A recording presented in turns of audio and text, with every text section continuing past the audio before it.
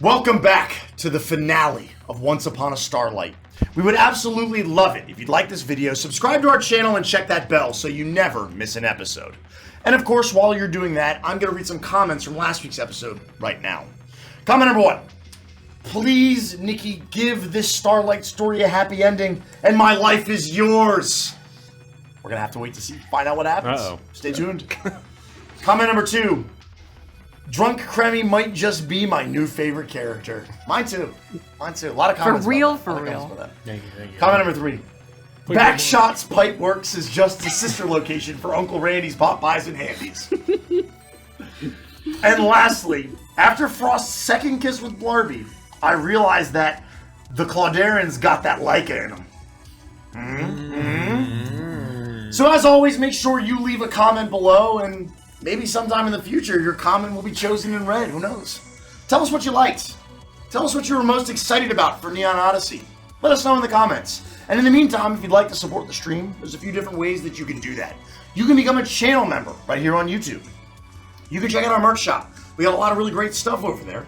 You can become a patron over on Patreon. It is the only way to join us for Evantress and Chill.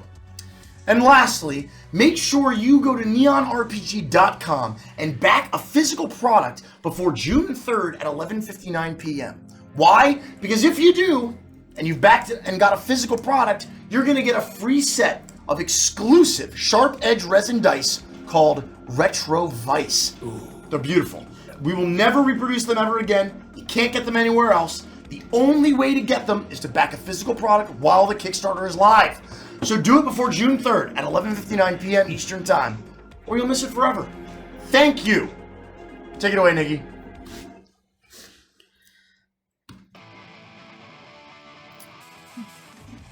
Jexbar's laugh is somehow more unsettling than the sounds of the explosions, gunfire, and the screams of the dying as the Chemtech revolution makes its move and lights up the night. He raises a mechanical hand, which transforms into the shape of a grappling hook and fires off towards the roof of a nearby building. He gives you one final look and a resolute nod. The crew, if we never meet again, know that you helped ignite the dawn that will light the Undercity. With a whir of metal cable, Jexbar disappears into the night, but your attention is fixated on the abandoned Fleen Stadium. Mila steps forward and points directly at it. She's there. I can feel her. She's in pain. The doctor is hurting her. I know it. It's true. I am her. She is me.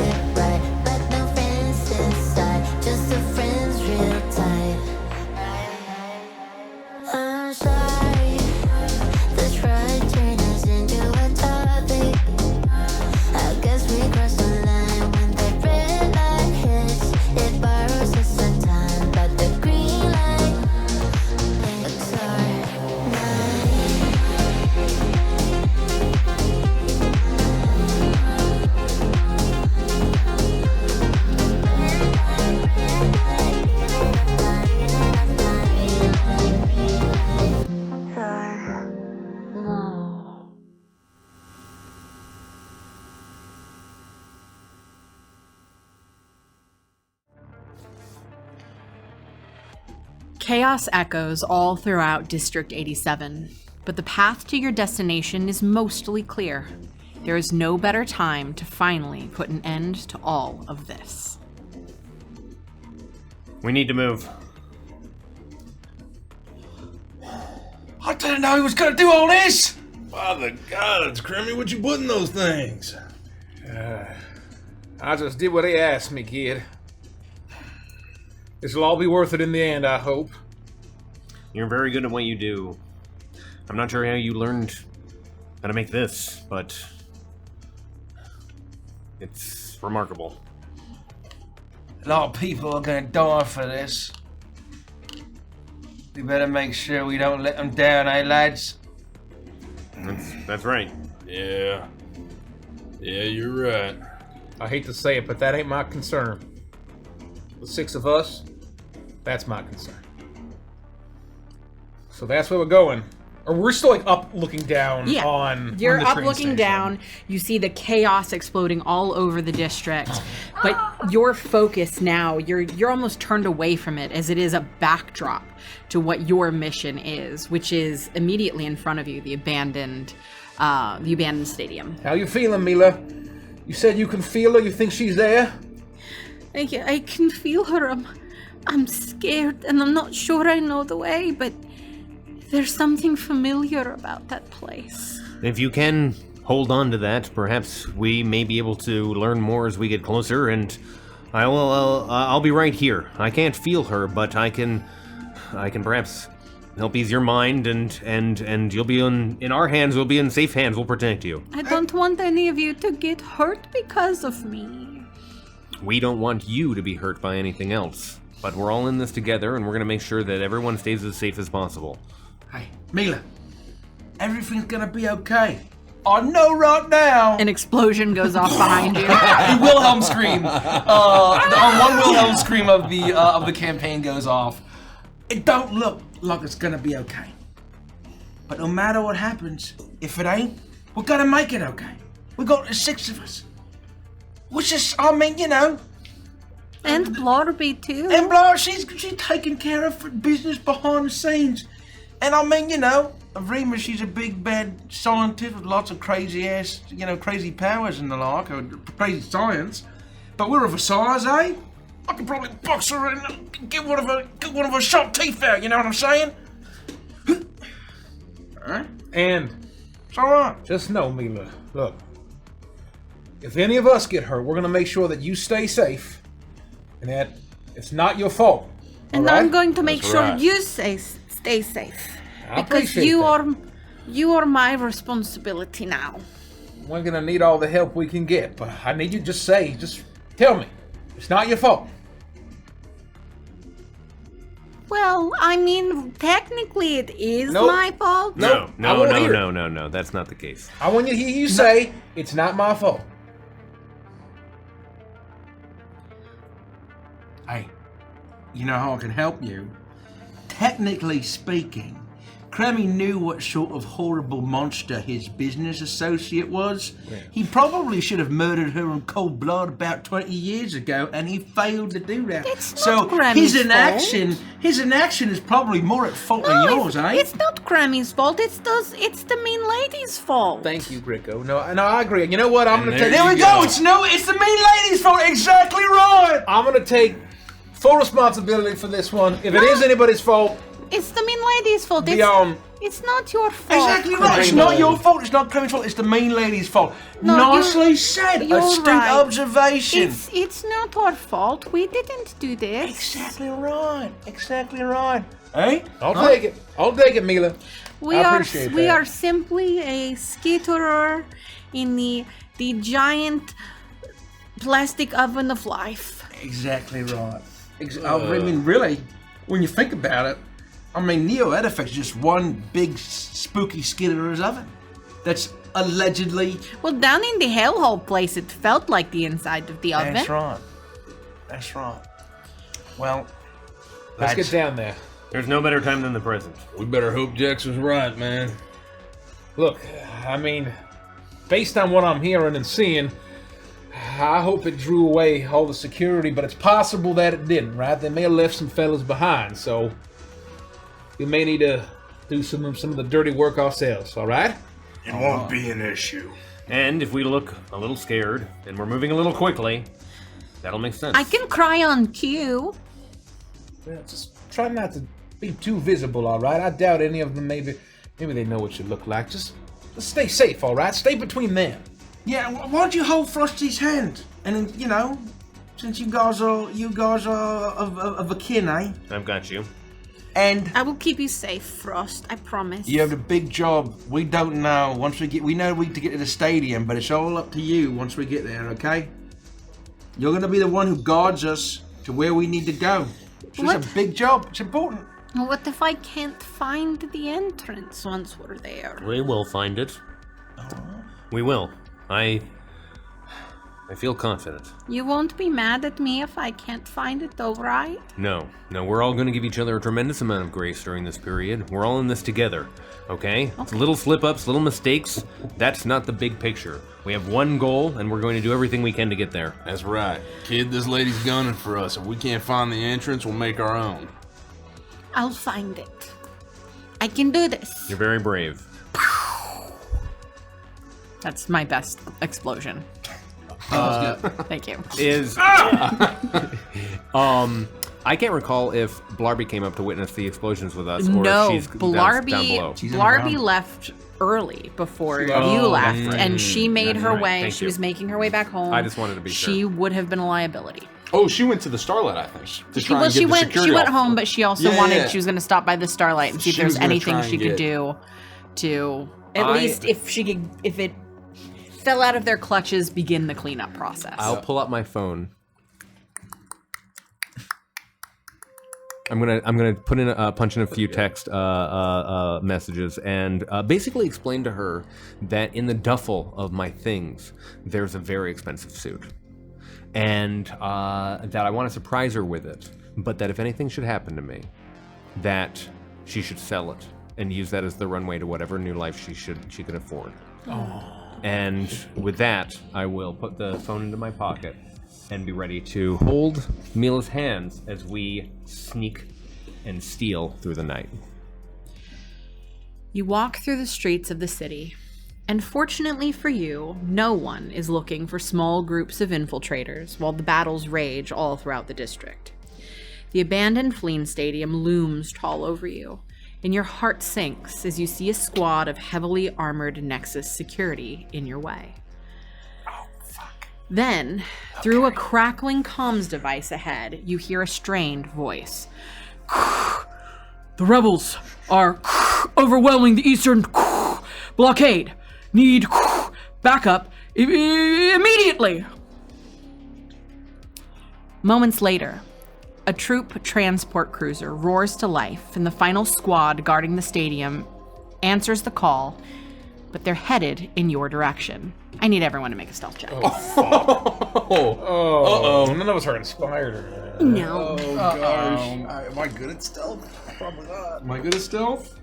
No. I'm okay. I'm okay. Ooh, I not don't bad, know. not bad. Everyone also gets an additional plus 20 to their roll because I said Including me? Thank you. Oh no, including our perception check? Oh no. Yeah, everyone. It comes to nothing. Yeah. Just round the horn. Derek, Mike, Andy. I got a 17. 19. 20. 15. 14. Nice. Damn. Oh, I guess I should also roll for their perception. Okay. You see them coming, and at first you feel frozen. But Mila, the smallest and now completely locked in, grabs your hands and guides you into the shadows and around the edges of this place. And you are able to, as they're coming towards you, you're able to skirt into a small alleyway and hunch down behind a large garbage bin. And with Mila's natural 20, that helping very much. You are able to hide behind this as they make their way over. For a moment, I'll say you notice one of them looking out of the cruiser down the alley, having maybe noticed a little bit of movement, but they don't linger. They continue on, and you listen to the silence. The only sounds you hear are the sounds of the riots all over the district. So we're still hearing explosions and gunshots and it maybe is. screaming. You're screaming gunshots, rock music, punk music. It is incredibly loud. Thank you, Mike. Yeah, it is incredibly loud. Here, it's quieter than it was when you were when you were overlooking the city. Now that you're down here on the streets themselves, beneath the shadow of this giant stadium, it feels almost muted in comparison to what you'd been hearing, but it's still loud. It's still overwhelming. And you go to move, and Mila makes you wait for just a little bit longer. But there are no additional sounds outside of that which you've been hearing for a while now. And eventually, you see her take in a breath, and she steps out of the shadows and looks around, and it's very clear that you are alone beneath the shadow of the stadium. All right, fellas. Here we are. Gotta get in and find our way down. All right. Yeah. I mean, they really wanted to protect this place. If it took them a whole fucking blockade getting overrun to finally peel them off. I mean, that was a heavy crew they had here, assuming the others left before them. And these are just the people that hung behind. And they had this place pretty fucking heavily defended. How effective was this of remade office politics? By the gods. He was the best. By the gods, by the gods. I think I remember pretzel dogs. The smell of them. But not new, not fresh, like old, lingering, like stink of years gone by. I think it's inside the stadium where we have to go. All right, well, let's go in, and if you remember anything else, you just let us know, okay? And I want to just, like, if we feel like it's unguarded, just finding a way in, whether it's, like, through the turnstiles, or I feel like if it's been abandoned for years, like... There are gates that are up, but you can see that they've been damaged. This is most likely a place that rowdy teenagers will sneak into. There's graffiti. It's you see litter about, and I will say, I won't even make you roll for it. You with that stealth roll, you completely avoided the security, and so you can see that this is very well now completely abandoned, and that you have the time to explore. And you find an arched entrance into this stadium that has been barricaded with like a chain link pop-up fence that's been attached to this thing. There's a big metal chain and a lock on it, but you see that part of the chain's been cut away, where some of the, whoever has entered into this place has broken this,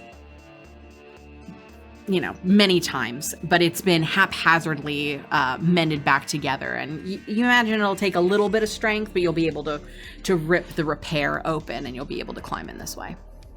Yeah, I think we'd make short work of it. Yeah. Yeah, it wouldn't even be difficult for you. All right, Trebek, why don't you take care of this? I just kind of sigh. I look to Gideon, and I ask you for help to basically, whether it's smash, break, or shoot something off if there's a lock or whatever it might be. I would, we would set to work. I would guarantee you I'm just like a... I think we all basically have... crowbar. Yes. I think we've all been given pry bars in our Outrunners packs. I'll just say, roll an attack with advantage. I'm assisting you. Oh, I got a 23 to hit. Yeah, you're easily able. You walk up to this, completely ignoring the large chain and giant lock, and you focus on the area of the chain link that had previously been ripped apart and then stitched back together haphazardly. And between the two of you, you're able to take tools and hands and just rip the repair apart. And it is clearly too small for you guys, but you're able to rip it even further, and there's no way to, in a state like this, to hide the fact that you're entering into this place. But given the sounds behind you, you don't imagine that in the time that all of this is going to take you, and whatever time that you have left, that anyone is going to come by and be concerned about this. And you're able to usher everybody into this darkened stadium. It's clear that this place has been abandoned for a long time. Litter lays haphazardly about. The walls and the bleachers are completely covered in graffiti, markings, drawings of all sorts. You can still smell some of the traces of what this place had been in a better time, when the Greenlight District had more money, when this place was functional. And you immediately smell what Mila was talking about. And as you look around, you see what would have been many, many, many years ago, a long-gone food stand that still somehow retains the faint traces of the foods that were served in this place. Almost a stale, not quite rancid scent of what was served here. And that faint smell of pretzel dogs. And you're able to turn her towards this place. And as you do, her eyes light up as if she is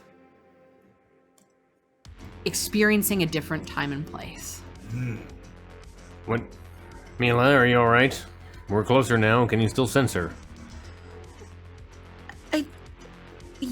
Yes, I can sense her, but do you see the door between that broken down stand and then the bleachers that go up that way? I look where she's pointing. It's the gray door over there, and you see it. It's very clearly, it almost looks newer than the rest of the doors. It's the same type of door, but almost as if it's been replaced, it's been maintained. And as you notice this, you can also see very clearly the scrapings of the door as it's been opened throughout the years, significantly more indented into the cement floor than any of the other doors. You look behind you, there's another door that goes deeper into this structure.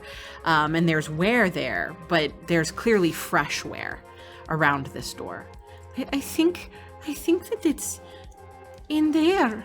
That makes sense. It looks freshly painted, freshly made. In a run-down stadium like this, it shouldn't look the way that it does. And does it look like it does in your memory? Does this feel familiar to you at all? It's patchy at best, but I remember that I was on an elevator, and I came up, and I had to travel through tunnels, and I eventually came out of a door, and I smelled that smell.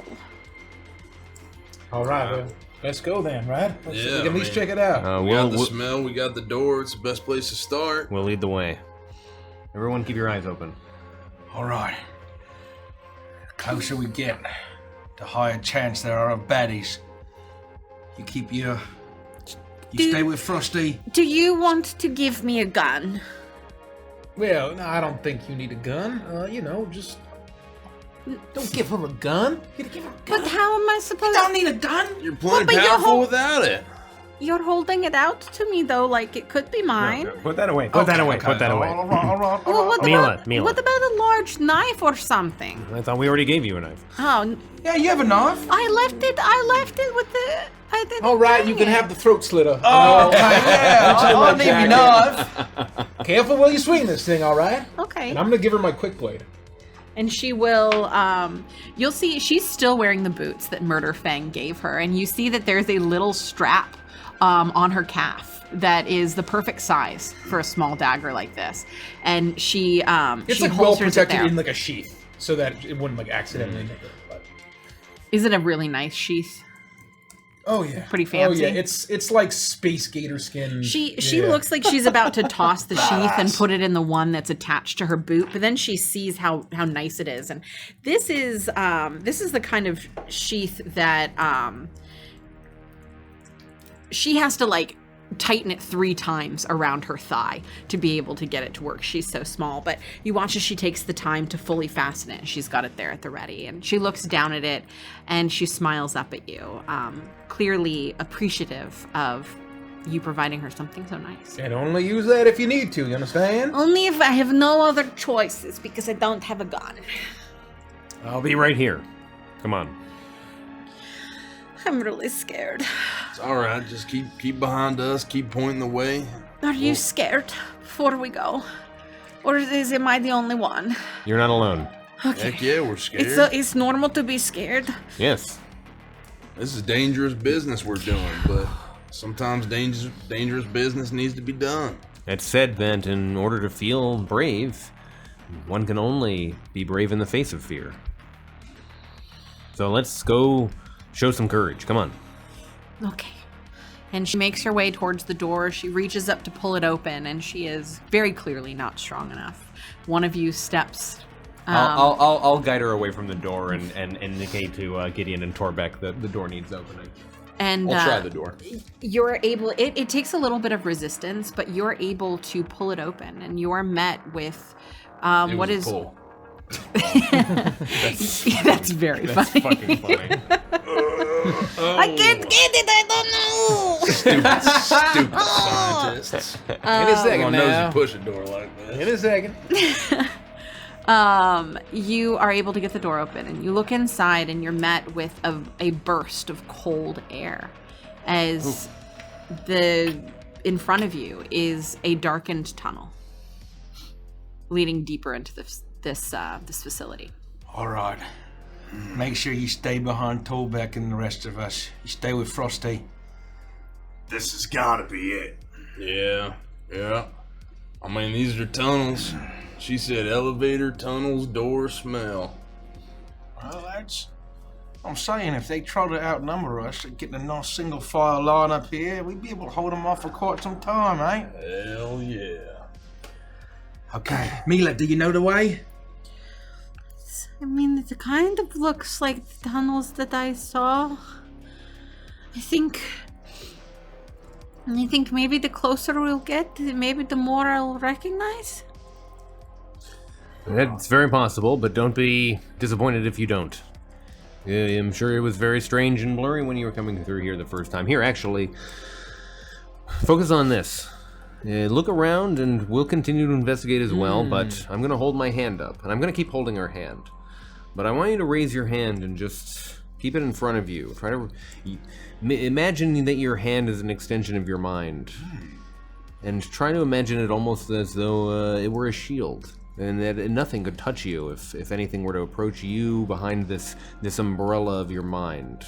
I'm going to do the same.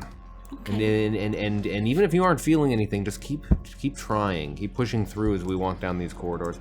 What I'm doing is using an abjuration cantrip called Deflection. I'm going to use each of my turns moving forward as we continue to move through this space to cast this, and whenever a creature makes an attack roll against me before the spell ends, it lasts up to a minute, but I get to roll a d4 and add that to my AC against that attack. And so I'm trying to actually teach her a basic psionic cantrip, and I'm hoping that the distraction distracts her from her fear and also clears her mind for being able to perhaps help guide us through this space a little bit more easily. What would be a good roll for you to make her something like I'll have you do Arcana? Yeah, I think I would have you do Arcana. Let's do a 20. That's a 17 too.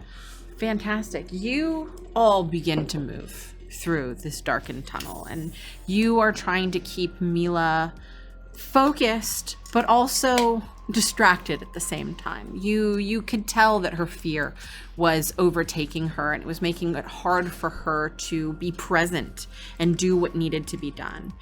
And so you do one of the things that you do best, which is to teach. And you help her to understand some of these feelings and to channel some of them. And you see in a couple of instances a shimmering outline around her where what you're trying to teach her takes hold for a split second.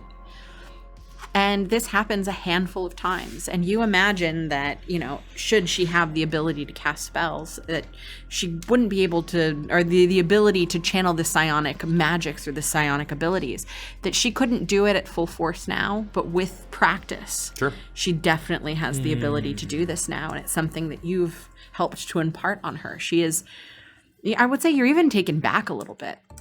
How quickly she learned this and how capable she was at even just the spark of the initial ability to do this. And you realize how accessible that is to you. Wow. Very good job. Very. She seems to be a lot stronger than even you expected.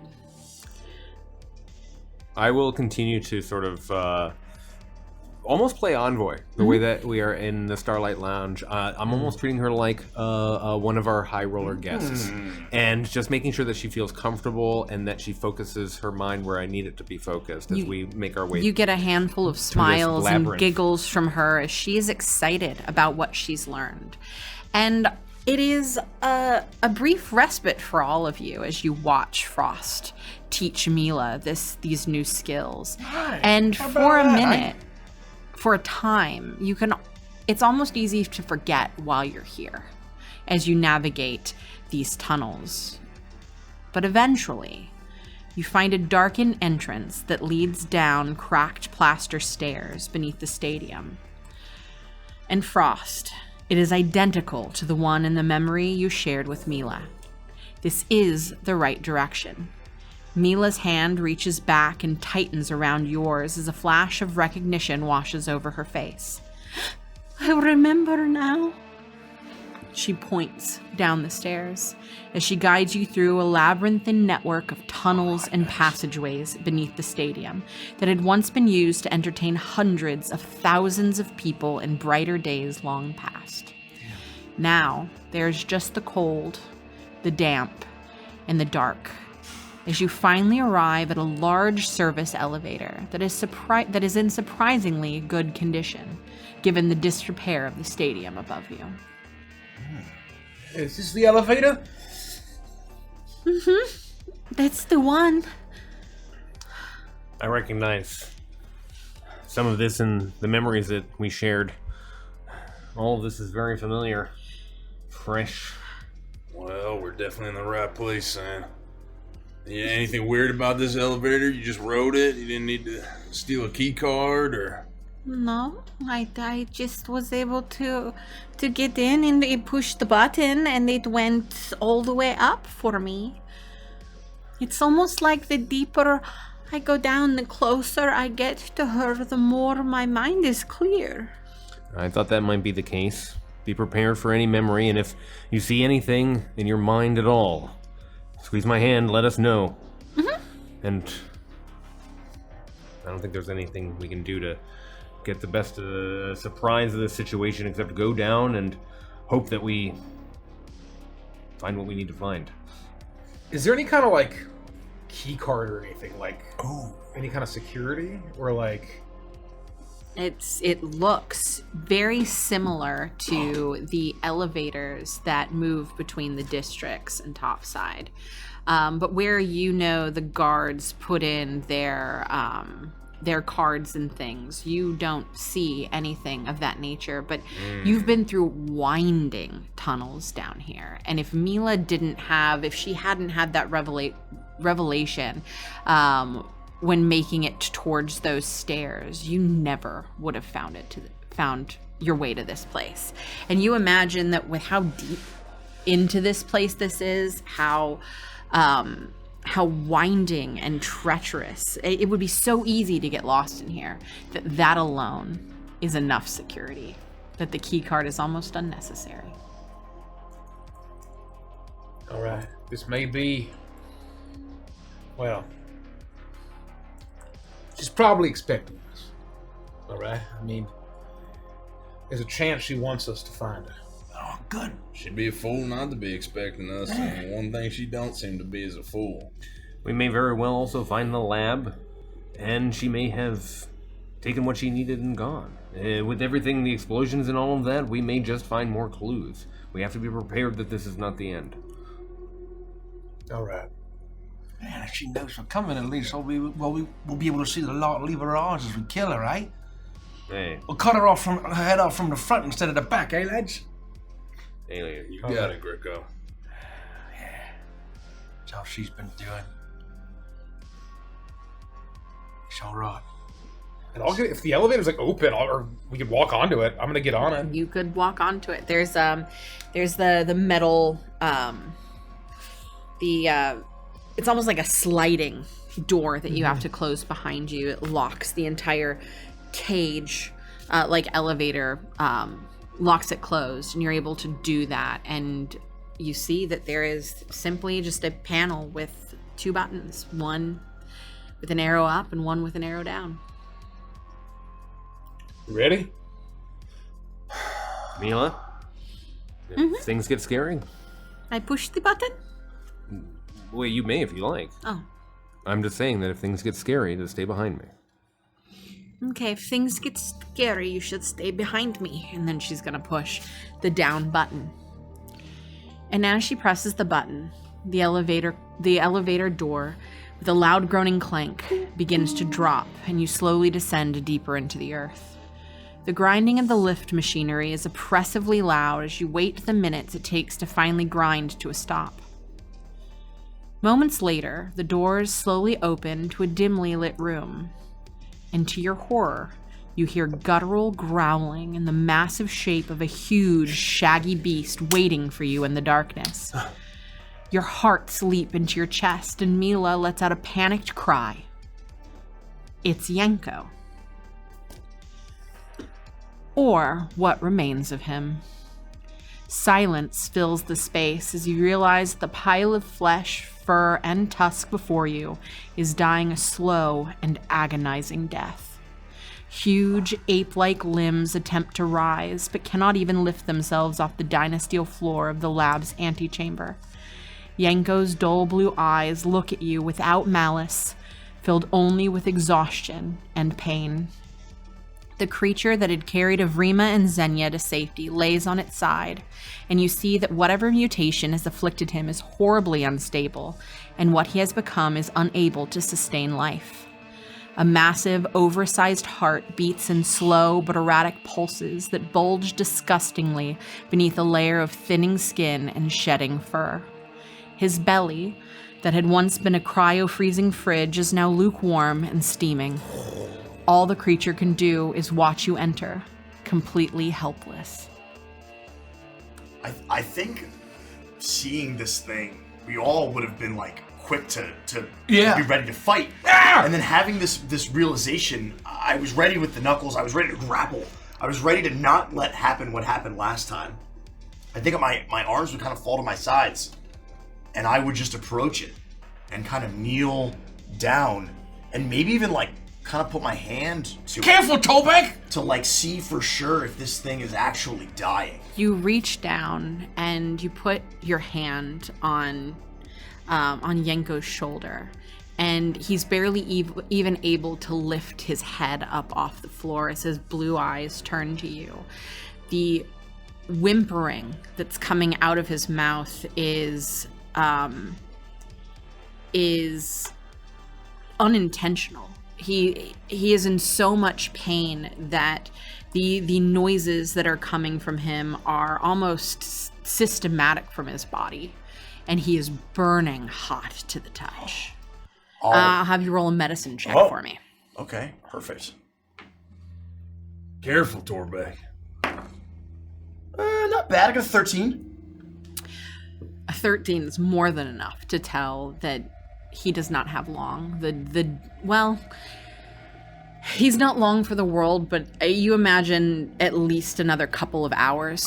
Maybe 1 to 2 if he's lucky, but it could last anywhere up to 10, 12, and in agonizing pain. As he continues, his body is almost, it's as if his body is rejecting whatever was injected into him, and it is slowly eating itself alive. I'll look over my shoulder as I stand and reach for the hand cannon that's hanging from the back of my belt and just say, he's dying and he's suffering. He doesn't have long. And I'll pull the hand cannon out. And I'll say, we should end him. I'm gonna step forward, and I'm gonna look down, and I'll say, even doing her fucking horrible experiments on humanoids, she never figured out how to fix this. Well, I guess never cared to. I think you're right, but I'm looking at Gideon. I think this is yours. I'm staring at this form.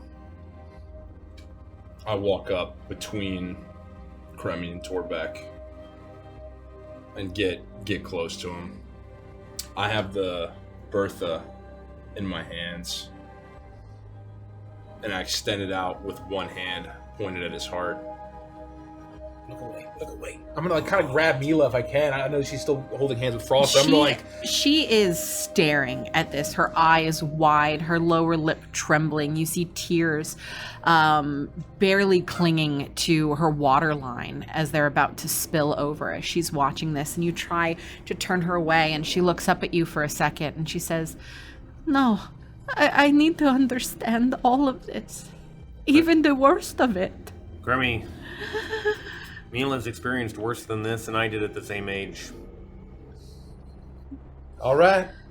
And I'm going to take a step back. Yeah, me as well. I kind of hold my arms up and And I'm just going to I don't want to get splashed with whatever gore, viscera. She steps back with you, but she's still staring straight towards this. I'm going to hunker so that I'm the same height as Mila, and I've been holding her hand, but I'm going to slip it up over to her shoulders, and as peers, as espers, watch with her. You step forward, Gideon, and you can feel now the heat coming off of what had been this frozen creature. And he struggles to turn his head to look from Torbeck to you, but he does as the groans come unbidden from his mouth. These groans of pain. And you see his eyes connect with yours. He doesn't look towards your weapon. He looks straight into your face as you pull the trigger. You were an evil son of a bitch. Undercity's a tough place. Makes fighters of us all. But it was more than that to you. You fought. You lost. The sound of the blast echoes throughout this tunnel, rippling away from you, completely masking the sound of his engorged heart exploding. And for a moment, it looks like he's still there with you. His eyes never close, but you see the moment when the soul, life, whatever it is that animated his body, has left his form, and there's nothing there in front of you but a corpse. In this moment, seconds before the blast goes off, Mila is not strong enough to watch, and she turns towards you and buries her face into your chest, giving you the biggest hug. You are able to hold her enough that you imagine that you're able to muffle some of the noises as she very clearly tries to pretend that what's happening is not happening. I'll even do one of these and keep my hands on both of her ears and just rock her back and forth. My eyes don't leave the scene as I process what's happening. You all stand there for a moment as the echo continues to reverberate throughout this space. I'm going to walk up and put my hand on Gideon's shoulder, and I'll say, it's like you always said, Gid, that he'd get what he fucking deserved. But I can't help but feel a little sorry for the son of a bitch. There was a time he took everything from me. Well, that feels like a distant memory now.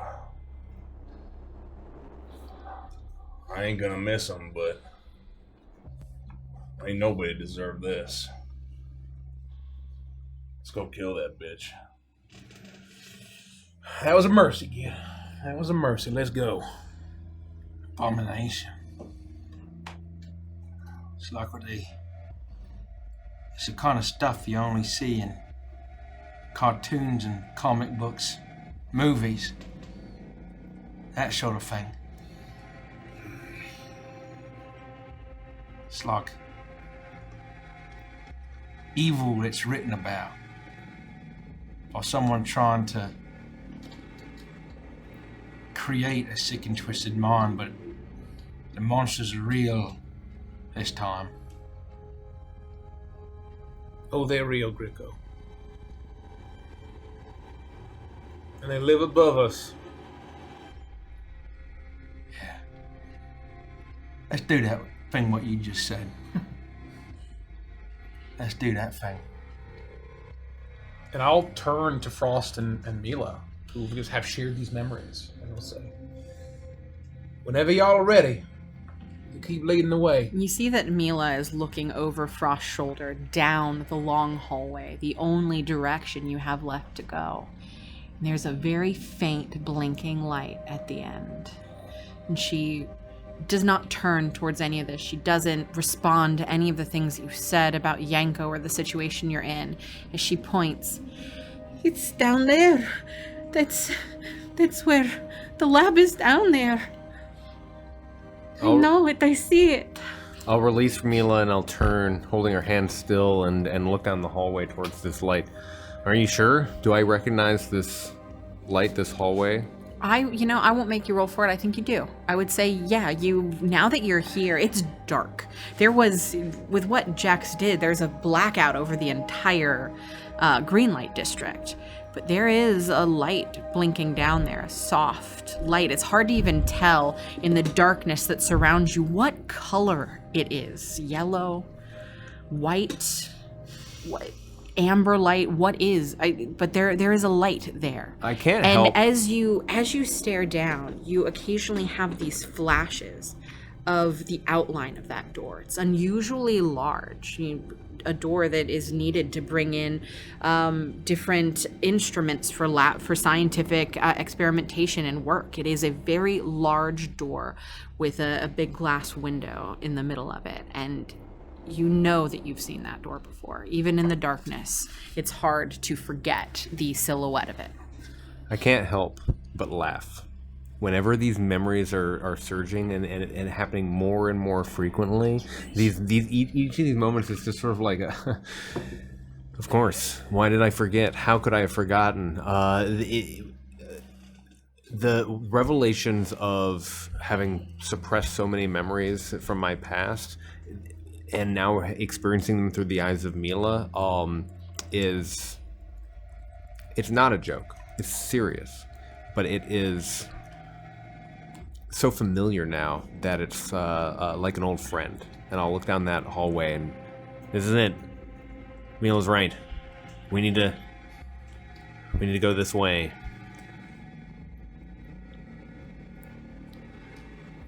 Do you want me to lead the way, or? No. Just point it out. Point it out and we'll lead the way. Just straight. Straight down this hallway here. All right. Stand behind Torbeck. You don't need me to keep telling you that, but... We'll be right behind you. Go on. I would just continue to take the lead and make sure Gideon's close to me, unless otherwise directed by Mr. K or Gideon. I think as everyone starts walking, I would turn towards the hallway, and as people move away, I'd pause for a moment near Yenko's now torturous, monstrous body. I'd glance over at him.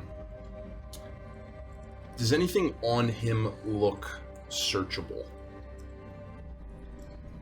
Does he look like, I don't want to say like hulked out where he's still wearing pants, but does he look like he might have a spot anywhere on him where he would still keep something? You find a +3 sword.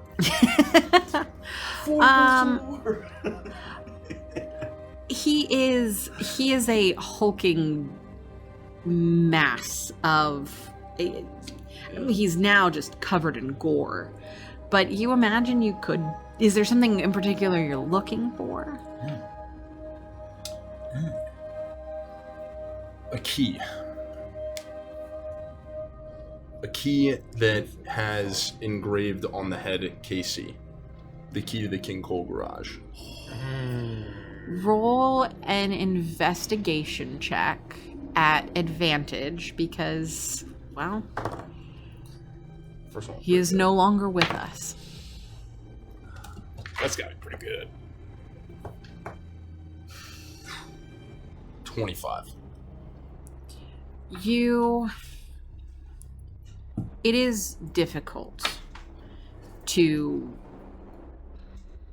inspect this creature with the way that his body has deteriorated well before you even got here. And you imagine at first there could be nothing left.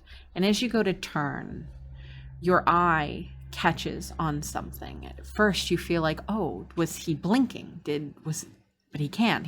He's dead. And you glance back and you see that just beneath his head, maybe as he was dying for one final moment of respite, he pulled what is very clearly a pack of some kind beneath his head for just a tiny bit of comfort. And you see that there is something hanging out of it. And you reach down and rifle through it. There are a handful of things here. You see a small picture of someone that you have never seen before. It's almost looks like a female version of Yenko. You look through, you see some notes, you see a handful of trinkets and things. And at the very bottom, there are a multitude of keys and key cards. And one of them catches your eye. It's old. Much larger, iron, solid. And you've seen that key before. You've held that key before. That key does not belong here. I ignore everything else in the bag, and I'll reach in and pull out. If it's on a ring or there are other keys attached to it, or I'll just pull it out. No, it was almost like you just... all of these keys, I'll say you even see a couple that have branding from some of the other facilities around King Cole's, and it was almost as if it was taken as a trophy and wasn't even cared about, as you just tossed it in the bag with the rest. This kind of sucks. Yeah.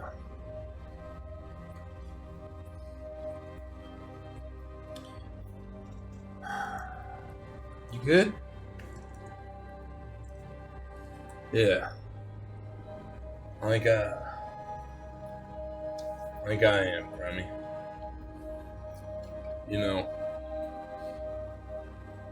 he used to walk down the street, look me right in the eyes, and spin this thing in his hand.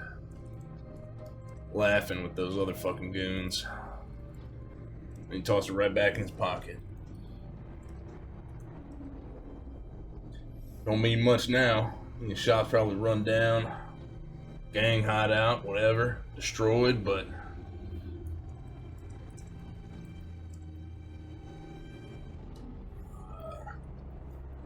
feel a little bit like I took it back. Well, maybe one day when we retire, and this is all long behind us, we can, open up a small shop. King Cole's 2. Or like Mark 2, Like those comic books and stuff. You sure are good at naming, Grammy. I do what I can. Yeah, well, I guess let's just try and get through the day first. And then, Mach 2. I don't get it.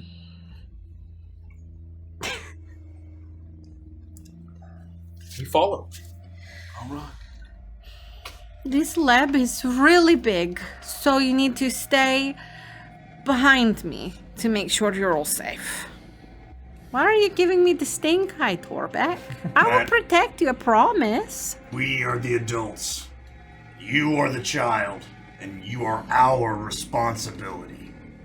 Stay behind us. How am I supposed to lead you through the giant lab if I'm behind you? By pointing and saying, Torbeck, go that way. That's kind of rude, though, to order you about. These are extenuating circumstances. Torbeck, that way, then. Hey, And I follow what she says. young lady, Yeah. while it may be true that a child in the hierarchy of who stands behind whom, a child with a throat slitter stands behind a child without a throat slitter. All children, throat slitter or otherwise, stands behind an adult. Every time, no discussion, no debate. Huh? Okay. If you say so. If we find another child, gosh, I hope we don't. They can stand behind you because we don't trust them with a throat slitter, all right? What I know about this lab, I don't think that it's out of the realm of possibilities. All right. All right, well, let's go then. And she leads you down the hallway, and eventually you make your way to that large door that you peer in, and you see just these faint lights. This is very clearly a large facility, and you have a lot of navigating ahead of you. You make your way through the door, and the lab is dark, with only those emergency reserve power lights active after the blackout. You make your way through this strange maze-like facility that is eerily empty. As you proceed, you see horrific remnants of vile experimentation, numerous vats and tubes containing all manner of grotesque life forms. Many of them seem to have elements of dinosaurs, possibly brought forward from Avrima's homeworld of Viridar. Others are far too humanoid for your comfort. But all that matters now is finding Avrima and putting an end to her. I think the first thing that I would do upon taking all of this in is just address the group, but mostly say to Gideon as I'm looking at these horrific things. You better promise me, if I get turned into one of those things, you blow my head clean off my shoulders. Yeah, I'll promise you if you promise me. Done. I think that goes for everybody here, all right? Yeah, well, you better do that to me with one exception. If by some stroke of luck, she turns me into like a giant cyborg condor with like crazy laser eyes or something, I don't think I would mind that too much. Anything else? If she turns you into something extremely heavy metal, Oh, exactly right. If it's a little bit of rock and roll. No, that's fair. If it's a little rock and roll, but not like the heavy stuff, because that's still scary. Still put a bullet in me. Yeah. But if it's like kind of the cool, epic side of it, then if reconsider. musicians want to paint you on a van, we'll let it stick. Okay. So like power metal's okay, but death metal absolutely not. You straight out. Can we discontinue this discussion? I like nod over to Mila and then looking at the vats. We don't know what versions of any of the people who've been experimented on in this program might be here. I don't want to joke about it, all right? I know you're not joking, and I know it's serious, but it's not heavy metal. You're right, You're right, Frosty. I'm sorry, man. No, we shouldn't make light of that. You're right. I'm sorry. I'm sorry. I tend to put my foot in my mouth when I'm a little nervous. All of us get nervous. Yeah, and no offense, Mila, all right? It's... I think everybody's going through something down here, and, sometimes you could do with a little mood lightening, but, no offense. I know this has got to be tough for you.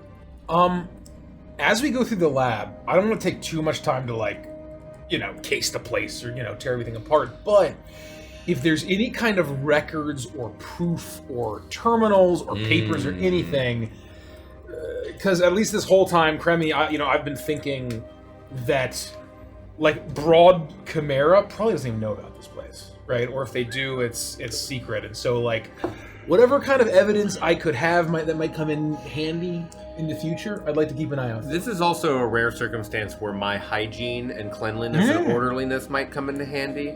And because I would say so. And because I have not grown up, but matured professionally under the tutelage of someone with a scientific mind like Kremi, I would also be looking for secret pockets behind drawers and stuff like that. I'm going to be helping Kremi to the best of my ability as he explores the lab.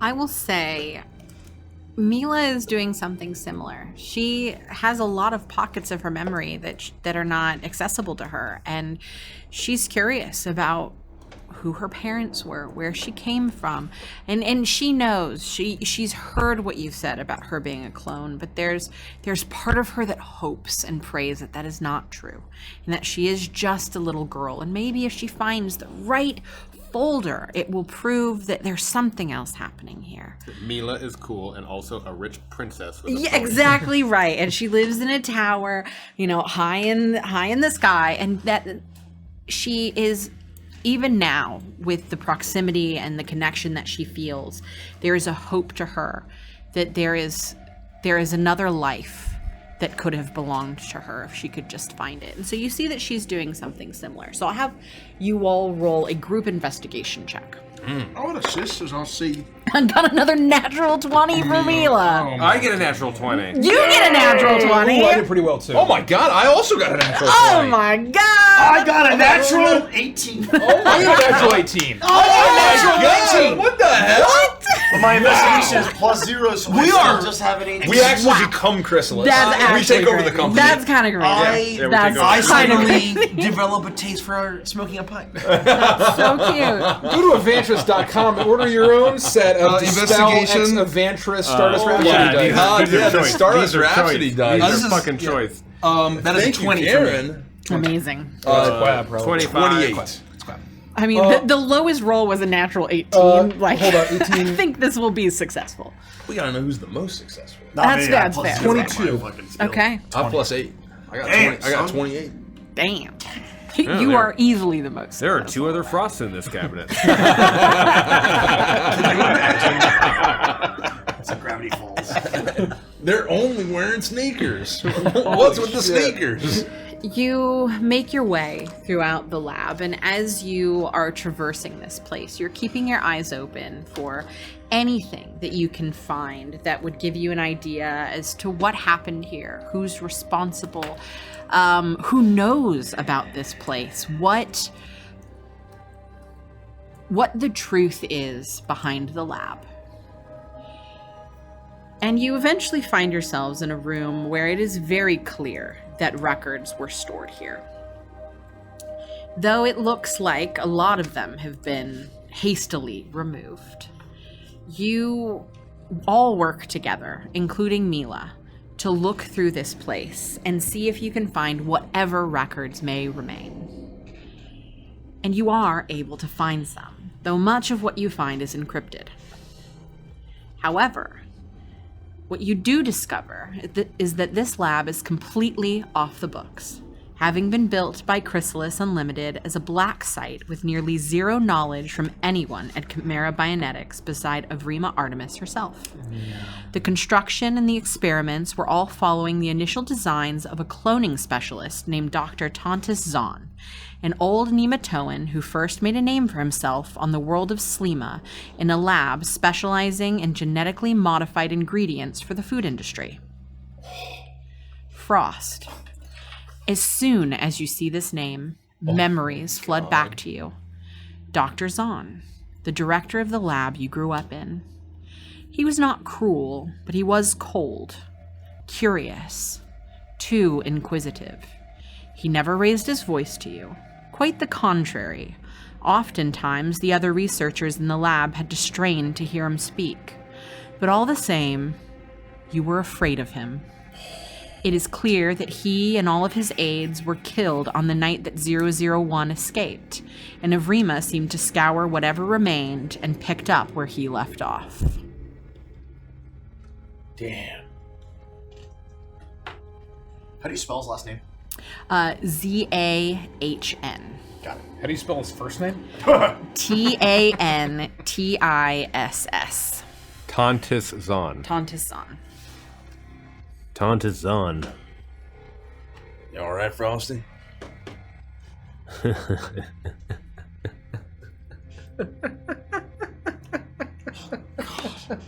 Frosty? What's wrong, lad? He was the one. I remember. He was the one that did this, and that made you what you are. He was the one that Zinnia and I...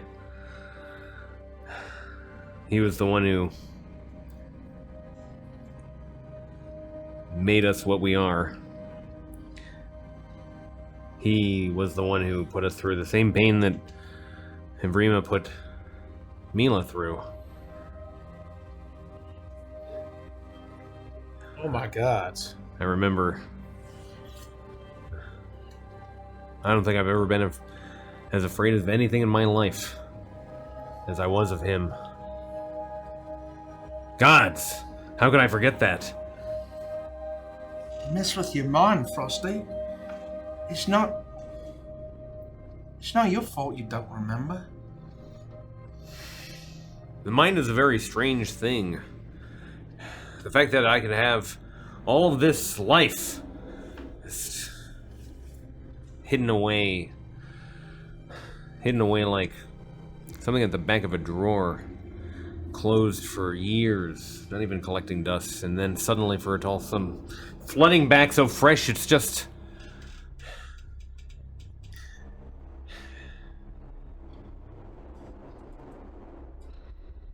Do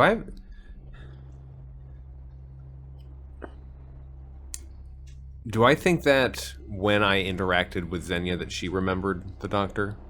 Or that this is something that I'm being confronted with that she might not have also remembered? Like that we would have pocketed these things away separately and at the same time I would say it's together. more like you pocketed...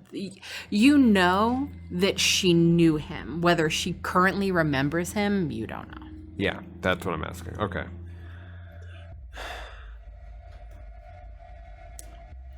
And when he was gone, I was able to escape. And now I'm here.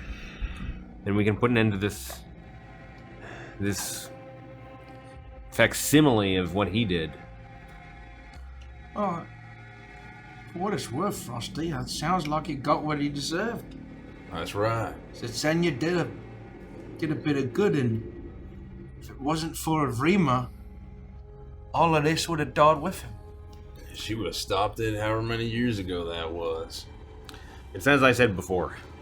I know that Xenia has done terrible things in this district. I know that Xenia is someone to be feared, and I know that she is a capable mind. But when I knew her in the face of Dr. Zahn, she was brave and she was my friend. And we were the only things that we had each other. We only had each other in this moment. It was hard going. And then all I was just alone on the street. I don't think that I would have escaped if it wasn't for her. I don't think my mind would have survived if it wasn't for her. I think I might have ended up like that mess of flesh we left back in the hallway. No. You're stronger than that, Frosty. That's right. Maybe. But only Xenia and Mila have the ability to just open the door. I have to sort of jiggle the lock sometimes. This must have been him. Back when she changed. When her ambition just went wild. She talked about a muse. The research of some kind of biologist. She wouldn't say much more than that, but said something lit her mind on fire. She was just enamored. You think it was Zahn? Must have been this guy. You think she stalked him until he died and then picked up his work? How the timing worked out. I mean, maybe, yeah. I have to imagine that. I mean, I never heard the name before, but based on these records, this being a black site, I mean, I'm sure his name was scrubbed as much as any name of any biologist could be scrubbed at Chimera, but she must have found him somehow. In some dark records or who knows what. But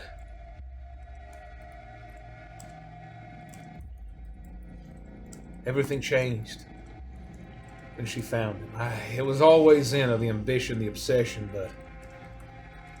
You know, you ever meet like a disciple that finds some old philosopher hero and they just fucking get obsessed?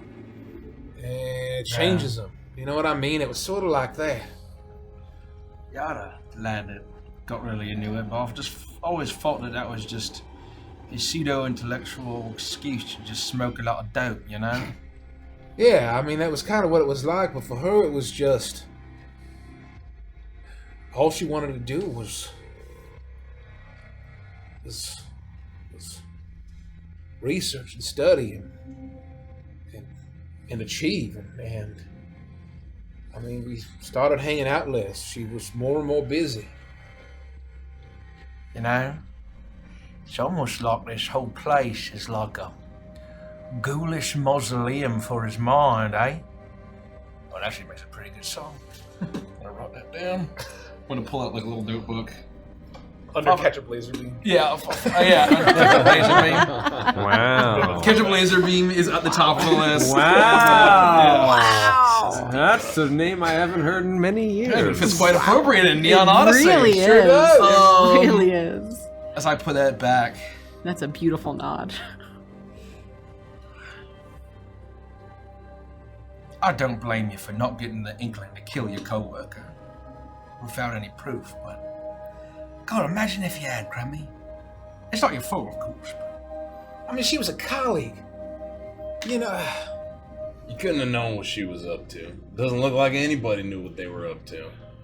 in corporate edifex, you know, every other fucking corpo was obsessed with their career, obsessed of going to conferences and fucking networking and getting this certification or that certification, going to school and getting this degree or that fucking degree. And they hope that, you know, Nexus or Chimera or fucking Ivo, whatever, that they'll pay for part of it. And then they take out a big fat loan, hoping that, oh God, their boss's boss is gonna notice. And maybe they'll get a promotion. And maybe 10 years after that, they'll get another fucking promotion. I thought it was just that.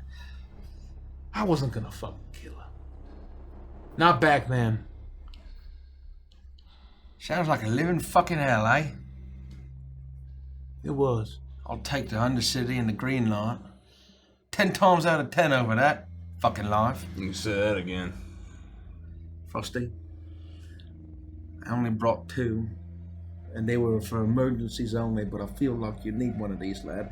I reach into my pocket, and in each pocket I have a beer. It's a little warm because it's been against me far, but you might be able to chill it off with your brain.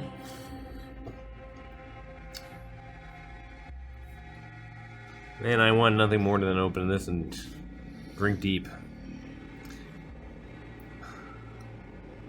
Something tells me that this isn't the right time. No. Keep warming that in your pocket, Grego. I'll keep it for you. I'll keep it for you. I'll ask for it when it's right. I'm going to... All right, lad. You gonna say anything? No. I'm going to walk up to Frost and to Mila, and I'll kneel down to Mila, but I'll sort of look at Frost too, I'll say. Look, I've been thinking about this a lot, but I just think no matter what happens, I just got to say this. I look at Grugu first and say, I apologize for not killing her. That's not. I'm just me being wistful and wishful thinking, eh? But more so, I got to apologize for whatever role I had in any of this. You know, I think I'm putting the pieces together, and I think she chose to befriend me and, you know, foster that friendship out of her own ambition. Given my expertise in chemistry and psychoactive drugs. You know, she would give me ideas for new chemicals and compounds, and I would make them. That was my research. I was just trying to be at the cutting edge of my field. You know, she got big grand plans in my head about we could both speak at these fucking conferences. Wow, they might pay for our flights and give us a speaking fee.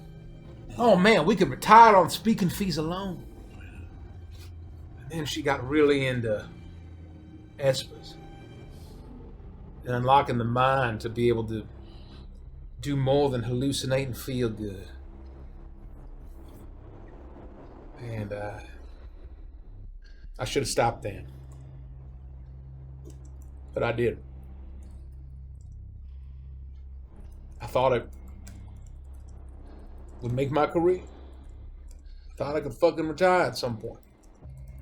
Maybe we will one day, kid, but whatever I made for her, whatever chemicals I put together, I think it was used in all this. Had to have been. I don't know to what extent, but I eventually found out that it had to do with children. And that's when I couldn't take it anymore. So I left. I left it all behind. I'm happy if we get through all this to give you whatever details you need to know, but if I don't make it through, I just wanted to take the time to formally, officially apologize for what they fucking did to you. Mila? You don't want to go first? You're 4. You don't have to say anything. We can just move on. I don't even deserve forgiveness. I just had to fucking say it, all right? She rushes over and she jumps on you and wraps her arms around you. There you have it. You need no forgiveness. You did not know what she was doing. Not only that, but we've just learned that nothing that happened to me was even a part of your world. This was all Dr. Zahn. Everything that happened to Xenia and I is...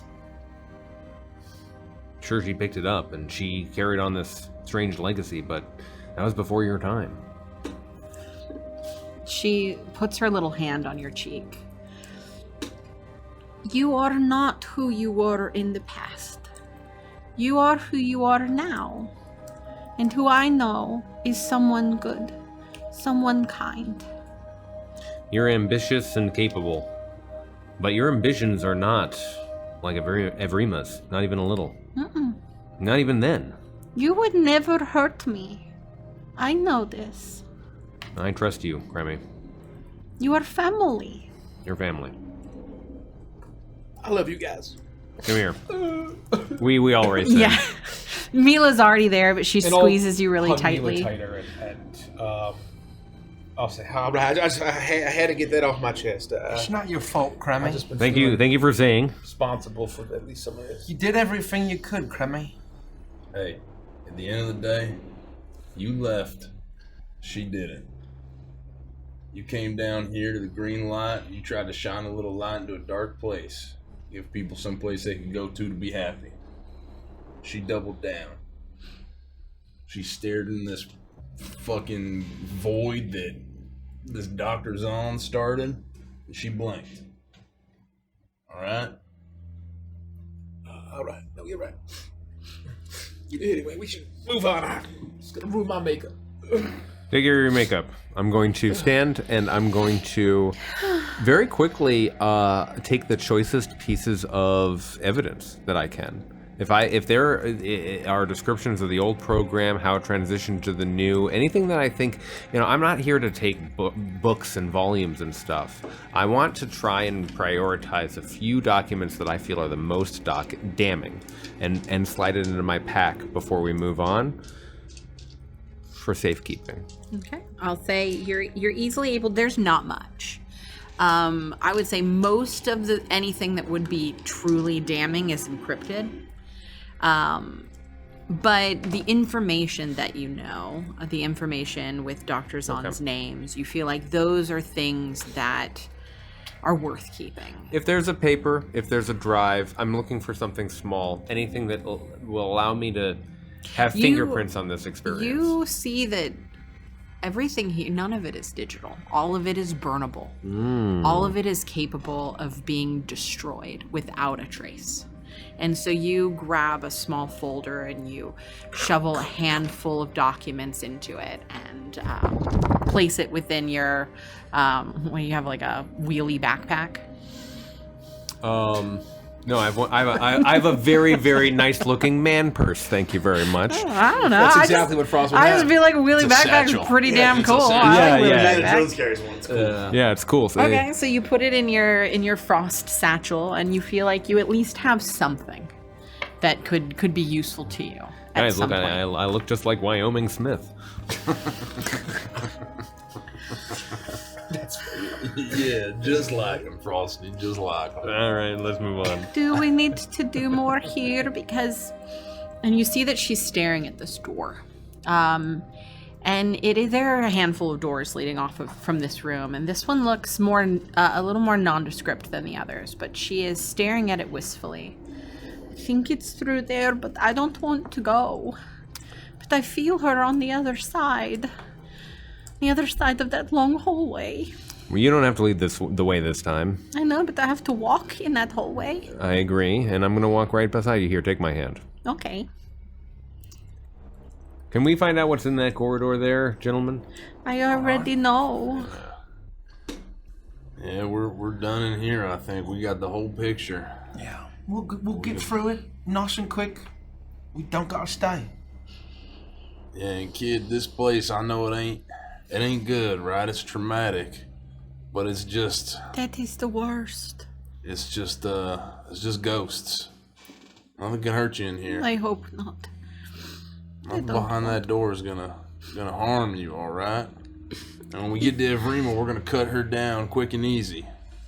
If I don't make it out of here, I just want all of you to know that even though I'm maybe not real, I don't have a mother or a father, and I am an experiment, maybe, that you are my family. And I hope that you will always keep a little bit of Mila with you always. Because if anything were to happen to you, I would do the same. Hey, we're gonna keep a lot of bit of Mila always, all the time around with us, because we're all gonna make it out okay. I Exactly right. really hope so, but just in case, please don't let me be forgotten. You're as real as the rest of us. Because without you, it would be like Mila never existed. Hey, listen, ain't nothing to worry about there, all right? We're all gonna get out of here in one piece. Maybe Greco turns into a cool metal condor. But That's then, worst case scenario. Well, that's not worst case fucking jinx it, scenario, all right? all right? But you know, at the end of the day, we're all heading back to the Starlight. All right, you included. Okay. Remember, let's rock tonight, okay?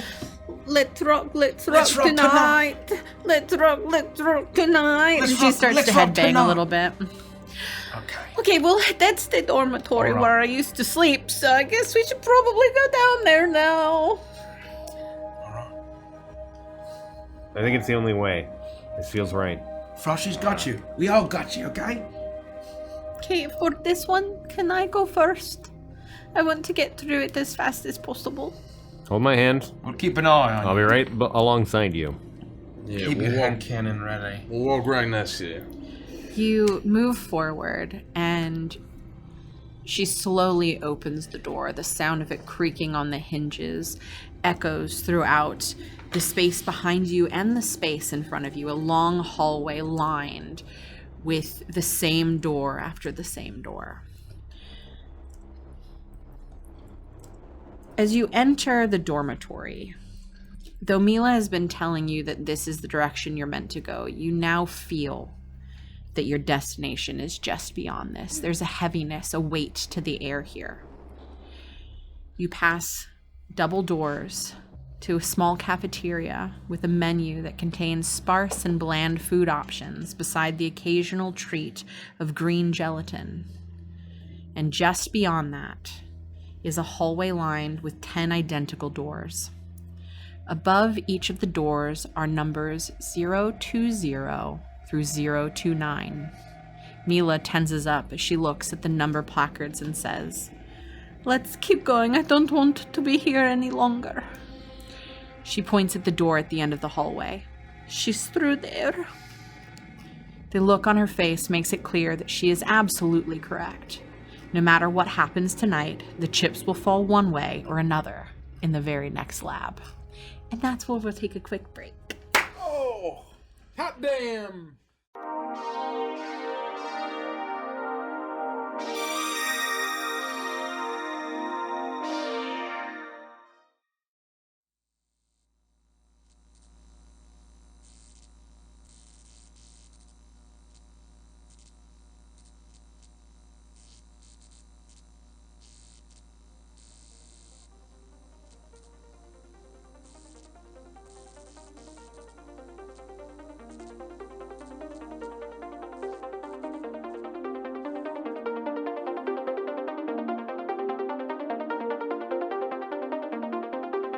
When the long working day uptown is over, all the subway lines wrap around the world. I carry myself up the stairs and pull the covers closer, chasing the dream that I might find myself again. When a memory is a time machine, whispers quiet but defiantly, it's time to leave. When a memory is a time machine, fly you on its wings from your history to what might yet be a reason to believe. It's all beyond the breakers, it's waiting for the takers on the edge of day, the golden gleam before it fades away. On the outer edge of inner space, the gaze of a familiar face in front of me reminds me on odyssey ways. In the cracks, another skyline waits to open. For a second, you can see the seams appear. Is it a trick of light or a dare to raise the curtain? Or a cave to enter just to face your fears? When a memory is a time machine, whispers quiet but defiantly, it's time to leave. When a memory is a time machine, fly you on its wings from your history to what could be a reason to believe. It's all beyond the breakers, it's waiting for the takers on the edge of day, the golden gleam before it fades away. On the outer edge of inner space, the gaze of a familiar face in front of me reminds me on odyssey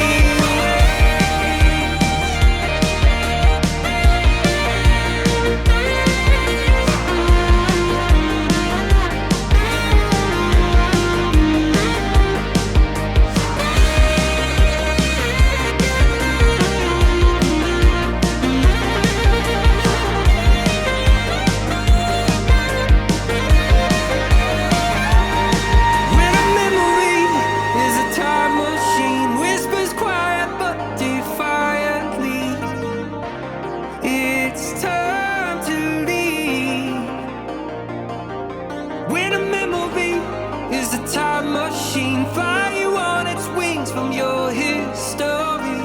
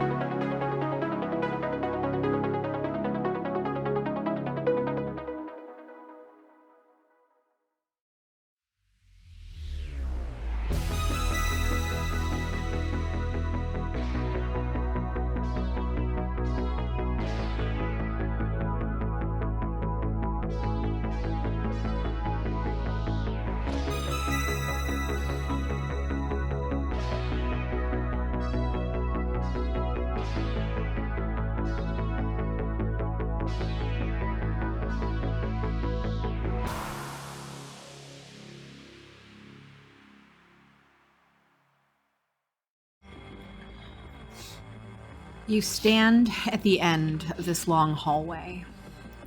020 and 029. The placards above the doors behind you, and Mila does not look back. Instead, she stares forward into what is clearly another lab, a much larger lab. And inside, all you can see in the shadows, all you can see are the shadows that are cast by a soft green light, a neon green light. And you know that whatever you came here for waits beyond this very door.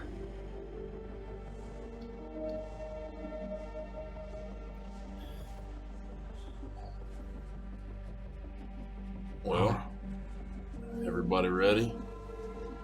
This is it. Yeah, we don't have to stay here much longer, Mila. You have a room that's a lot nicer, I'm sure, at the Starlight Lounge for as long as you want. That's right. Even once you get past 18 or longer. Even when you're in your mid-30s or middle age, you still have a room. Technically, I don't own the building, but I feel like I can speak for Cremmy here. That's your room. None of it is. As long as I own a building that has a room in it, you got a room. So you're not going to make me go into any of these rooms because I was going to say no? No. We already found what we came here to find. I don't think any of them survived. And I knew them in life. I don't need to meet their ghosts. Well, let's... Do we think that any of these rooms are important? No. We came here to do one thing only. That's right. Tear this place down. And if you can feel that the three of y'all are all that's left. You can't feel it?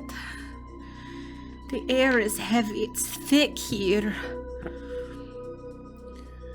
I can. And there's a very strange part of me that sometimes wishes that I had some token.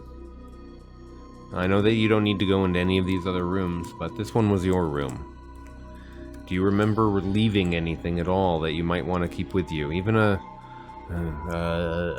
patch of the sheet in case you ever want to revisit this. The only thing I want to keep with me is my family.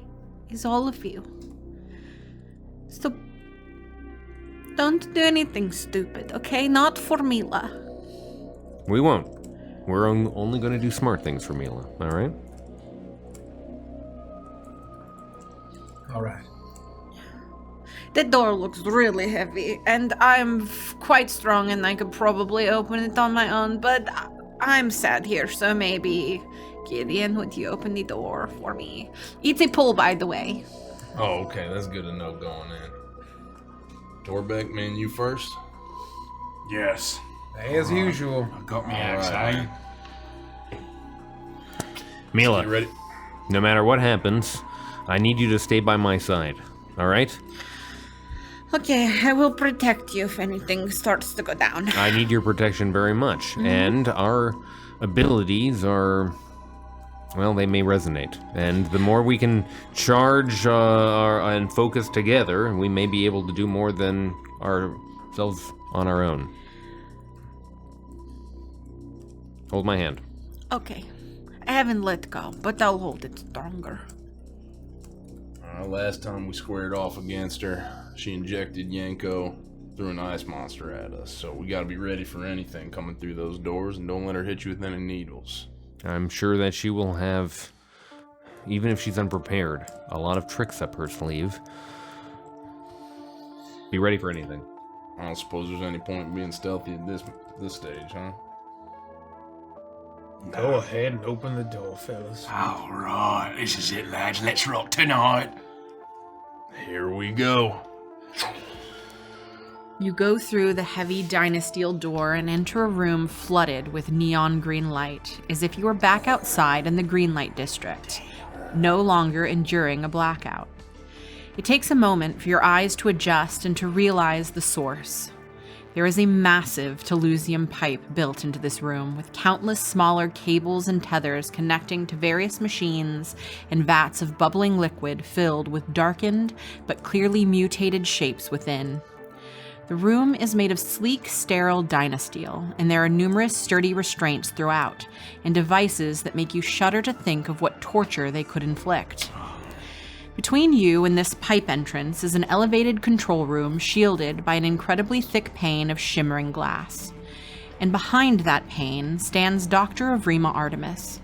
Despite her small stature, she casts an enormous black shadow over the chamber you stand in, outlined in the sickly green glow.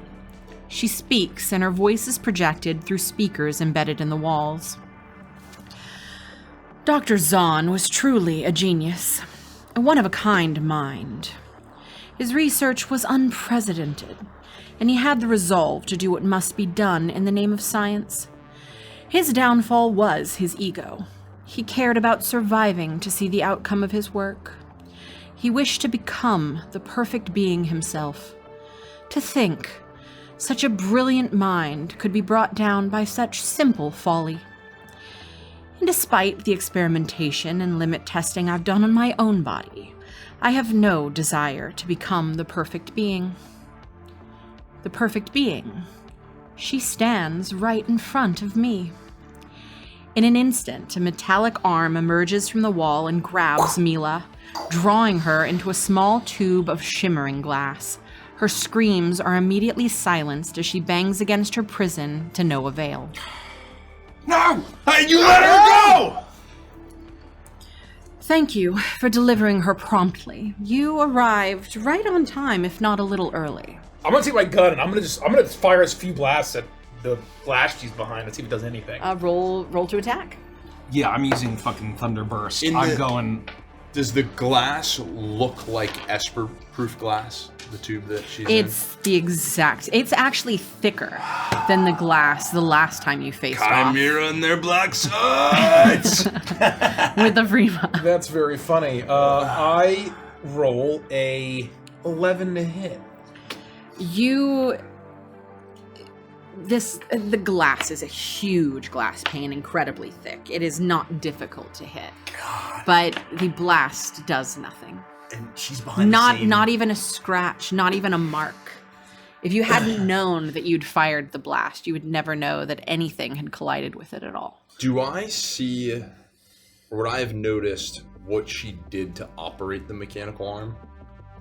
Yeah, she has her the data pad that she's used constantly, where you remember she was entering information about you, but there's also a control panel in front of her, and she just reached down and very quickly tapped a couple of buttons, and it seemed she did it mid-sentence. It didn't even register at first that she was doing anything at all, but I would say after the fact you're easily able to see that was how she is controlling the arm in this room. I'm gonna race to the tube where Mila has been captured, and I'm going to bang on its surface a few times.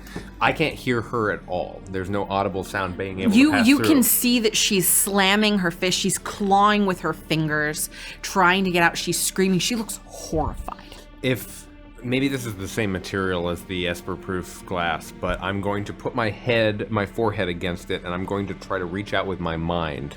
Not making audible sound, but I'm going to try to communicate with her. Mila, it's all right. We're right here. Everything's going to be okay. I'm going to just try to yell a different way. You roll an Arcana check. I got a natural 16 plus 5 is 21. You put your head against this and you immediately recoil the moment you attempt to channel your psionic magic into this. Is almost as if it's mirrored back at you. And you take 1 point of psychic damage as you attempt to use your Esper abilities against this glass. You hear nothing from her, and it is very clear to you immediately that she hears nothing from you. Damn it, Avrima! Release her! I cannot do that, 004. You see, 029 is a perfected clone of 001. 001 was the most potent Esper that I had ever encountered in all of my years. Until 029. Look, Vrima, I shouldn't fucking call you that. You're not even a person anymore. Look, Doctor. Dr. Zahn will suffice. Or Dr. Artemis will suffice. Look, I don't give a fuck what you want me to call you. Do you want to live? Or not? Because we're here to fucking put an end to this. Like we promised! You weren't even there. You don't remember what Xenia was like. You don't remember. Mila may be perfect, but Xenia was strong and she was good, and you don't even know what she went through. Still inclined to bouts of anger. Just because you read about it, you think you know everything. Where is she? Where is Xenia? Xenia, what a waste 001 was. Dr. Zahn squandered that girl. And it inevitably led to his untimely death and the destruction of his lab. So many valuable assets lost.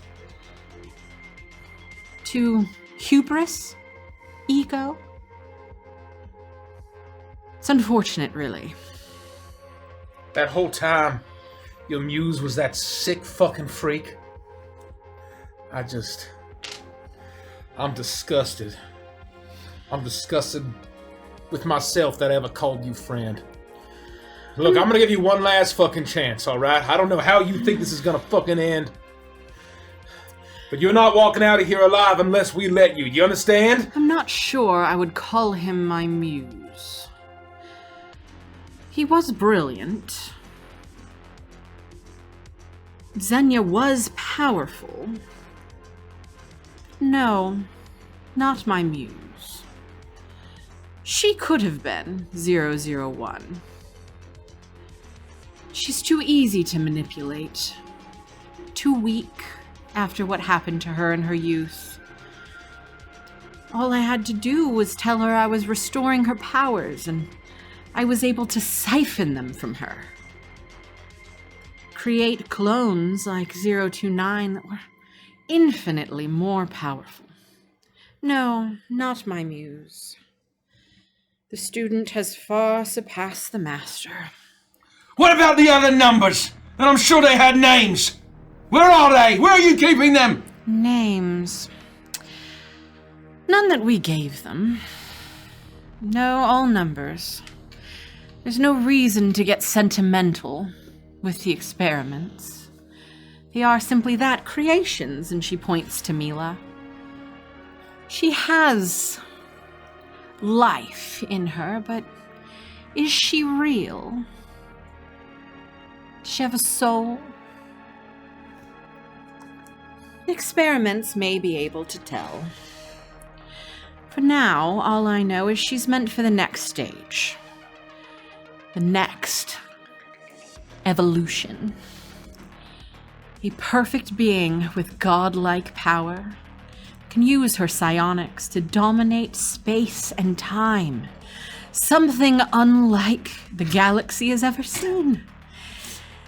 And her flesh is young and malleable, capable. And she is very mentally strong.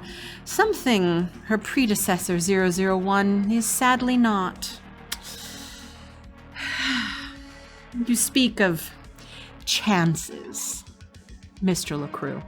Avrima presses a button on the console and a metal panel in the ceiling opens. There's a burst of chaotic energy that lashes out in a dark silhouette, and the radiating green light descends into the room.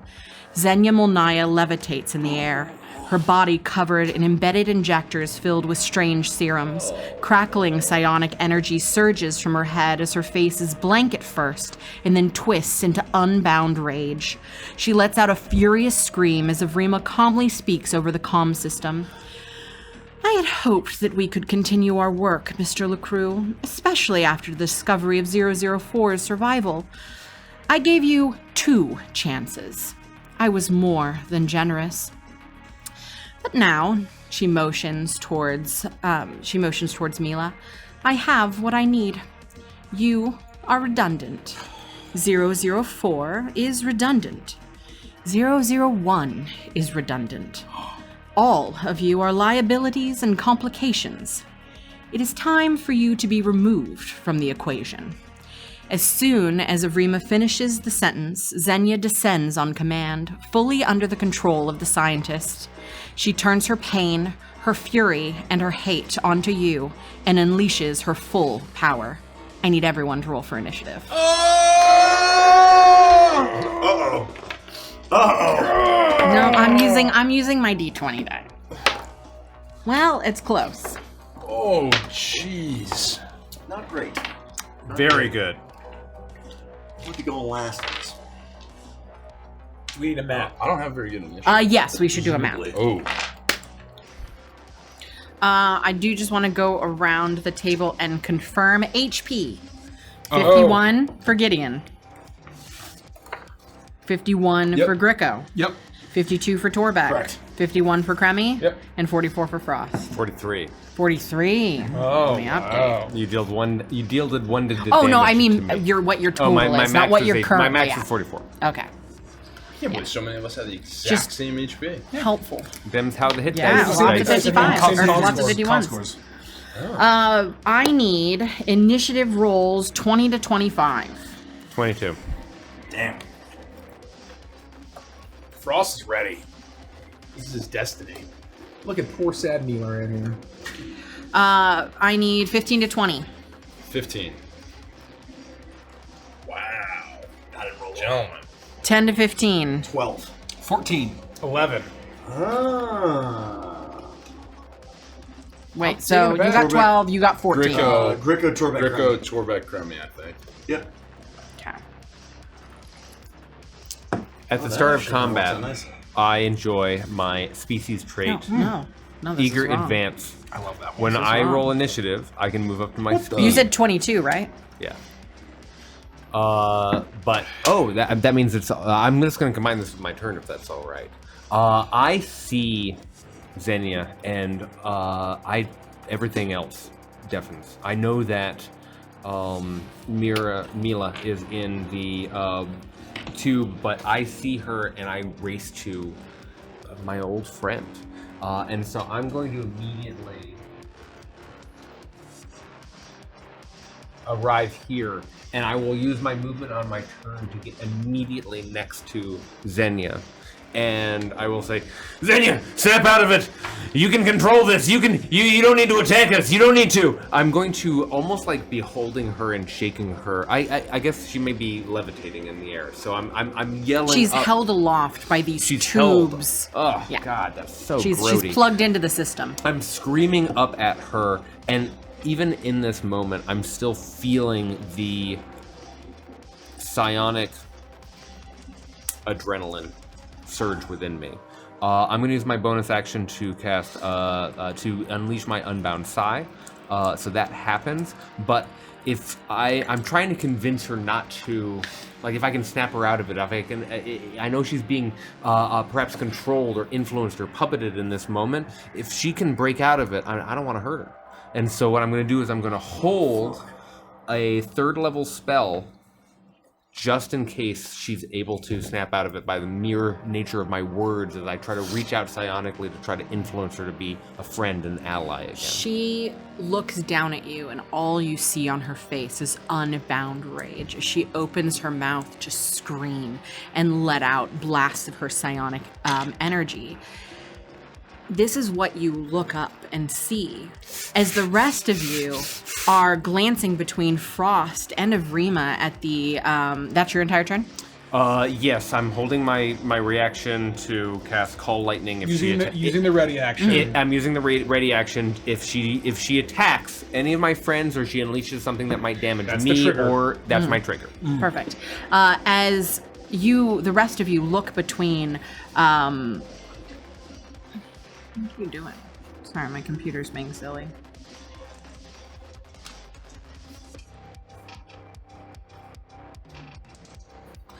As the rest of you look between Frost and Xenia and Avrima at the behind the dynastial glass, Avrima looks completely unbothered as she presses a button, and suddenly 2 fluid-filled tubes empty and flush onto the dynastial floor.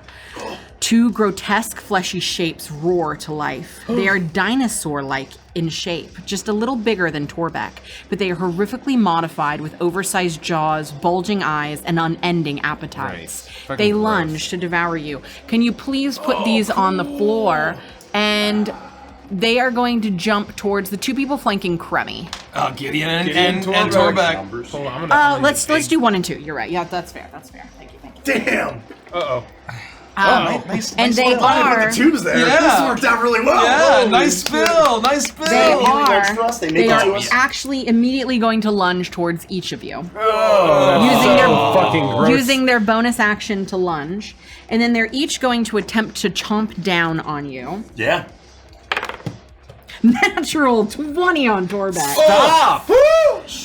It's the frog dice. I don't know said what to tell you. I don't know what to tell you. Stop using and the then spell the dice. other one is Damn. gonna. It is. It's the amazing Yeah. frog from the Torbeck's getting spell. one rounded again. And then, the opener no, is Torbeck getting one Not a rounded. full- I'm not letting that happen. And This then guy's in gonna the- be like 6 damage. Oh, actually, Oh, this is the art, I believe, because of the Champa, right? they are, yeah, it is the chomp art. Look at how cute Actually, these guys are. because they jumped towards you, they just got actually finished get to today. roll at advantage. I mean, you already crit me, so. I know, but I could try and get a 20 on Gideon. Yeah, I for sure. didn't. Please, I didn't. please I do didn't. that. Please definitely get a I got an 20. 18 on Gideon's gonna get one Gideon. rounded. 18, Gideon? To hit? Yeah. Yeah, that'll do it. That'll do Fantastic. it. So because they jumped, they were at advantage on you, and they also do more damage. Great. So let's see. I love that for us. This is good. So Torbeck, we're gonna what I want. deal with you first. He's gonna activate my trap card, and by that I mean my Leica lineage. When a creature damages me or my allies, I have advantage on the next attack roll I make against them before the end of my next turn. As this creature leaps out of this tube and jumps towards you, you are caught off guard as it begins to chomp down on you with its serrated teeth, doing 15 points of piercing damage. That is because it's a crit. Yeah, I mean that makes sense. That makes sense. The other one, you're also caught off guard, Gideon, as this one does a total the truth? of 8 points of piercing damage to you. Okay. All right. I have a question, GM. Yes. Because I didn't get a chance to say it during the RP back and forth. But can we say that Gideon placed a turret down before this combat started? I think that's fair because We I were was back and forth, and I was about to- I was I about did to intend tell- to yeah. give you time to prepare for this, and then we jumped into it. So I think that's fair if the turret's already down. Okay, good. I was gonna I think that's suggest fair, that especially to help because save me this while is going to be a bit blast her out. Yeah. blast her out. I think that's fair. Oh yeah. And that The wild hog roams free. That's my BFP. that is Avrima's turn. Gideon. Come on, Frost, don't hold back. Pawn or not, we gotta go through her to get to Avrima. And we're getting to Avrima. Hell yeah. I will, Come on, Xenia. with turret down already, I whip out the Bertha. And I point it straight in the face of this dinosaur creature. Or it's like a dinosaur abomination, you said, Yeah. right? Like a terrible thing. Yeah. And I will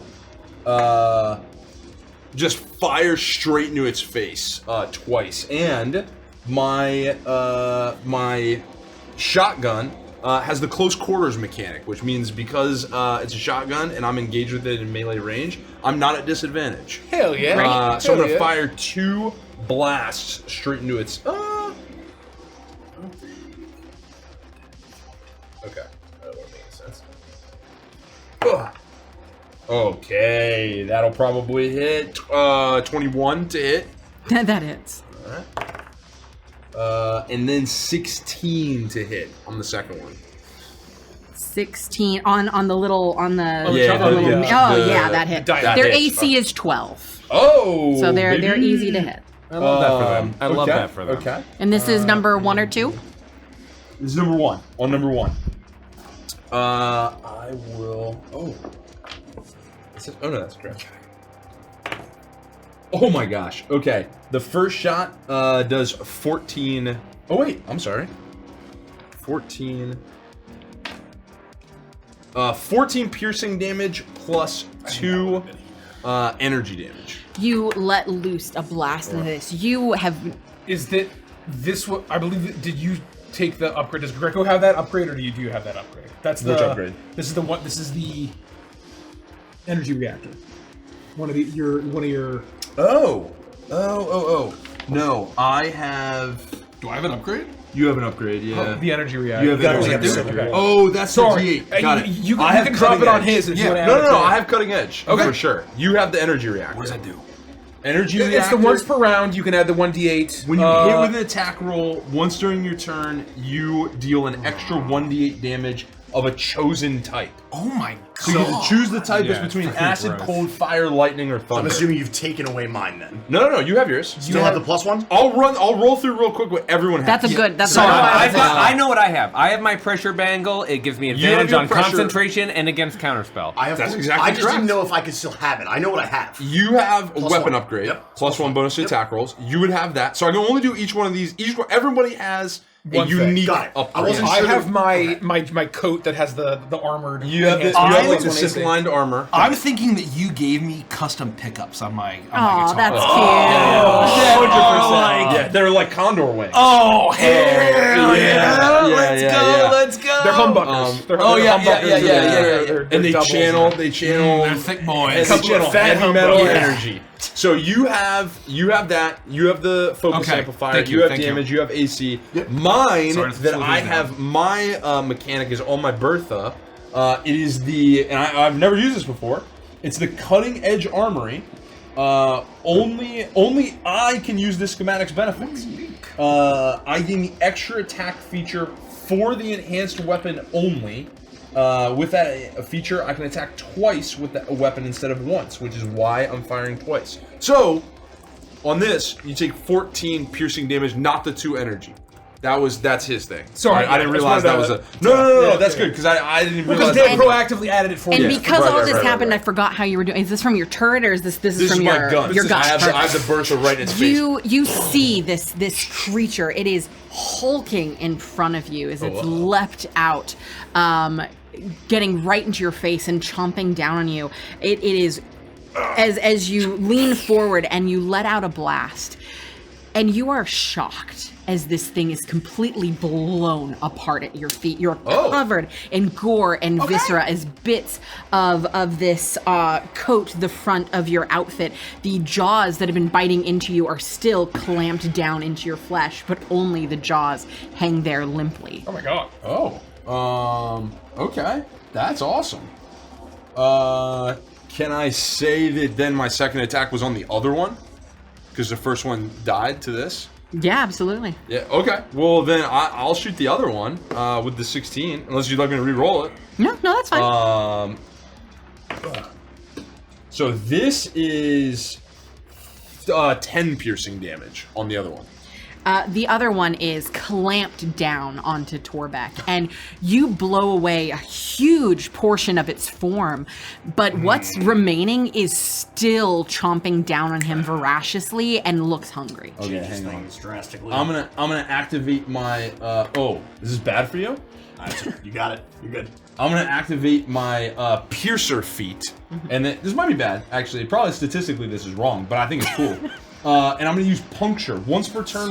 When you hit a creature with an attack roll that deals piercing damage, you can re-roll one of the attack's damage dice and use the new roll. I only have one die.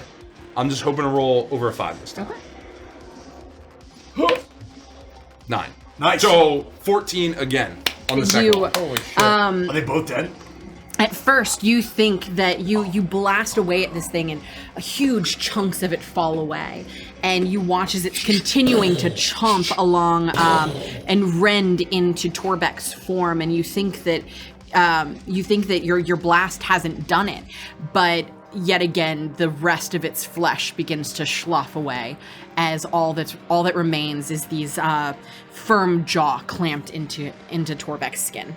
Hell yeah. And then I'll start running up and just shout. Are they both gone?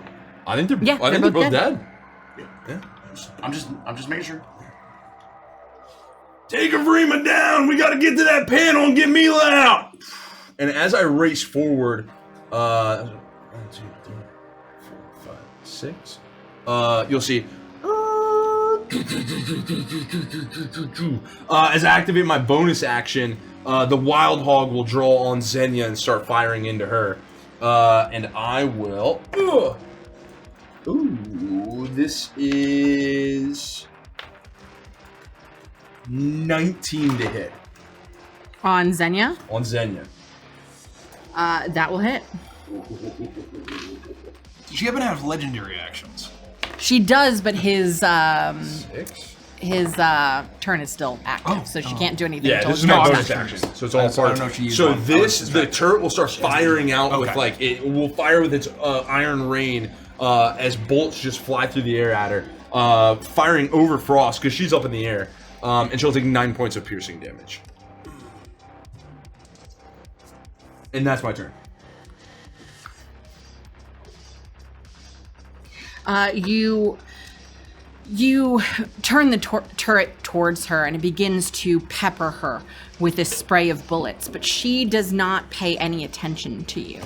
However, Avrima is puppeting her. Her attention is turned towards Frost and then towards Cremy, looking back and forth between the two of you. Frost, you're close enough to see that she is wrestling with the control that's over her. Occasionally, you see a flash of what looks like the Xenia that you remember, your friend, your sister. You're stronger than but this. it is a fraction of a second before she is once again, her face is overtaken with rage. You see as her eyes light up and her neck snaps at an odd angle towards the turret as she's going to use one of her legendary actions, and she's going to use telekinetic fling.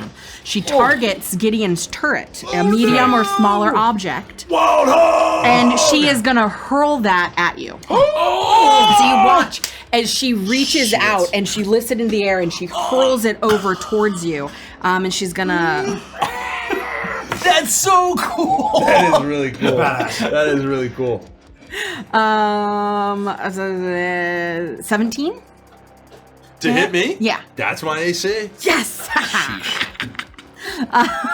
It's really not that much. How much my own turret really, deal to me? your turret is going to do 8 bludgeoning damage. Bludgeoning, piercing, or slashing damage, but it's going to be bludgeoning as she is slamming that turret against you. The turret is now going to be behind you. Totally up to you. Like here? Or here? Like immediately between you. Yeah, right there. Right there. Okay. Oh, cool. Totally up to you, but I think it's very cool if you want to say that the turret deals that to me and it takes that from colliding with me. You know, I think 'Cause that's it fair. has I HP. do kind of like that. I think that's I do cool. kind of like that, where you each take the damage. Yeah. Well, I would say it takes half of that because the turret it's metal, so it's going to do more damage to you than your body's going to do to it. So I would say half like of that. 4 damage. 4 damage to on the the turret and then 8 to you. The moment that the Xenia that I knew strikes out at my friend Gideon, the entire room electrifies. Let's go. Arcs of lightning race across the floor, fucking go. around the tubes, even the window that Avrima looks through crackles with energy, and everyone feels their hair raise up as Frost's rage is unleashed. And I am going to target the tubes. I'm for that flavor is free. I'm targeting the tubes that she's that are hitting her, trying to electrify them, trying to pull them out, trying to melt them, trying to destroy them. But I'm targeting her with Call Lightning. Get her on the ground. I need her to make a dexterity saving throw. 18. I'm going to use 2-sided impose disadvantage. God, I love this die. 20. Okay. That's going to be... She'll take half, I'm assuming, still? Yep. You take half of 16, you take 8 lightning damage, and that's all. As a bolt of lightning shocks through these connectors that are connected to Xenia. You are all blinded for a second as this lightning appears over Xenia, this white and blue light that fills up this room, drowning out the green light that drenches everything, and you all feel, you all are blinded as you see this burst of light as it sparks all around her. She's floating in the air connected to all of this. You watch as it strikes down, piercing into her skin, singeing her clothes, burning away some of her hair, but her eyes still look wild. She is furious as she is staring at you, Gideon, still. Her attention is trained on you and what's just happened. She seems completely unfazed by what Frost is doing as she turns her head slowly and looks down at you now, Frost, having drawn her attention, and she just looks nothing but angry. Don't do it! She will... Oh, what is she going to do? Because it is her turn now. Yeah. Yeah, she has options. She has options. And you take, slow slow down. You can take your time. You watch as the lightning crackles around her, and it almost looks as if her form is sucking it in. It's doing a little bit of damage, but you watch as she's almost glowing with the electricity that is engulfing her, as she is going to use kinetic burst twice. She's going to use one on you, Frost, since you're in melee range, and the other one is going to be targeted towards Gideon. As you watch as this burst of psionic power mixed with the lightning that you've just that you've just infused her with, it is almost as if it arcs from you to Gideon as she lets out this kinetic burst. So she's going to attempt to attack you both. Natural 18 on you, so 26 to hit Frost and 19 to hit Gideon. That is. Uh-oh. It is going to do... Damn. Sorry, I gotta find my dice. I should have pulled these ones out. I haven't taken a turn yet, and my turn has changed 3 times already. Oh, that's a D10. That's a D10. Every single one of our combats in the last 3 months have been that way.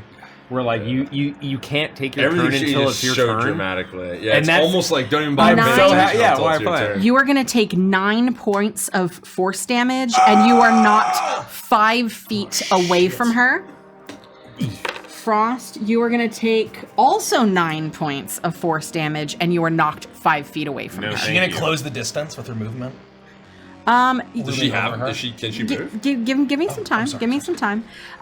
You watch as she lets this psionic energy burst out from her. All the while, Kremi, you're watching, and you see that this is not Xenia making these choices.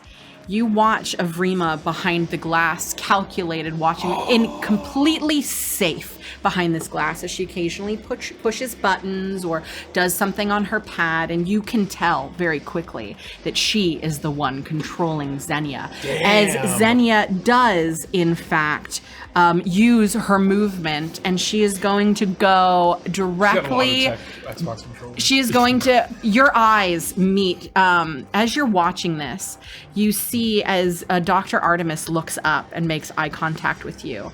And though she doesn't smile, she registers what you are learning in your observation.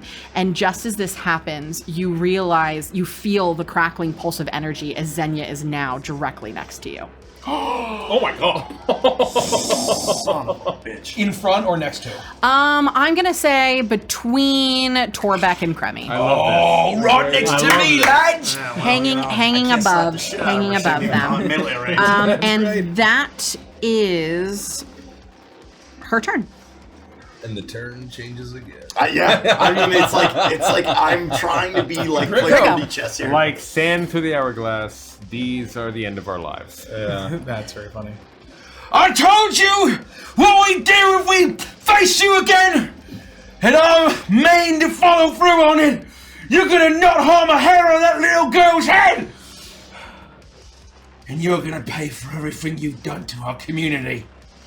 As I look at Xenia, and I have sympathy for Frost, but I've seen the result of Molnaya. I've been around a long fucking time. And I reach out of my headband, I take me lucky pick. And it's got and it's faded for how many times I've used it, because I don't know how many we printed. We probably sold a lot of them. Of the special Power Condor original merch run of picks with the logo. And I strum it with my giant fucking humbuckers as it lets out this just wailing sound as I say, "Okay, big dog, you and me shoulder to shoulder," as I use Iconic Inspiration on you. You can also choose to use it on damage rolls. You can also turn the damage into Thunder. It's a D8, right? Into Thunder damage D8. As I also use Sonic Frenzy. I gain 8 temporary hit points. Oh, hell yeah. I actually don't know if I've used this since... That's badass. Are there any pencils that no one's using? Here. Oh, Here, you can share. Okay. We'll share for now. No, I've got another. If you got another one, sorry. 8 temporary hit points. That's yours now. It's fine.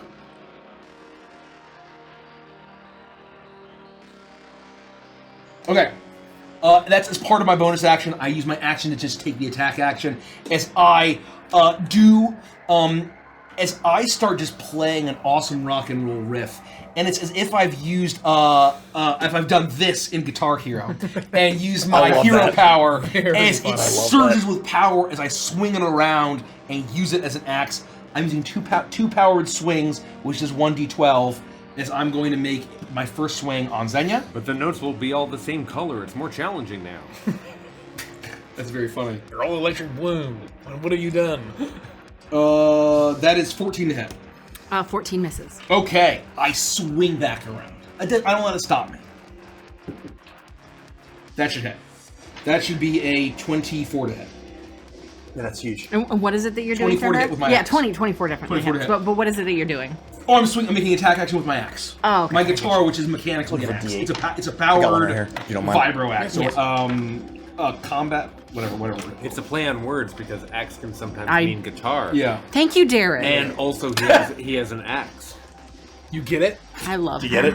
Do you get it? So good. This is almost like you explaining to me what the questions meant on the Evangelist quiz. 15 We had to get as muted. my enormous Robo Condor pickup surge, and I add Gideon's upgrade damage. Of whatever type you would like to do between acid, cold, fire, lightning, or thunder. I think all of it's thunder for now. Thunder! So I'm gonna deal 15 plus You had 2. to choose a type when you did that. 15. Oh, I did? Yeah, I think so. Choose a damage type. 15 plus 2 When a creature is hits with that type. 17. Oh. 17 points of damage? I probably said thunder. 70 points of Yeah, I damage, probably and said she needs to make a thunder. strength saving throw. Oh, easy. 16. 17? She passes it. It was attempting to knock her prone. As I slice into her, that is my turn. I love that. Not too quick, not too long. I think I got it. She is blasted back as you spin around and you slam into her. What type of damage was this? It was slashing and thunder damage. Slashing and thunder damage. A loud boom rockets her. She doesn't move backwards, but she's jolted backwards as her eyes look towards you, and you see as all of the hairs along her all along her body stand on end as it almost looks like she is powering up. She's going to use another legendary action, and she is going to use Destructive Pulse. I need each creature in a 20-foot emanation from her to make a strength saving throw. All of you get plus 5. That's not me. You guys get plus 5. That's me too. Plus 5. Plus 5. Too. You don't get plus 5. You get It's plus not 5. me. I'm not in it. There's Strength saving throw? simply no way. I'm good at that. What is the saving throw? Strength saving throw. Plus how much? Plus 5. Plus 5 from me. Except for Frost. He's not close enough, right? No, Or is he? no, Frost hit. Oh. So I get a plus 10. I get a 17 on my No, save. you're hit, but you don't get Torvic's bonus. I know. Is the- I know. I get a 6. I got a 17. Okay. 24. Nice. Okay. She should I have would've stayed on failed the without my board. She pluses. can't roll with the big dogs. 14. The DC was 15. I just want to take a little damage. Just take a little damage. Anyone who succeeded is only going to take half damage. Wait. Wait. I'm going to use my reaction and use Pack-Minded on Mr. K. When an ally I can see within 30 feet of me fails a D20 test, I can take a reaction to encourage that ally and add 1d6 to the total. You can add 1d6 to your total, possibly turn the failure into a success. Well, you got a 14, right? What's that? You got so a 14. I automatically so you succeed. automatically plus 5. And we both will we gain resistance to the damage. Oh! So we'll only take a quarter. So I think thematically, you're almost like throwing your. I'm like telling you to get down. Yeah, essentially. exactly right. And you're kind of like taking some of it. Like here it comes. Okay, so I pass. So you fail. Everybody else I'm passes. taking all of it. Yes. It's a whole lot of damage. Like crazy amount of damage. As you take 7 force damage. Pencil. I think we only take 2. But Frost, you are knocked prone. I needed that. We take 3. Take 3. Prone of my own. It's quartered. Wouldn't it be 3? It's quartered. Because you passed. Half of So 3 and then half of that. Yeah, So we 2. only take 2. We take 1. Wait, Because half rounded painfully down, fall right? to We my take 1. ass. Oh, 1. Yes, 1. Half because rounded it's down. 3.5 rounded down to 3. Half of that is 1.5 rounded down to 1. Yeah. Okay. We take 1 damage. That's all I needed. She activated my think trap about the fucking card. quarter. She activated my warden, so now I get an advantage against her on my next attack. Okay. Wow, I All was right. really scared there for Beautiful. a second. You son of a bitch. But I don't have my reaction anymore, which might matter for your turn. So just keep that Well, in you mind. get it back immediately. I get it back. Because Yes. that was legendary action. Sometimes Technically, lucky. it's Trico's turn. Yep. Your So turn now it's your starts, turn. You get your reaction back. She Huge. has. I'm glad that you asked about this because I have to ask a similarly poignant question, kind of a meta question. I have watched as this woman has destroyed the Greenlight District for a long time, similarly to Gricko. I know that Frost feels a certain way about this woman, but we're not holding back. Like, I'm trying to kill her. I'm not holding back. Okay. I'm not And holding you back would in a have seen, bit. you would have seen, I- like Kremi's observations aside, you would have seen Frost try briefly, but he already has said that whatever happens. Okay. All right. What I will say is that the situation is very clear to all of you. That Xenia is not in her own mind right Yeah. now. This Oh, is we're not all some. aware. You are all aware. Okay. Kremi noticed it first, but there is a blankness to her face, even though she's filled with rage and unleashing what is Okay. years of pain and anguish that she has suffered. She is not the one in control of that. And seeing Kremi, the way he stares up at Avrima, you're all, even a split second, able to see that. But that doesn't change the fact that Avrima is completely safe. And keeping this ticking time bomb alive is going to do you no favor. Just want to make sure. Xenia And is that- a mortal and threat. Xenia is a mortal threat, and the tiny form of Mila is behind you, and the only way to save her is I just wanted to to make sure- find a way to get to Avrima, and you're not going to do that keeping half Xenia measures. alive. I just wanted to make sure I'm acting in a way that is consistent with everything. No, I appreciate the question. I'm going to take the attack action, which I will have advantage because of my Leica lineage warden, because she dealt damage to me. I'll gain advantage on my next attack roll.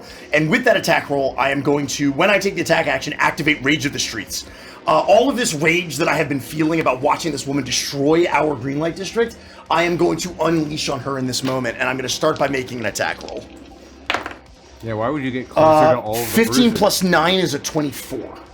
24 hits. As a part of that, I have the a feature called feat called Punch and Grab. Once per turn, when I hit a creature with an unarmed strike, as part of the attack action, I can use both the damage and the grapple options. So she'll have to make a Strength or Dex, your choice, DC 16 saving throw, or otherwise I'm going to grab her by the wrist. Okay, she is advantaged on strength and dex tests. Uh-oh. Okay, 21. She passes. So I will. You attempt to grab onto her, but very quickly, one of the tubes that's connected to her whips around, knocking your hand away. You're not able to gain leverage on her.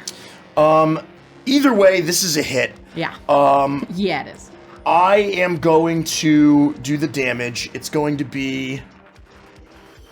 Oh man, I'm really risking this. If I don't. No, I'm just gonna go all in case I fuck this up. I'm not able to grab her, so instead I just land like a devastating body shot and I'm trying to like break her ribs essentially to like work the body. And with the force of this punch, I unleash Cosmic Judgment, using my bonus action to cast what is Divine Smite. So I'm going to use 1d8 for the 1d8 bludgeoning damage for the actual attack, 2d8 for the actual smite, and then I'm going to cash in on Gricko's Iconic Inspiration for an additional 1d8 damage. Okay. So it'll be 4d8.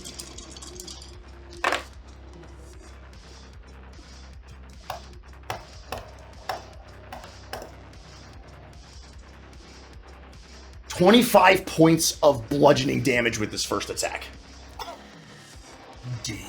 That is a huge amount of damage, and as you slam into her, you hear the crunch of bone beneath your fist, but she does not flinch at the pain and the damage that you've caused to her mortal body. What you do see, however, is a glowing shield erupt around her. Almost a protective barrier. It's not able to prevent what you've just done, but she seems like she now has an added layer of protection around her body. She's also going to feel sapped as I activate the sap property of my weapon. Because I'm making an unarmed attack as part of my subclass, she'll just have disadvantage on the next attack roll she makes. And then I'm going to use my second attack action. And that's going to be a 27 to hit. 27 hits. And this will just be 8 more points of bludgeoning damage as I follow up with a left hook, trying to basically break through whatever this protective shell she has is, as I'm just kind of working the body and seeing if I can soften her up. That's my whole turn. You punch into her. You can tell that to her body, at the very least, you've done significant damage. You can see bruises bloom beneath your fists. You see the sickly blues and purples around her ribs as her breath seems to come in shallow, potentially having pierced a lung, but visually, it's still nothing but rage, and she seems unaffected, even though you see the results on her body. All right, that's my whole turn. I got my reaction back. Yeah, that is your turn. You will see as immediately she is going to move 30 feet away towards the opposite wall from Gideon as she uses another legendary action. And she is going to use Psych Boosted Speed as she moves half her speed. So she's going to move... half her speed? Yes, but her flying speed is 60. She gets moved 30. Yeah, okay. And she does not provoke opportunity attacks. That makes sense. I figured. That makes sense. You and Kremi, you watch as you see Avrima take her finger and swipe across the pad, and as she does so, Xenia makes the exact same movement across the room, almost as if she's puppeting her on a virtual chessboard. And that is that. Kremi, it's your turn. That totally changed my turn. Oh my god, hold on. I gotta think about this now.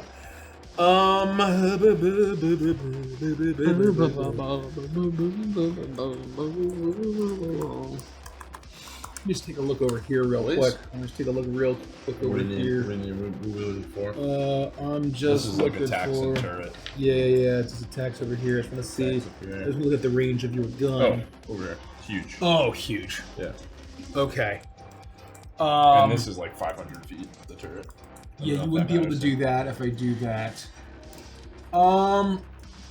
You know what? I'm just gonna. You know what? My plans change. You'll see me sort of pulling my cane up and about to hit a button. And I will instead swap out the canister quickly on my cane, and I will hit. And this green gas will start to billow from it as I sort of inhale deeply. And I'll look over to Frost and I'll say, I'm sorry about your friend, but she's gone.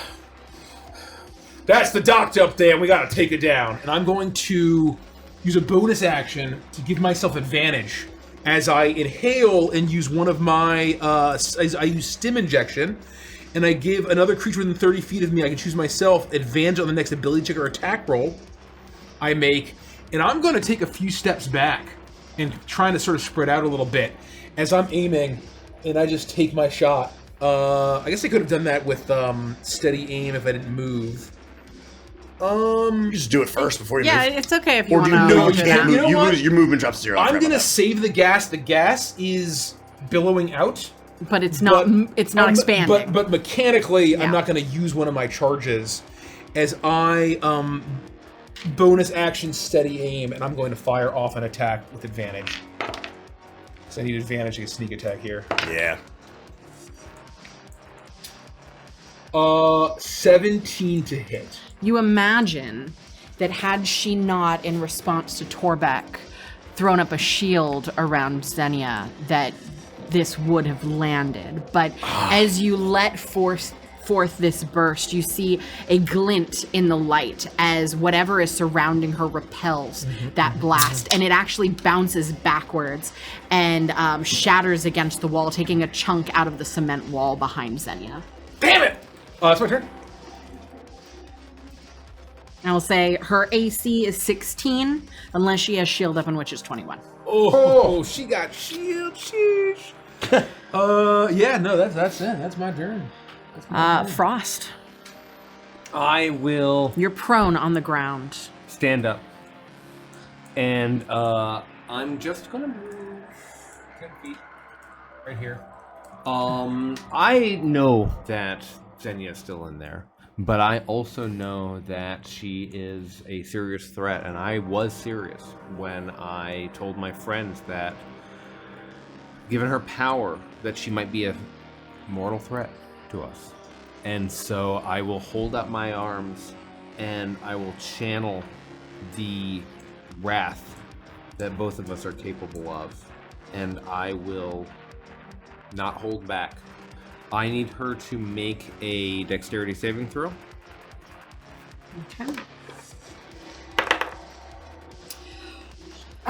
What's the DC? The DC 16.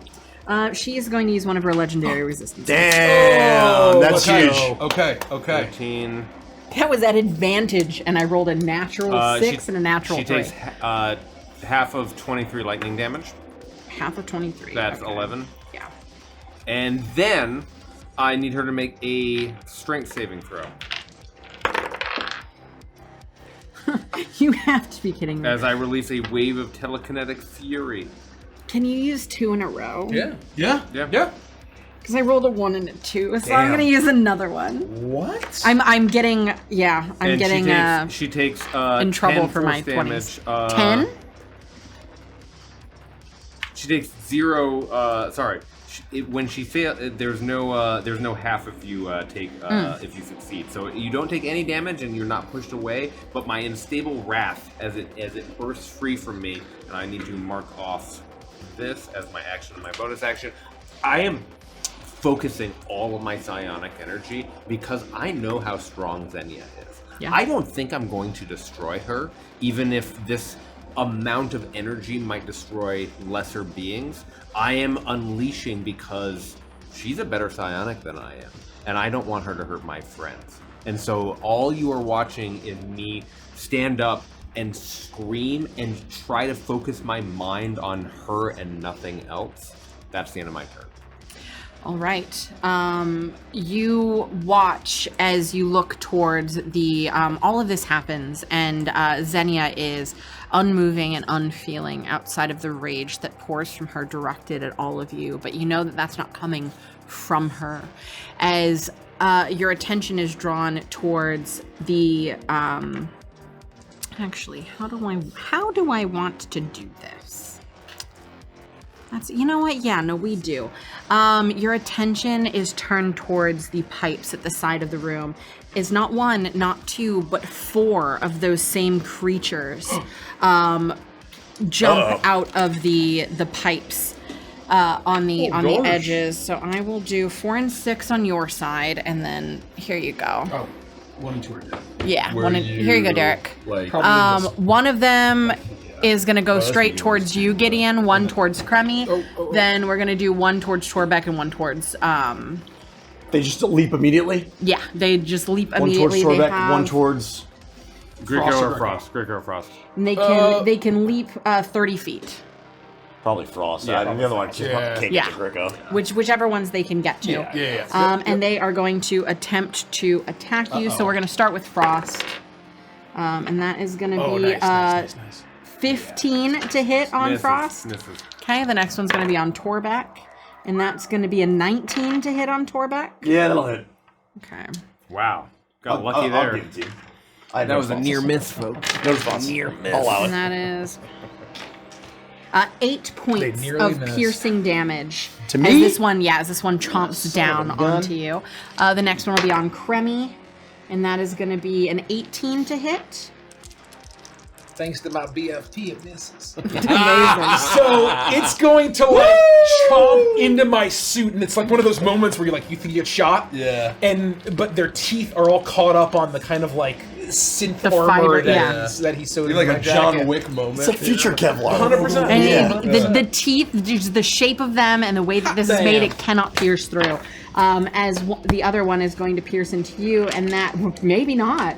And that would be a 16 to hit you. Oh no, that'll miss. Nice. 17 is my They AC. miss. Nice. And that is Avrima's turn. Gideon. Machinists are really cool. They really are. Look out, Grammy. I will. What's 10? I want to hit Cremy. I think probably here. I'm gonna start by activating my bonus action to trigger my turret. And this time, instead of the Iron Rain, you'll see the triple barrel that mirrors the Bertha, the gun I hold. All the turrets have these triple barrel like snouts, and it will spin. The prime turret will spin and activate a slightly larger tube as it fires out a plasma rocket at this point here. You can't see it. Or like this point here. But it's back this way. It's back this way. I got you.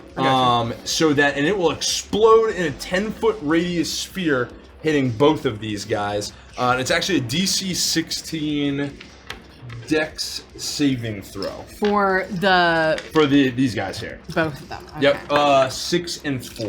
The first one, 6 rolled a natural 16. 4 rolled not enough. I'm sure, but let me just double check. You see. All these tokens from sessions gone. No, the other one missed. I'm assuming 10 is not gonna. And I didn't even. Oh, no. survive. So Ten will 4. fail. So 6 I rolled pretty low on the passes, damage. but 4 does not. So it is just 4 lightning damage. 4 lightning damage to the failed one, 2 lightning damage to the one that passed.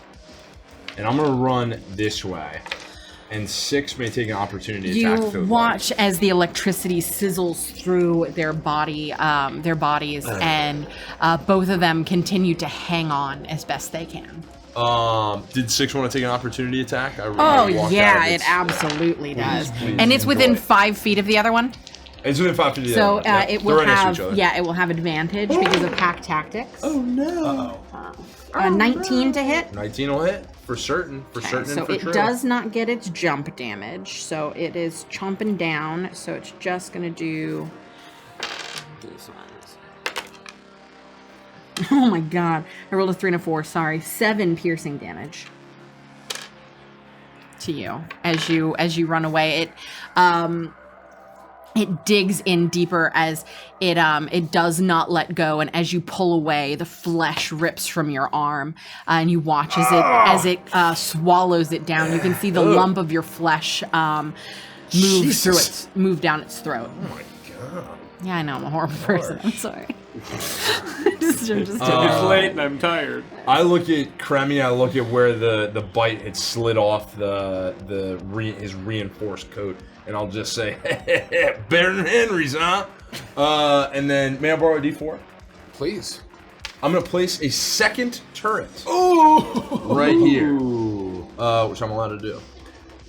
Use the turret if you need to. And that's my turn. Oh, they have to be like you can only man one at a time, or like can you?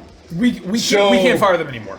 That was cut. That's totally cut. That's why I want to ask how the functionality works. Yes. So if you want to use your action for something Are you different, sure? yes, 100%. But I guess my point I is, believe. can you activate more than one on a turn, or it's like one bonus action, that's it? We Like, realize is there that an we broke advantage to action placing at 2 at a time? That's what I'm asking. Is to have different ranges, and in case one goes down. So he can just right. choose which one to activate on his turn? Yes. Okay. I believe so. Dan can correct us. Yes. Okay. You can also shoot the gun if you Whoa, yeah, I think there's probably Well, no reason to So, drop the oh yeah, second yeah, yeah. one So then. you're still on your turn. No, I think that Well- other people can use it as long as you haven't used it your turn. It can basically be fired once per round. Yeah. Yeah. So the new... Well, you're saying a party member cannot use it... Cannot use it, period. Oh, other than use the bonus action to fire Yeah. a turret, but each turret can only activate one Yeah, per yeah, round. that makes Okay. sense. You Yeah, use yeah. it on your Okay. turn. Okay. Then I use someone else this one. can. I use this one. I take Right. it back. So anybody else So can the then... new one can still Right. use Yeah. one Yeah. for somebody. Can be used Someone once. have the How opportunity much? to correct. How much I health do your misunderstood the turrets have? adjustment.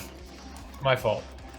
No, the problem was that it was that 30. we used it like 4 or 5 times In a round, and it's yeah. really powerful. Yeah. Thank you, thank you. So Then this that's one's perfect. clear for the rest of this round until somebody uses this one. Correct. And so mechanically, any of you, like if you don't have a good bonus action that makes sense in the moment, you can Thank you, use Dan. your bonus action if you're within 5 feet of the turret to fire either its iron rain or its plasma rocket. I love that. Love that. I love that. Agreed. And also, I also love that. mechanically, if we're ever spread out and you're near the turret and not me, I can cast spells through the turret. So if I have a spell that requires right. touch, Yep. I can use the turret to cast that spell. Very cool. The turrets are very much still turreting. Absolutely, the turret's a turret. I understood that reference. That's my turn. That's my turn. That's what I thought. She is going to use, now that she has her legendary actions back, she's going to use one, and she's going to pick up that same turret that she picked up before, and she is going to fling it directly towards Cremy, seeing where your weakness is. Shit. Oh shit! 16 to hit? That misses. Oh. I do one of these, and it sails past you. Gideon had just drawn your attention to the turrets, and so your eyes were on them. As it begins to lift, you immediately know what's about to happen, and you dodge out of the way deftly. Hell yeah. Hell yeah. But it is It's her Xenia's turn turn. now, yeah. So she is going to get her reaction back, which is fantastic. Well, no, I guess she gets that back at Avrima's, so. What is she going to do? She is going So I to... used this one. Just for, Correct. Yeah. I mean, it really doesn't matter. I mean, it doesn't matter at this point. We're right next to each other. She is going to move directly... She's right here. Yeah, she's going to move between the Champa and Frost. Like here? Yeah. Actually, maybe right in front of Frost. And no. The Champa and Frost is good. You watch as, again, the hair stands up on her flesh. Her eyes, for a second, Frost, you look up and you see almost a hint of sadness that is completely wiped out by rage as she continues to be puppeted. You see as the bruising on her ribs where Torbeck had damaged her is causing her breasts to come in shallow pulses. And then you begin to notice the pulse get stronger and stronger as you see little flicks of light dance from hair to hair along her body as she lets out a gravitron wave. What? In what? a What the hell? 60-foot cone from her in an attempt to hit as many of you as she possibly can. A 60-foot She can cone. absolutely 60 everyone foot can cone. cross. She hits every. I mean, Oh, she Start can literally here, right? Yeah. No, or just move. Oh right yeah. to Oh the- Go there and yeah. hit everybody. Yeah. Oh, easily. yeah. There it Okay. is. Okay. Yeah, there it is. And you watch as for a second you feel weightless as you lift up for a moment and then land softly. Sorry, Gideon, you don't get the plus you five. see Gravity spells. you see that everything Might take my one around turn. you is almost graviton, held aloft in the air for a second as she lets out this powerful gravity wave in a 60-foot cone in front of her. I need you nasty. all to make a Constitution saving throw. You guys still get the +5. Gideon is unfortunately just out of range. It's 10-foot emanation. Well, with a 7, I'm within 10 feet of you. Am I not? Is that you there? Yes, you are. You are. I As long as need- half of the square for auras, Okay. as long as half of Then the Can you get square to- is pass me covered, you're good. 6 You get an initial more plus 5. Yeah, that's only D6s? 7.5, right? I'm right there. 6 D6s, please. Oh yeah, 5, 7, and a half. Yeah. Actually, I might have them. I yes. might have Or is them. that- No. Oh no. 1, It's 1 Or and a do I half. not get it? No, you do get it. It's 12 and a half. 2, But because half of your square is covered, you're good. Did you say con? 3. Con. Yeah. I actually rolled pretty well. 3. Oh, I did not roll pretty well. I got a 19. I got a 4, 5, 15 exactly. Nice. We'll see. We'll see what Oh, the that's DC not is. bad. What's the aura from you? Plus 5 Oh, just plus 5? to any save throw. Holy. As long as I'm not incapacitated. 16. Damn, that's crazy. It is. 4. Her DC is 16. Let's fucking go. Do we have any Let's fucking go. failures? Yeah. I failed by 1. By 1. My turrets cannot pass. You got it? I mean, I could pack mine dust. I got I long- can pack mine long again. I got a filthy 20. Use them while you got them, right? I'm gonna pack mine with and use my reaction. You get to add a 1d6 to You it. can literally dive in front of me again. So you want to? I automatically pass. succeed. I automatically You'll, pass. and we'll both take half damage. We gain resistance from the I damage think- we're taking from this. Right. I can do it one more time. I can do it 3 times total. So I'm almost out.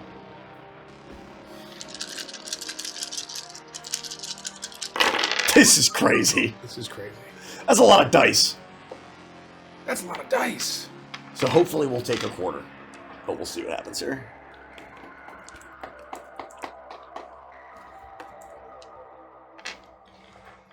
I'm excited for Rhett to have this spell. Graviton.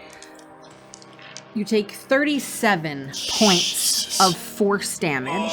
I'm glad Half. we did that. 18. Half if you So we save. take 9. You may have your D4 back. Oh, That's insane. oh my god. I'm really glad that we did that. That was God, bad. you did that. Half bad. of 18. So I take 18 points of damage? if you That's succeed. half Force of what, damage. If you pass, yeah. Hold on. Yeah, 18 is half already, right? Yes, Okay. 18 is the half. So I've As Xenia lets out this I mean, you powerful really cooked. wave of gravity energy as you feel gravity change, and she reaches out towards you. She lifts you all in the air, and she slams you down onto the hard surface. You feel bones in your body snap, break through parts of your flesh. You feel your head slam into the solid floor. You're disoriented, exhausted. You can feel the bruises already begin to bloom on your skin, and Can she avoid these guys? Is it just of her choice, or is it everyone? no, it is everyone in the cone. So those they Okay, have they no get- chance. they're obliterated. They're Excellent. in- He's probably Oh, he dead. dodges He's it. fine, yeah. Yeah. We'll keep him over here. in Which case one there's is more which one vets. is fine? Number 5. Number Oh, 5. fantastic. Man, I didn't get to rip apart one. I was planning this whole combat to tear one of these guys apart with my bare hands. They just keep And dying. you Number you 5 sits on the imagine. sideline, My bare like, hands. There are more tokens over here, Nikki. If Oh, don't worry, I'll need them. I was gonna flavor it as I grapple him and I like smash him against the floor and he splatters. They just keep dying. too You quick. imagine that would have been significantly more damaging if you hadn't had Torbeck there to protect you Yeah. through Oh that. my god. And what she you is emotionless as she lets out this, as she lifts you up and slams you down into the surfaces. There's just viscera everywhere. Oh yeah, this place is coated, and that's her turn, Gricko. Bricko. I get annihilated by this. And I realize there's no talking. I see Frosty. I'm hurting. Do we knock back or anything? Is there any kind of effect beyond the damage? If you no, because you all saved. Oh, we all passed. Because you all passed. It would have been significantly worse if you. I'm sorry, Frosty. It's either her or us. I'm sorry, lad. Do what you need to do. As I let out a wailing high-pitched, almost like love ballad from Yeah, Yeah, Oh Baby Tonight. Is it like sad? And it's sad. It's sad and it's romantic. But it's melancholy as my hair once again shimmers with feather blonde. I use my emotional spectrum to enjoy. Oh no, not blonde. Sorry. Orange. Feathered orange. A little with frosted tips. As I shed out a aura everyone in my lights, which is in 20-foot emanation. If you start your turn in it, you get an extra 10 feet of movement. Holy He shit. plays this solo from Civil War by Guns N' Roses. That's exactly what happens. Exactly. I effectively I play a wailing guitar. I look a little bit like Axl Rose before his time ravaged did his thing. Okay. The red hair, exactly. And I believe with 40 feet of movement, I can get right here. Hold on, you're here? Yeah. 40 feet for sure. 1, 2.5, 4, 5, 6.5. Absolutely. Yes, you have 8 squares. Yep. And I'm gonna get in between me, mate Frosty, and this monster. Hopefully, like it attacks me. But I am going to. That was my bonus action. I take the attack action with my action. Mix up the camera now. Come on. Oh, they're waiting in the wings. First one misses again. They're back in the tubes. I'm gonna put them in the tubes actually. Like I think that's kind of cool. Into the tube. That'll Into hit. the tube. That'll be 22 to hit. Oh. She needs to make a strength saving throw. She is going to use her react. Are you talking about Xenia? Xenia. She's going to use her reaction. You're going to see that shimmering shield pop up around. And you said it was 22 to hit? Hold on. Just make sure. 22 was 14 what you... plus 8 is 22, yeah. Yes, so she's going to use it. You're going to... It hits her. But reactionary, she throws up the shield, but you're able to get in and do this damage first. Her AC now is 21 until... Okay. Of Rima's. Yeah, and it's almost like she does it, but I kind of force myself. I'm upset, and I have the power of rock and roll on my side. That's right. As I slash in, I will deal an extra 1d8, and I do 1d12 because I'm using Gideon's humbuckers. Not terrible. Not terrible. That's 10. 16 points of slashing damage and thunder damage. And she needs to make a strength saving throw or be knocked prone. What is it? Strength saving throw. Okay. What will you say? I don't know if I can knock prone like a Natural 18. Yeah, no. That would change your turn significantly. That on the legendary. is my entire turn. Maybe even more. We're in a layer. And so if you start your turn within 20 feet of me, you get 10 feet. I'm not there. 10 feet of action. Hello, Grigo. I'm not there anymore. Okay. We're back. Oh, sorry. Legendary actions. Yeah. I'm just waiting to see if I'm good to go, and I gotta ask some questions of the team. Let's see. She is going to... She can't use... Why is my computer doing this? Sorry, my computer's being a bit of a fool. She is going to... She's going to use one of her legendary actions. Rightfully so, I feel. Don't laugh at me. Don't you dare laugh at me. She has not destructive pulsed this. No, she telekinetic flung. She is going to. Who's directly in front of her? It's just Frost. And Gricko. Frost and Gricko. Gricko is directly in front of her. She's gonna look out to you and anything else that's there as well. I mean, there's a monster. Yeah. It's inconsequential. To her as she begins to once again pulse with that same light, and I need all of you to make, or the two of you to make a strength saving throw for me, please. Which each creature in a 20-foot emanation, but I don't think anyone else is within 20. What is it? No bonuses. A strength saving throw. No. We're outside of it. That isn't. That 16. There's no way. In 20 feet? Isn't it 5? No. It's right Oh, 15, 20 ends here. Oh. Woo! I don't think I Jeez, succeed. I'm rolling great. Huh. No, that does not. That fails. Yeah. Do you want to Okay. try to succeed in some way? Because I roll a lot of damage. Regrettably, I have no way of succeeding on Okay. or doing any additional work on it. Unfortunately, I think that you may just. Did you succeed, Michael? You 16. 16 is that 16 does succeed. Thank God. So you'll take half, and Frost, you'll take the full amount, which is 9 points of force damage, and Frost, you are knocked prone. Ah, shit. I am knocked prone as I slip You into unconsciousness. No! Fuck! You changes my turn again! You flip backwards as you We are can fix this. knocked backwards We can fix prone this. as she lets out this pulse. As you are flying backwards, you see her face, and for a moment again, you see a moment of sorrow, of regret, of hopelessness. You see your friend and your sister. And then as you're flying back, something else comes into your vision, the tube that is holding Mila. You see that the liquid inside of it is no longer that clear liquid, but it's now pink as it's tinged with her blood as she's trying desperately to claw her way through the tube to get to her family. You see that though it's not much, it's enough to taint this the water or the liquid in there. And as she sees you fall, you can see the tears pouring from her face as she's screaming and trying to claw towards you, helpless to save and protect her family. This would be almost instant As for you Frost, fade to black. and the vision would double. Yeah. For everyone else, the pressure of Frost's psionic presence in this moment, the lightning and electricity drops. Oh. And you would all, I think, know that the room has a little bit less kinetic passion than it would have otherwise. I'll slip you.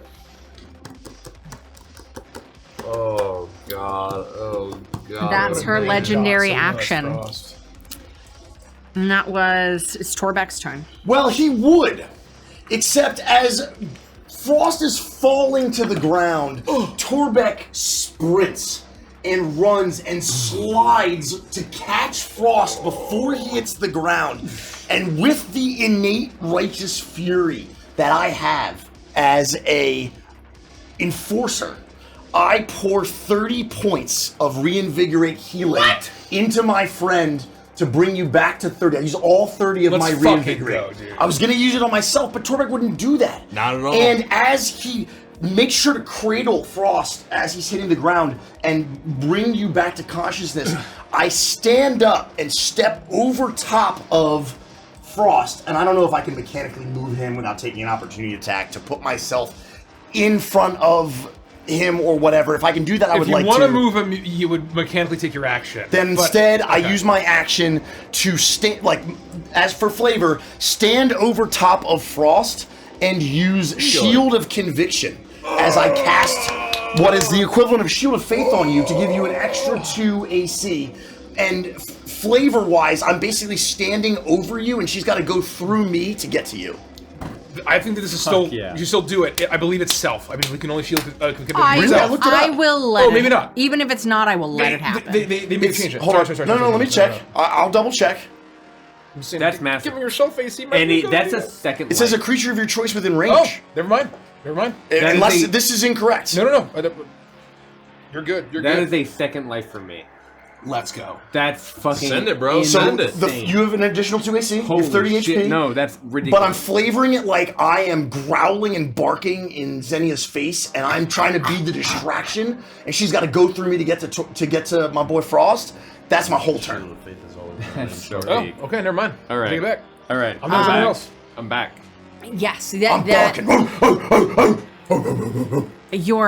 It echoes throughout this space. It almost feels as Frost begins to fade into darkness, the room for all of you feels oddly quiet, almost as if something is dampening the noise around you. And it's an eerie silence as all of a sudden Torbeck's howling and barking pierces that unnatural silence, dissipating it. As Frost, you take in a deep breath and you feel life forced back into your body, and you look up and you see, looking down at you, not just your friend but your family, and you know that it is not over for you. On your feet. Torbeck, thank you. Let's fucking go.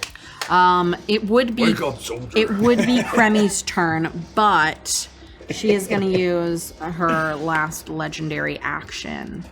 And she can't use Destructive Pulse again, because it's only once a round. But where is she at? She is going to...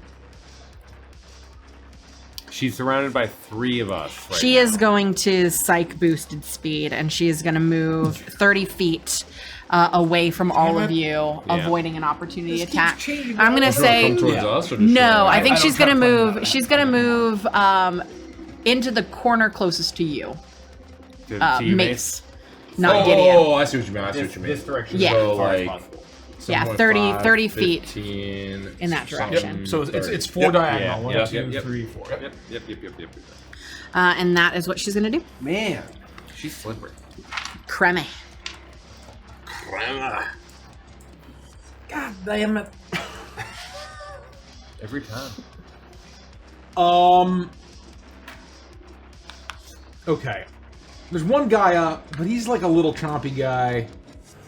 I'll see that Frost just went down and that Torbeck saved him. And I'm sitting next to Gideon. I see that all of these hogs have been killed and that we just took a big hit. I mean, we both got pretty fucked up, even though we saved.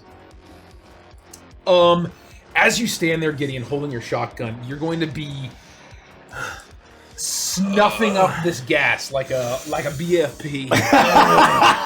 And I'll say,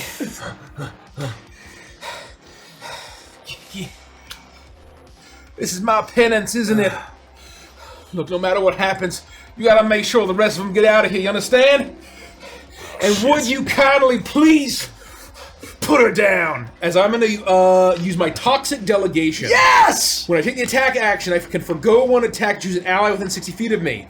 That ally can take a reaction to make one weapon or unarmed attack. If this attack hits, the target takes poison damage equal to my cheap shot damage and must subtract 1d4 from d20 tests until the start of my next turn. And my bonus action, you are going to feel stimulated by the gas. As I use stim injection with my bonus action, I stim a creature within 30 feet of myself. I can choose myself, but I'm going to choose Gideon as well. You have advantage on the next ability check or attack roll you make before the end of my next turn. I'm using 2 of my chems out of 6. Hell yeah. And so you are advantaged. I roll this at advantage. And it's going to cost a reaction, if you don't mind. That's fine. You can take a reaction to shoot her at advantage. Come on. 27. Oh, that hits. So close. It was That 19. that breaks through her shield. Yeah, exactly. You're damn right I can, Cremmy. But one thing is we're getting them all out of here together. But it's your damage, right? You roll your weapon damage. As you shoot, your gun is almost like being infused with this green gas as I get to deal my sneak attack damage as poison damage. I rolled a 3 on my weapon, but this still counts as your turn, right? It's not my turn. It's my turn. So I'm gonna I'll activate puncture once 100%. per turn. Yep. And I'm gonna re-roll this damage because it was a baloney. And it got worse. And I have to take the middle one. So it turns out it wasn't baloney. Turns out now it's baloney. Before it was ham. And you're gonna take 6 points of piercing damage. And as it connects with her, there's almost like a poisoning effect that comes if she's not immune to poison. As that green gas will tint and start to spread across her, and she'll take another 13 points of poison damage. And hold on, something else happens. It must subtract 1d4 from d20 test it makes until the start of my next turn. So minus 1d4. So basically, she's baned for the next. That's the next turn. amazing. That's amazing. And then I'm going to use my movement to spread out a little bit. Oh god, I don't want to get coned. I don't want to get Nobody wants that. chomped. One. I'm gonna kind of start to approach her with my gun out, and you know what? I'm gonna get close to these tubes, but Cremmy feels like he kind of deserves what's happening right now. So, that's my turn. You work together.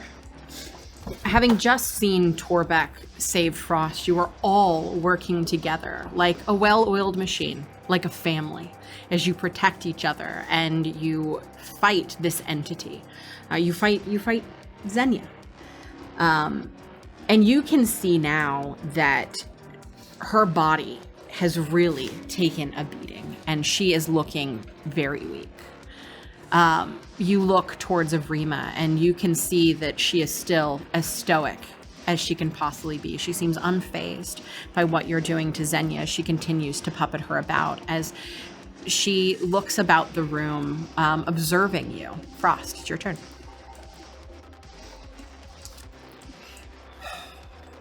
I'm going to... There's a part of me that's watching myself do this because it's the part of me that's still a friend to Zen. But the threat that she represents is too great, and she is, at this point, a puppet of Evrima. And knowing that I may be destroying that person that I might have hope about, it doesn't matter. I reach up into the ceiling with my mind, and I break something critical in the system that's connected to her. Shit. And there's a massive eruption of fire that torrents down like a column and then explodes and expands out. I need her to make, I believe, a dexterity saving throw as I cast And Fireball. it will be minus a d4. Oh no. Uh-oh.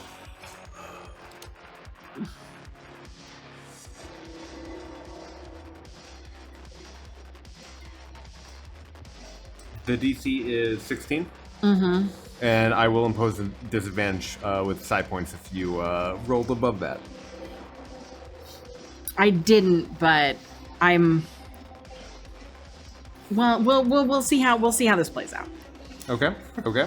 I'm not gonna say what's happening right now. We're just you do this, and you not only do you look up and you with your mind break something this. You reach up and you sever this tether, causing this torrent of molten fire to rain down on Xenia. But it's not just severing that which stoppered the flame. It was also severing a part of your connection to her. Knowing that this could potentially kill her, you had to push aside your friendship, your love for her. You had to break that for a moment, not forever, but in this moment to be able to do this, you had to push all of those feelings aside and see her as just what she is in this moment, a puppet. Damn. I break that thing and I make the ceiling burst into flames, and I use my psionic energy to crash that down. Is she still alive? Roll damage. I don't know if she's still alive. She Frost. takes 35 points of fire damage. Wait, before she goes, I want to cast Zone of Truth and ask her social security number, bank number, and date of birth. Can I do that quick? Real quick. You Forgot her interaction. you watch as she attempts to move out of the way. She is in this puppeted state. She is dexterous, using her last legendary resistance to succeed, but it is not enough. How do you want to do this? Oh my god. Thank goodness, because I didn't have much left. A whirlwind. A whirlwind. Just as I described. I know she didn't need to use it, but there's I think it's there's fine. a moment of frustration where sometimes you just go straight from point A to point B, and all of the chaos that's happening around, I've tried to electrify the electrodes that are inserted into her. I've tried reasoning with her. I've tried everything. And when Torbeck saved me, I woke up and just went, enough. And that came crashing down. But I would say that might not have still been enough. And I would have raced forward and tried with all of my psionic energy to try and contain her and stop her, so that I'm not trying to kill her. I'm trying to kill the rage and the control that Evrima is bringing on. And so even though I just engulfed her into flames, I'm hoping as I leap forward, ignoring perhaps the attack of opportunity that would diegetically happen, race forward and just embrace her and be like, is there a Xenia left? Are you alive? And still also just trying to use what psionic juice is left in me to stay with her or bring her forth in this moment. You rain down this burst of flame around her. You watch as parts of her skin bubble and pop beneath the heat of the flame. You see for a second her eyes go wide as realization hits, as the puppetry is almost broken for a moment before once again she becomes that mask as she's looking down at you. You're shaking her, pulling on her as she's connected to these tethers, all the while unleashing your final assault on the ascended Xenia, and her psionic protection shatters. In a final burst, every single one of the injectors embedded into her body breaks as she collapses to the ground. Her eyelids flutter, and suddenly the only green in the room is the green of her eyes as she looks around in confusion and pain, clearly struggling against the control over her. Her eyes make contact with yours, Frost, and once more, time stops. Frost. You're a child once more. You're 004 in Dr. Zahn's lab. You wander through the empty, sterile halls and experiment rooms until you hear a familiar scream. 001's scream. Your friend's scream. Your sister's scream. You follow the sound to Dr. Zahn's personal office and step inside. What you see is absolutely horrifying. You see your other siblings, 002, 003, 007, 013, among others. Their corpses are perfectly still and lined up, their skulls sawed open. All of their brains have been removed, and the bloody plates on the doctor's desk and the silverware on the other side make it obvious what abomination has occurred here. Dr. Tontus Zahn clutches at his throat with two of his hands as his other two reach out towards a teenage Xenia, 001, who holds him aloft in midair with the power of her mind. He sputters in an attempt to beg for his life as his eye stalks bulge and his lips begin to snap with a sickening sound. His lab coat rips open as he writhes, exposing his chest, which bears warty and slimy amphibian flesh, and a black tattoo of a serpent eating its tail.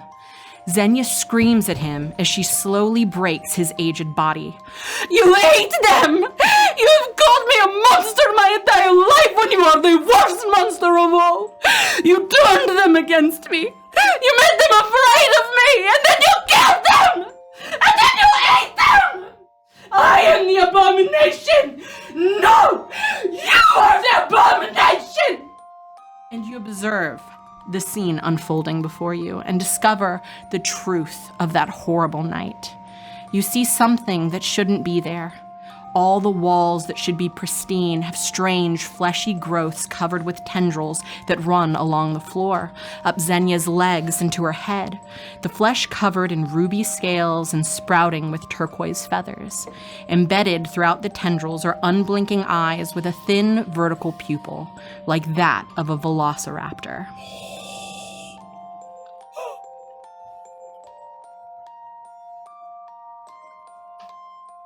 You can act.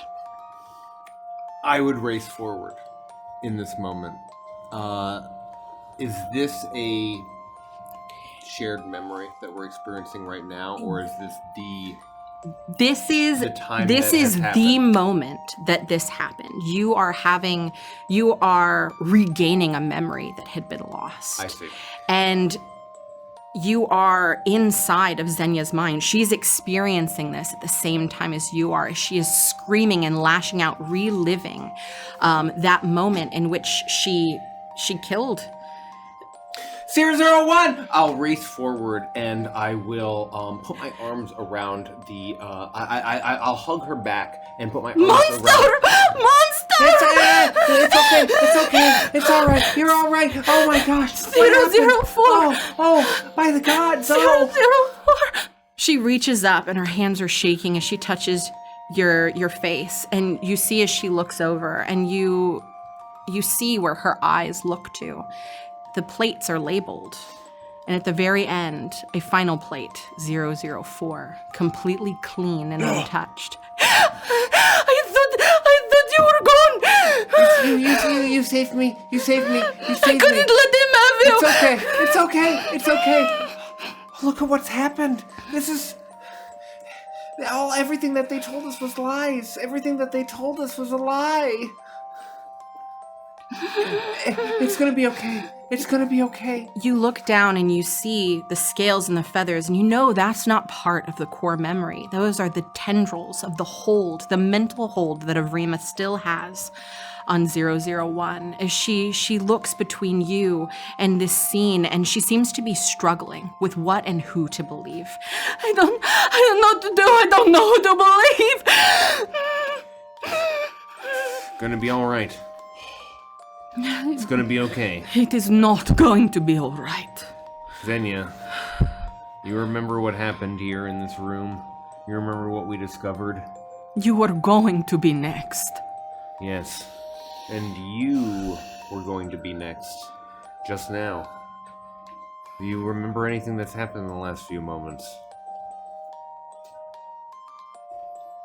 You've been puppeted. You were puppeted by Avrima. She's been deceiving you. She's been lying to you. She's been controlling you. Not just today, not just in this moment, but for as long as you've ever known her. No, she's trying to help me. To reclaim my power. No. She wants nothing more than to continue Dr. Zahn's research. Look around you. Look at what happened to all the others, what you tried to protect me from. She wears the same face. She has the same heart as that monster. I need you to roll a persuasion check for me, please.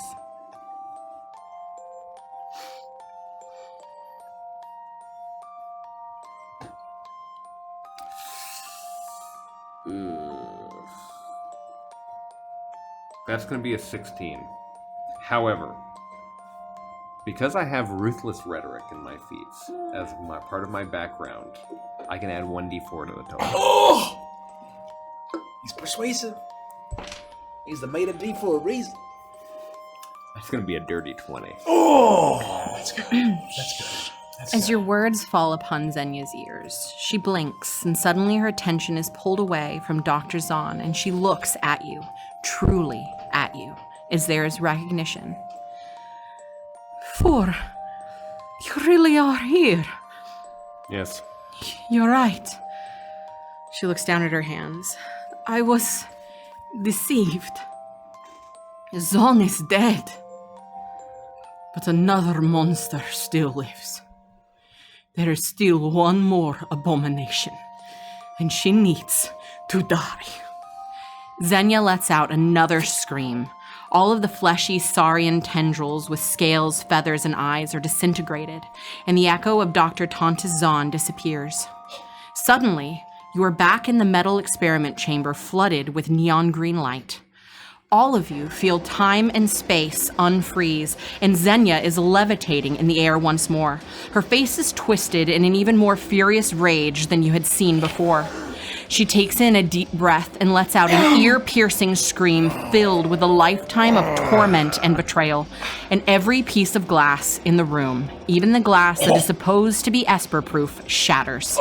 Mila drops to the floor with a soft thud, but your attention is drawn to Avrima Artemis, who now looks so small with her protective barrier removed. And as she stands several feet beneath Xenia's cracking, wrathful form, Avrima opens her mouth to speak, but her body is in pieces before she can get a single word out. Xenia's mind rips the doctor limb from limb, exploding her diminutive form into blood, gore, and bone. Her tail slaps against the computer terminal, and you see her head fly through the air and tumble through the huge pipe opening and plummet into the glowing Telusium deep within the earth. You swear that you see the flesh from her severed neck undulating with fleshy tendrils as it disappears below. Time seems to stand still as quiet returns to the chamber. Xenia collapses onto the ground as her eyes return to normal, and she attempts to catch her ragged breath.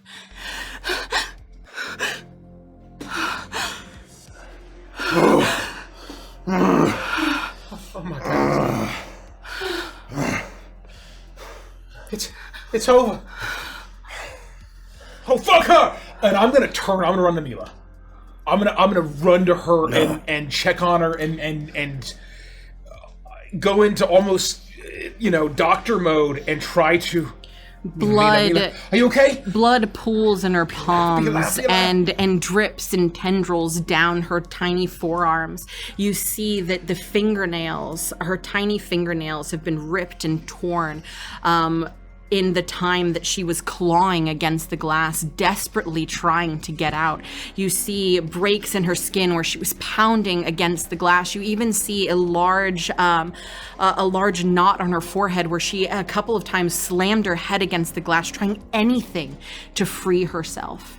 And as she's crashed to the ground, she is conscious, but only just so. Her breath is coming in shallow gasps as her eyes flitter open up at you. Did we do it? Yeah, Did we win? Gricko! Hey, I'm coming! Oh, little one! You're here, you're alive, you're okay, she's dead! She's dead! I could kiss her right now! Wouldn't that be inappropriate? But she killed her! How's your head? Frost dead. Is Frost dead? No one's dead. No, I will play a very soothing, just a very light lullaby as I'm going to use a second level, do I have a third level spell? A third level spell slot. To just cast, if she's hurt, I don't care, a Cure Wounds at a third level. She's definitely hurt. Yep. A lot of... Self-inflicted, but... And Frost is pancake, so it makes sense, even if Mila looked over, that I you am, are, on the ground. You are on the ground. You are actually hand in hand somehow, yet again, with Xenia. Oh my god. I'll open my eyes and look to see if Xenia is okay. Xenia's face is turned towards yours. You're hand in hand as you are. Your faces to the ground, turned towards each other, and your eyes are open as you look at her. She is pale, lifeless, as if every ounce of soul that was within her was used to expend that blast. And it feels like seconds extend to hours as you look at the lifeless form of your friend and your sister. But that is only because time feels like it stands still. You Xenia, see her eyes flutter open as you say her name. Please. And a shallow gasp of breath. 004. Frost. Please stop screaming. My head is pounding.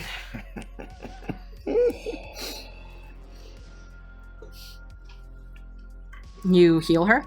35 points. You see, as you play this lullaby, a burst of healing energy surrounds and almost lifts Mila up in your arms, Kremi. You watch as her body convulses for a second, almost as if the musical notes that Gricko's playing are functioning like a heart paddle and shocking the life back into this poor girl as she convulses a couple of times and lets out a loud gasp, her eyes fully open, and you see so many of the superficial wounds on her body immediately close and soothe.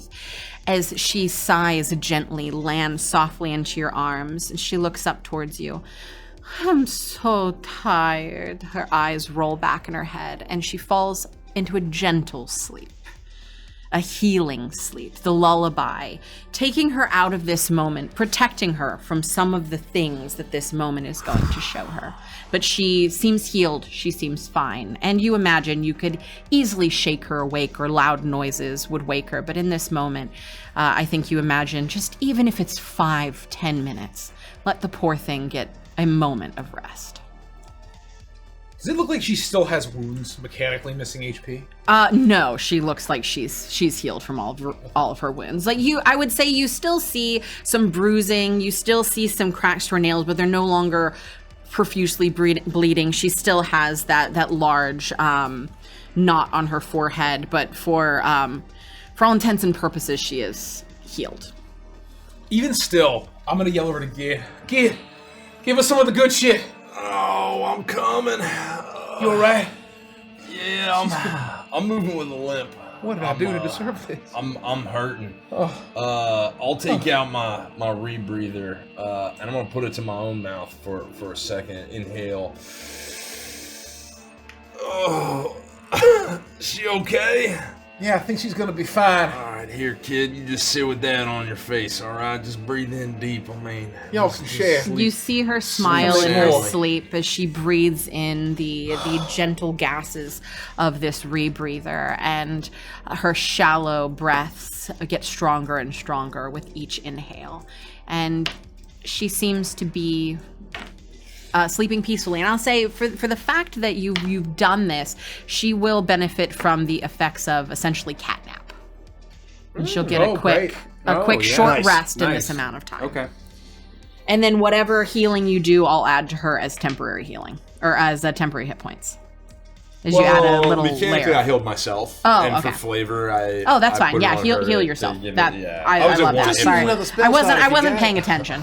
I was at 1 hit point. Yeah, so. I wasn't paying attention. Holy shit! Yeah, so I felt like I was I'm gonna heal you next. Don't worry. I was when really when you said half was 18, I was like, oh yeah, I'd probably be from the force of the blast and all the psionic stuff. I have blood coming out of my ears, being slammed into the floor. I'm walking with a limp. Bruised. My legs. I probably have several fractures across my body. I think there's a cut over my eye that just hasn't stopped bleeding. I bet there's bruising all over me.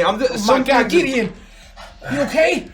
Yeah. Now's not the time to be strong. How does your head feel? No. How does it? Hold on. All right. Okay. Come on. I got the stuff. I took the. You're bleeding out of your damn ears, Gideon. Oh well. Don't be a fucking hero. Here, and I'm gonna put this back to your face, and I'm gonna make you, if you're willing, to use another one of your spell slots to heal yourself again. Okay, all right. Listen, I'm feeling better. It's doing your bruise doing its thing, man. It's doing its thing. But hell, that was a heck of a thing, man. Is the kid okay? She's all right. Yeah, no, she's gonna be okay. What the hell was that? I didn't even think that glass could break. Is that frost? Xenia is a very talented psionic, and she was able to tear Evrima apart. Xenia, you're gonna be okay. We're all right. Everything's gonna be just fine. I can't. Sleep well. I cannot believe that we survived that. Go on. She opens her mouth as if she's going to say something more, and all of you feel the laboratory begin to shake violently beneath your feet. And that is where we'll take a break. The laboratory shakes violently beneath your feet, and you hear a piercing, shrieking roar of an enormous creature echo up from the Telusium pipe at the end of this room and fill the space with bright neon light that floods the chamber. Moments later, the enormous head of a behemoth abomination squeezes, slides, and slops its way out. Its scales are red and turquoise, and it resembles a horrifically mutated dinosaur of titanic scale, even bigger than the megasaurs of Viridar. Fleshy tendrils slither along the pipe, pulsing as it draws Telusium energy from the planet's core into it, growing at an immense rate. You see bulging saurian eyes above rows upon rows of huge razor-sharp teeth as it shrieks and grows at a horrific rate. As the creature roars, you can hear hints of Evrima Artemis's voice in the throat of the monster. It is no longer calculating and intelligent.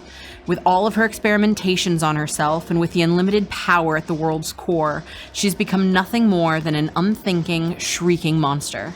She's become what she's dedicated her life to creating. And yet, without her mind, she is even more of a threat than she ever has been before. It is not hard to deduce that at this rate, she will continue to grow at an exponential rate and consume you, then District 87, then the Undercity, and perhaps all of Neo Edifex and into the space beyond. All of you have mere moments to act. What do each of you do in this moment? Oh my God.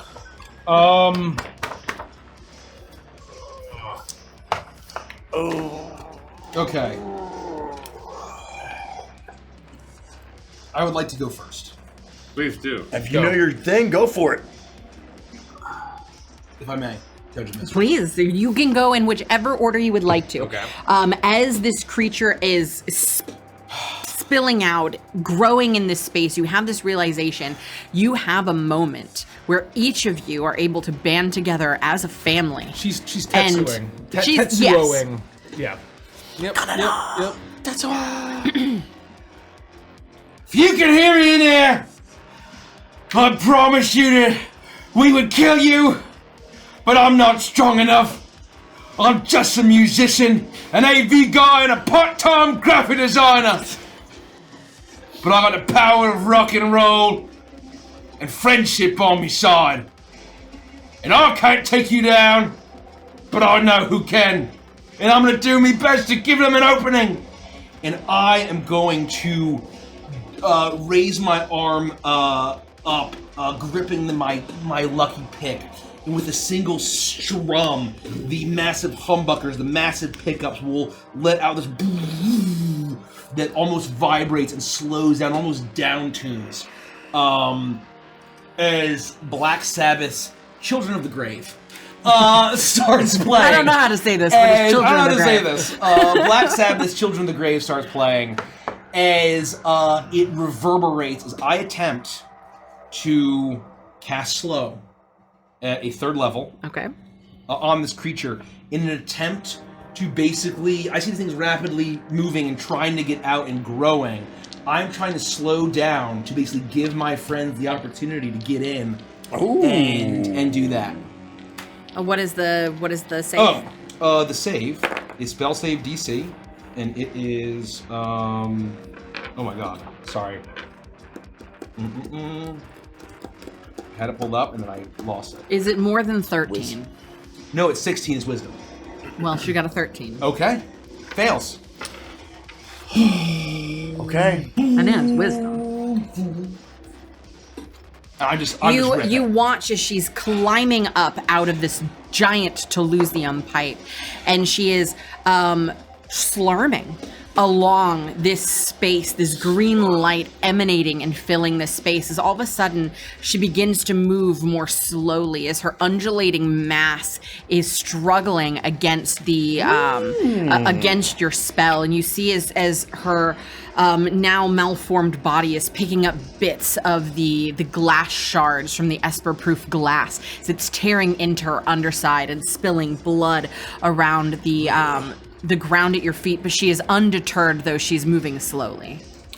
Good. We gotta keep slowing it down. Anything you got? What the fuck is with these guys and giant monsters, man? I guess it's in the fucking name. I would have thrown my turret down the second I heard this thing yowling. So this turret's right in front of me. I hop onto the back of it and raise up its top portion. Fuck, man, I hope this works. Last time I tested it, it melted the Bertha.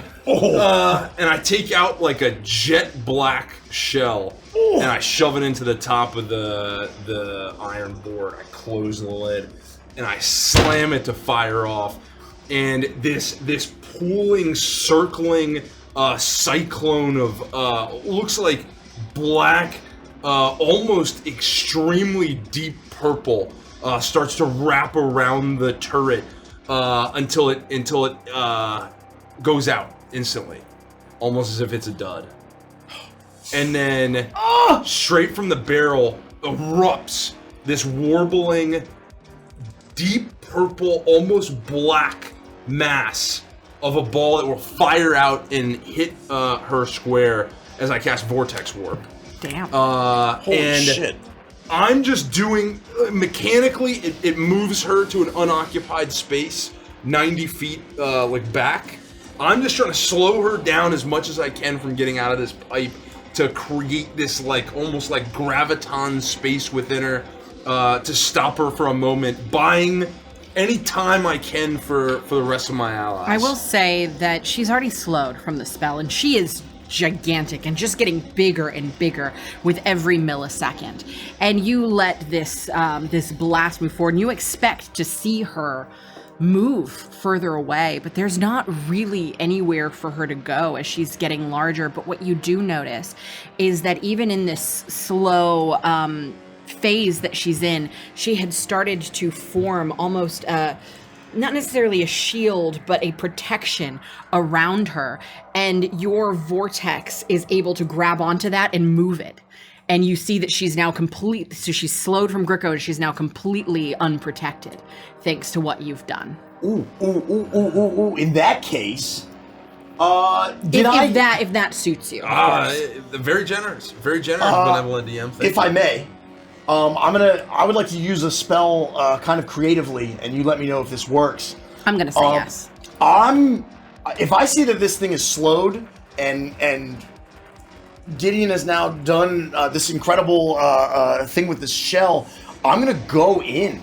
You described it being fed by the Telusium coming out of the pipe? Yes, you can see that the Telusium that you know being down in the district is pumped down into the core of this space. You see it's now being pulled up and pumped into her. I am and hoping she's feeding, like Hexus feeding on the oil. This thing is slow enough that I'm going to be able to move as fast as I possibly can to the pipe where the Telusium is coming out.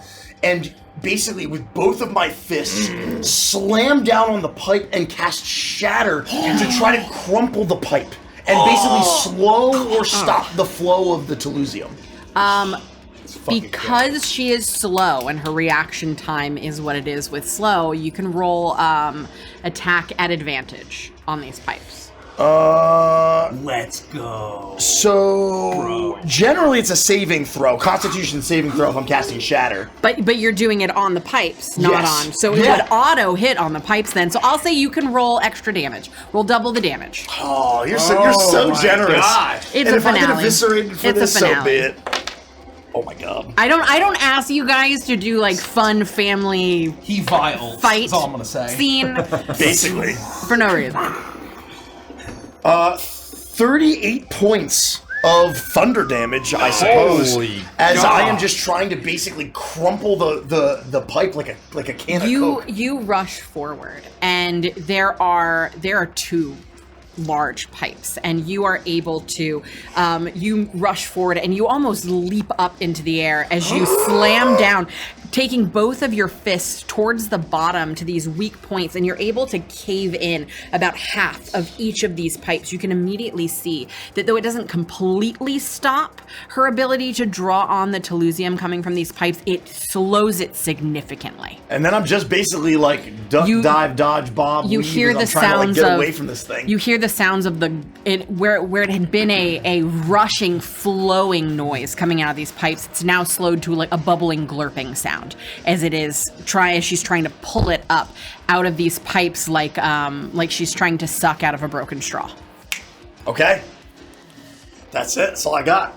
I will look up and I'll see that everyone is doing whatever they can to slow the growth and Tetsuoing of this horrible monster.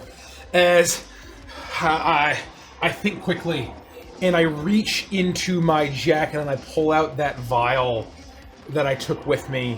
Was it last night or the night before? Oh. And I load it into my cane. And I'll say, Avrima, if there's anything you left in there, I told you this wasn't gonna end the way you think it was. I reckon I was right. And I'm gonna hit the button on the side as it takes the vial that I loaded in was the anti-psych meds that I prepared for Mila, which is a super condensed version of what Frost takes. And I'm gonna load the whole thing in. The button I hit, it's gonna start to aerosol it and spread into gas. My hope is that it's going to reduce whatever mental resistance or mental faculties this thing has, if it even has any.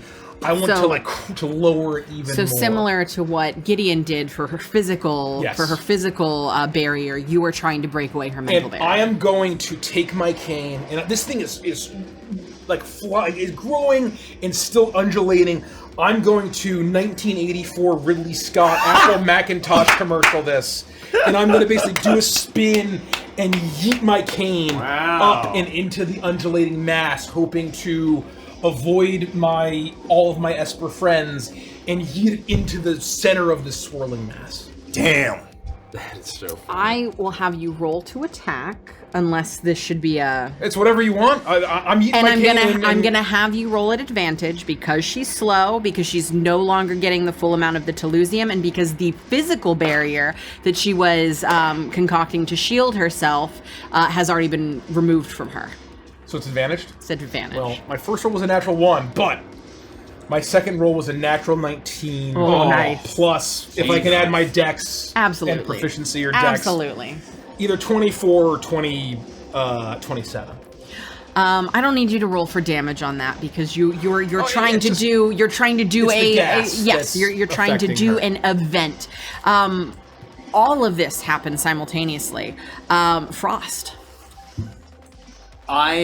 Well, you watch as this thing moves slowly towards you. You see that it is trying desperately to suck up more and more of the Telusium from the core of the world, and it is suffering and failing. You see that the shimmering shield it was trying to build around it is now helpless on the opposite side of the room. You see as it shakes what you believe to be its head, as it looks like it's racked in some sort of mental pain, as you see the gas begin to consume it. You know what it feels like to take this sort of medicine. You know the way that it dampens things for you, and it seems to be doing more than that to Avrima, as it seems to be actually harming her as she is moving even slower towards you. But even with all of that, you know that if you don't do something quick, that she will destroy everything you have ever loved.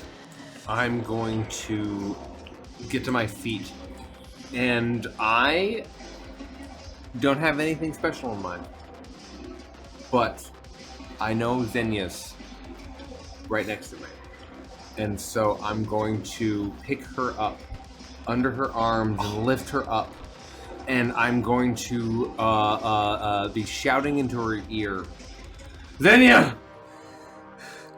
We can do this together! You've done it before! Please, join me!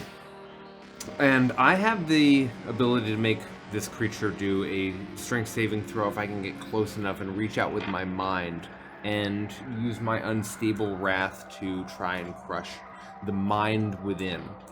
But I am imploring her to try to summon her strength, Xenia, and push into this moment to try to perhaps create that same resonance when we exploded the factory that we were in, when we killed all of those soldiers together. If we can rhyme that psionic energy, if our psionics combined, then it's going to be more than the what's on my character sheet. I'm trying to do what is beyond even that and stretch out to try to crush this creature in its tracks. You said the strength saving throw? It's a strength saving throw, and I'm going to impose disadvantage with my remaining It was already side points. disadvantage, but Yep. that's... I won't make you use your side point. I would say you see that what's happening here, this thing is, it's slowed, it has no physical barriers, its mental barriers weak, and you have an opening. As you call out to Xenia. Xenia! And you beg her to help you stop this thing. You beg her to help you tether this thing and to keep it from finishing its goals. And you see as she looks to you, she's weakened. You see blood pouring from her nose, Just her a little bit eyes, more. her ears, Please. as she gulps down and she holds onto your hand as tightly as she can. You can feel her shaking as she too reaches out, and the both of you attempt to combine your psionic energies to hold this thing at bay. And all of you, as a family, work together to beat back this shrieking abomination. With the 5 of you, it's simply not enough. The growth has slowed, the pipe has been destroyed, but the thing that was Dr. Avrima Artemis persists and continues its vile transformation into a mockery of the ultimate life form. Then suddenly, the gnashing horror is frozen in place. Its erratic, violent chomping ceases. Even the undulation of its pulsing tendrils completely stills, and you watch Xenia Molnaya reaching forward with her hand, struggling and straining against the rapidly evolving creature, in time with Frost, as the two of them hold it back with their unbound psionic power. She looks to you, Frost. She looks towards Arima, but then her eyes go to someone else. They go to Mila. Now, child! No, Mila, you are real. You are not a monster. This is, and only you have the power to stop it. Please, little one, destroy this thing. And time itself stops.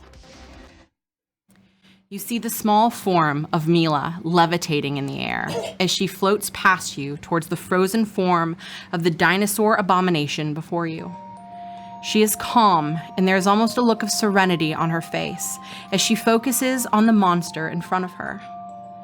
This isn't my fault. This isn't Xenia's fault. This is your fault.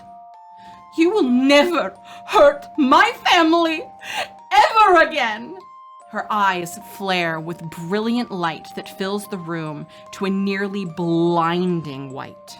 It washes over the horror before you, and you watch in awe as the abomination is annihilated down to its very last atom. What remained of Dr. Avrima Artemis has been unmade.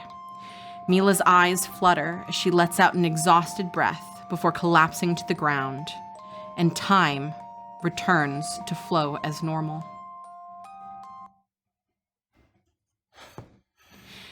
Xenia collapses next to you, Frost, the very last bits of energy that she has as she pulls at your feet, blood now almost rushing from her wounds. Mila! I'm gonna run over, and I'm using the last. I'm gonna once again, and I don't even have my guitar. I've dropped it. I've dropped it as I run over, and I just kind of scoop her up and just try to hum the same lullaby that I would always hum to Lorelei, as it would be the song "Lorelei" by Styx, as in a lullaby version, and I would just hum it as I kind of hold her hair and I cradle her. She's actually about probably the same size as I am, right? But I do my best as I use my final 3rd level spell slot to use Cure Wounds again. You expect to see the same thing happen as before, but her breath is still coming in shallow gasps, and it seems like it's almost getting slower. Every ounce of power that she had within her was expended to do this. Everything that she had, she used to save the 5 of you, the 6 of you. Mila. You all right? Is she okay? She looks like she is struggling to breathe. Mila is? Mm-hmm. Oh my god. She's not breathing! She's breathing, but her breath isn't getting stronger like you would expect with a heal. I need help! Grab me medicine! Anything!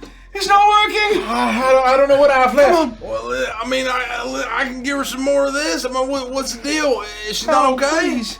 It's gotta be enough this time. Here, pass it down to her. It's gotta be enough this time. Just put it under her mouth. I'll also cast Cure Wounds at a 1st level.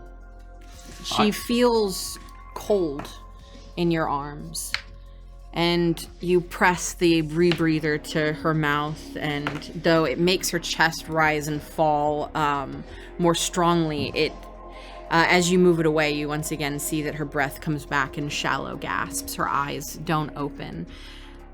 And Xenia climbs to her feet, and slowly, painfully, blood pouring from her ears, her eyes, her nose. At this point, as she wipes it away, you see this big stain of blood across her face as she moves over to Mila, and she places her hands on her neck.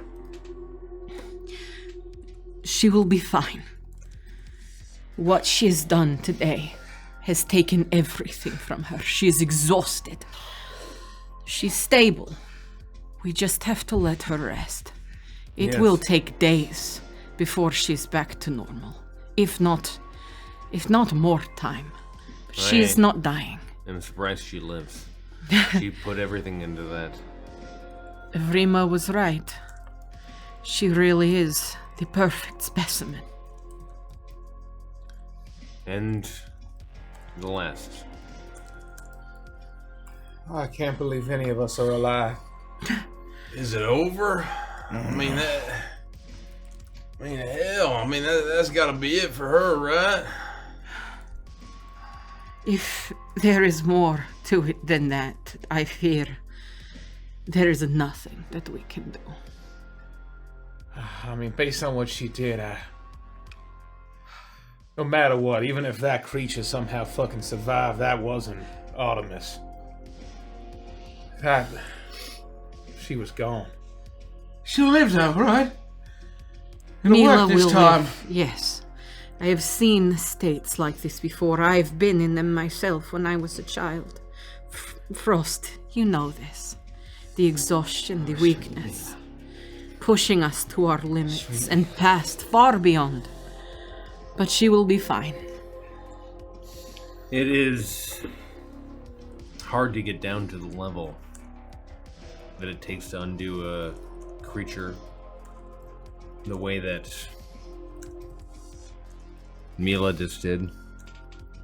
She didn't unmake that thing just by cutting it, piercing it, or blasting it. She did more than that. She erased that creature. She unraveled it. Yes. I've never seen anything like it in my life. Oh, that was a new one for certain. She is dangerous, untrained. I could, if you allow me to leave, of course, I could take her with me. Train her. Work with her. We're not going anywhere. No. You're going to keep her. The child? Xenia, where are you going? I'm not staying here. If you allow me to walk, I am leaving this godforsaken planet. With my life back. We're gonna let you live. And we're gonna let you leave wherever you need to go to. I understand that you drew the worst lot in life. And I know just now that wasn't you, that was her controlling you. I have done my fair share of wicked things. I have my own crosses to bear. But I am grateful that you'll spare me today. Are you sure about this, Mr. K? I got my own penance. This will be yours. You gotta live with what you've done in your life. And as long as Gil is okay with it, then yeah, I'm sure about it. Those necro moths descended on the neighborhood like a black blanket of death, man. Pawn or not.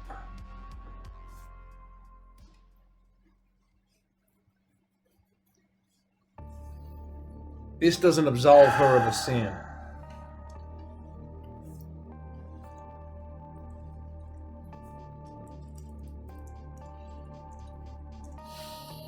Well,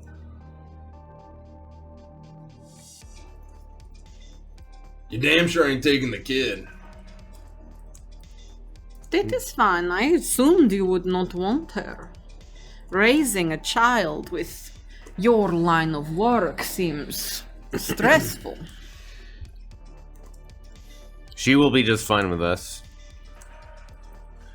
Xenia, I know that it seems impossible to stay here, but is there Is there any chance that you could change your life and relax for a moment and... Now I plan to relax, just not here, Frost. And this will not be goodbye. You are a part of my life, and always will be. Wherever I wind up, I do hope you will come to visit. But I am not...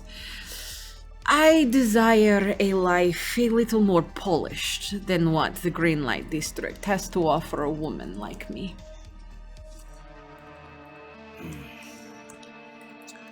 Well, Tolbeck, does that satisfy you? Mr. K, you're the boss. I don't like this, but how do we ensure that this never happens again?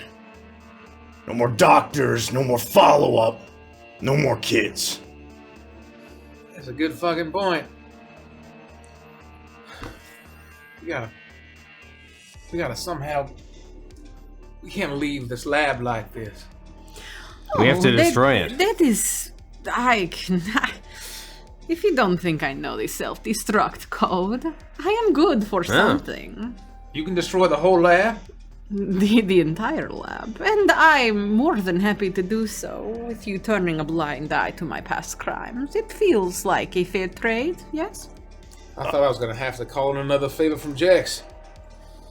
Please, no Can't let more anybody rebels. else- Nobody else can see this place, man. That's how Rima got started. Imagine what Jex would do if he found all this. He would try to find a way to build a bioweapon. If she can actually deal with it, then that's a fair enough trade for me. Alright. Yeah. Then yeah, if you can blow this fucking place to smithereens. Well, we will not have much time, so I'm happy to enter the code, but I need to make sure we are ready to run. Xenia.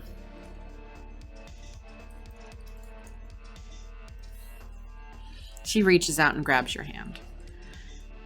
I'm sorry for the person I became. I wish that I had remembered and that I had been able to find you sooner than this. I wish I had known you were alive.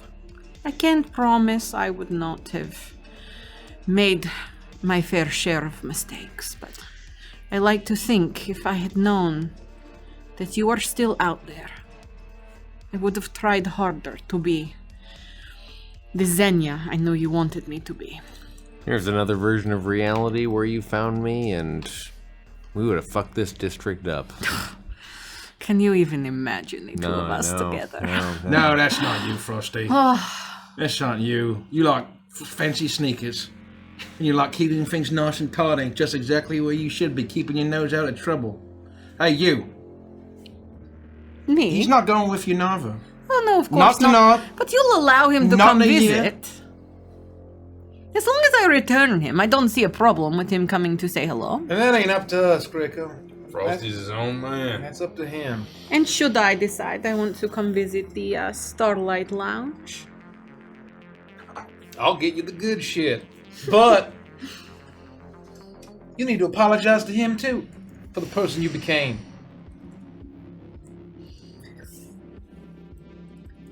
Do I have to? Yes.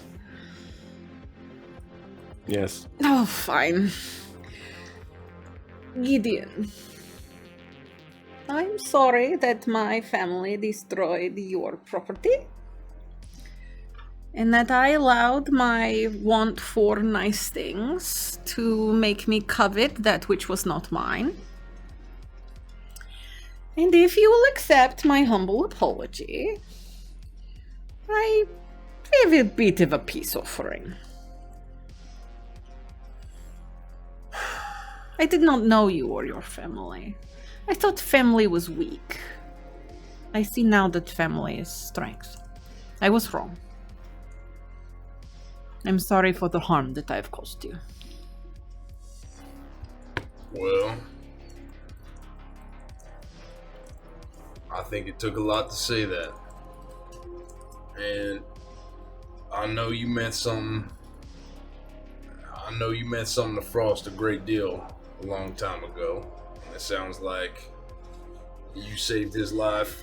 You got him out of where you both were, and he got to us, and well, hell, I guess even just today, from a certain point of view, you saved all of us again. So,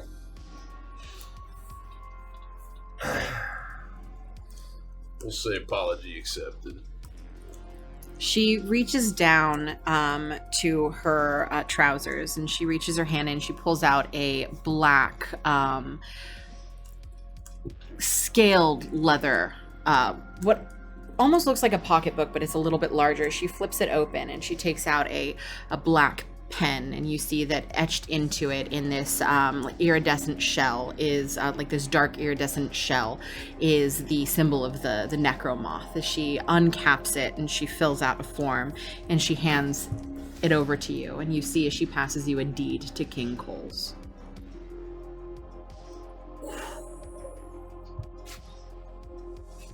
It is only fair, if the Molnaya family is leaving the district, that it is returned to its rightful owner. Damn.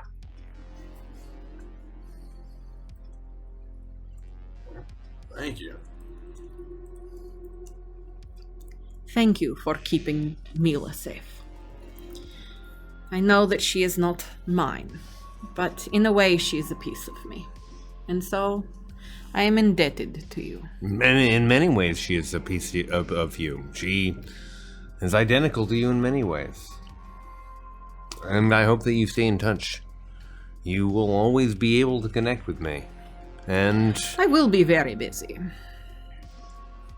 you'll always be able to connect with me, Xenia.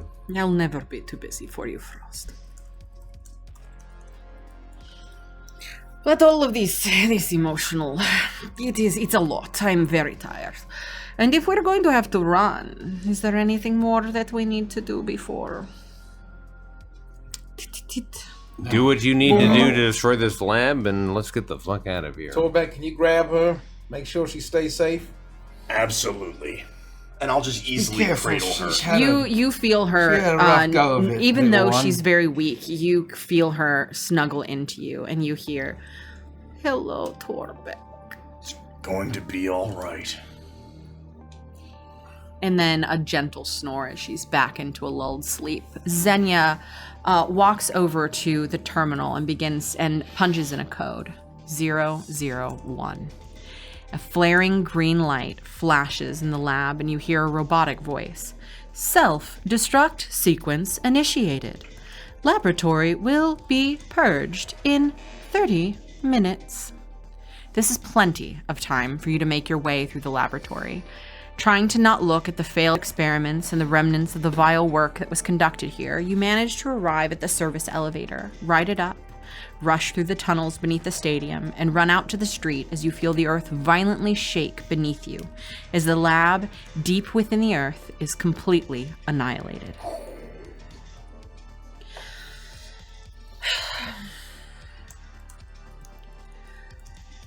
That is my cue to go. You think you're able to sneak away, that you have everything that you need? A woman like me does not sneak. I will strut away. Can And I have we a will hug before you go? Of course. And she doesn't even walk towards you. She rushes to you and throws her arms around you. Thank you for saving me, Frost. I'm not scared anymore, and I hope that you aren't either. Let's put the pretenses aside. I'm always going to be scared. I never want to feel what I felt then or today ever again. But thank you for saving me, not just today. Find a home where you don't feel scared. Please. We will see. I will miss you, 4. I will miss you, 1. LaCrue family? Look, if you ever find yourself back in the Greenlight District, you'll be welcome at the Starlight. Drinks are on me, and the good stuff. And hey, if you don't want to get back into crime, and I hope you don't. I mean, I feel like you've got the parts for a great rock and roll singer. I know some lads that, you know, that are looking for a band, or, you know. You know. If you're looking for lads, or even some roadies with strong backs and few complaints, I can hook you up, young lady. I will keep that in mind. She smiles at each of you, and then she moves towards you, Torbeck, who would like to say goodbye to Mila. And Mila is not conscious, but she leans, as Xenia leans down, and she places a kiss on Mila's forehead, and she whispers to her sleeping form, "You are not a creation, and you are loved, not just by them, but by me. You will always have family." She wipes a tear from her face as if it had never been there, and without another word, she turns and walks into the darkness of the Greenlight District.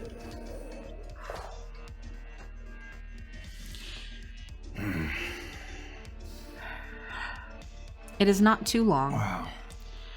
And you know, it will not be too long before you know that she will be gone. Not just gone from the district, but gone from the city. Gone from this world.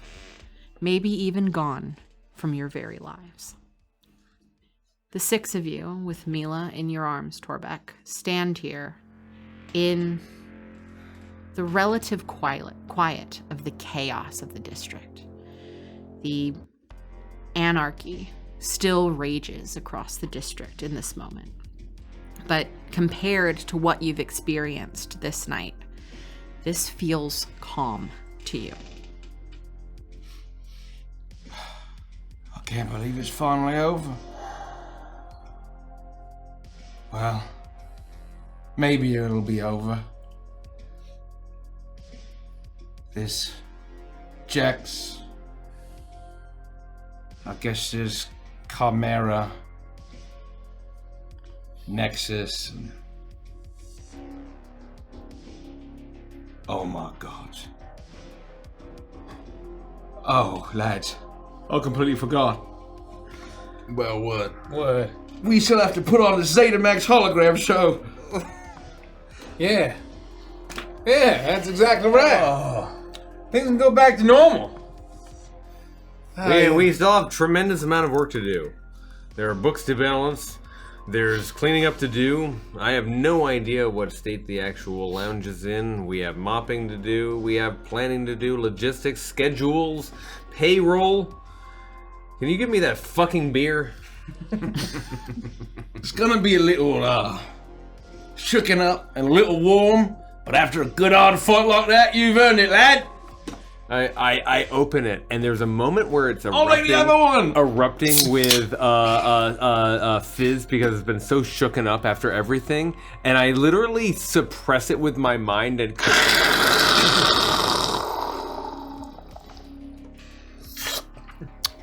Cheers.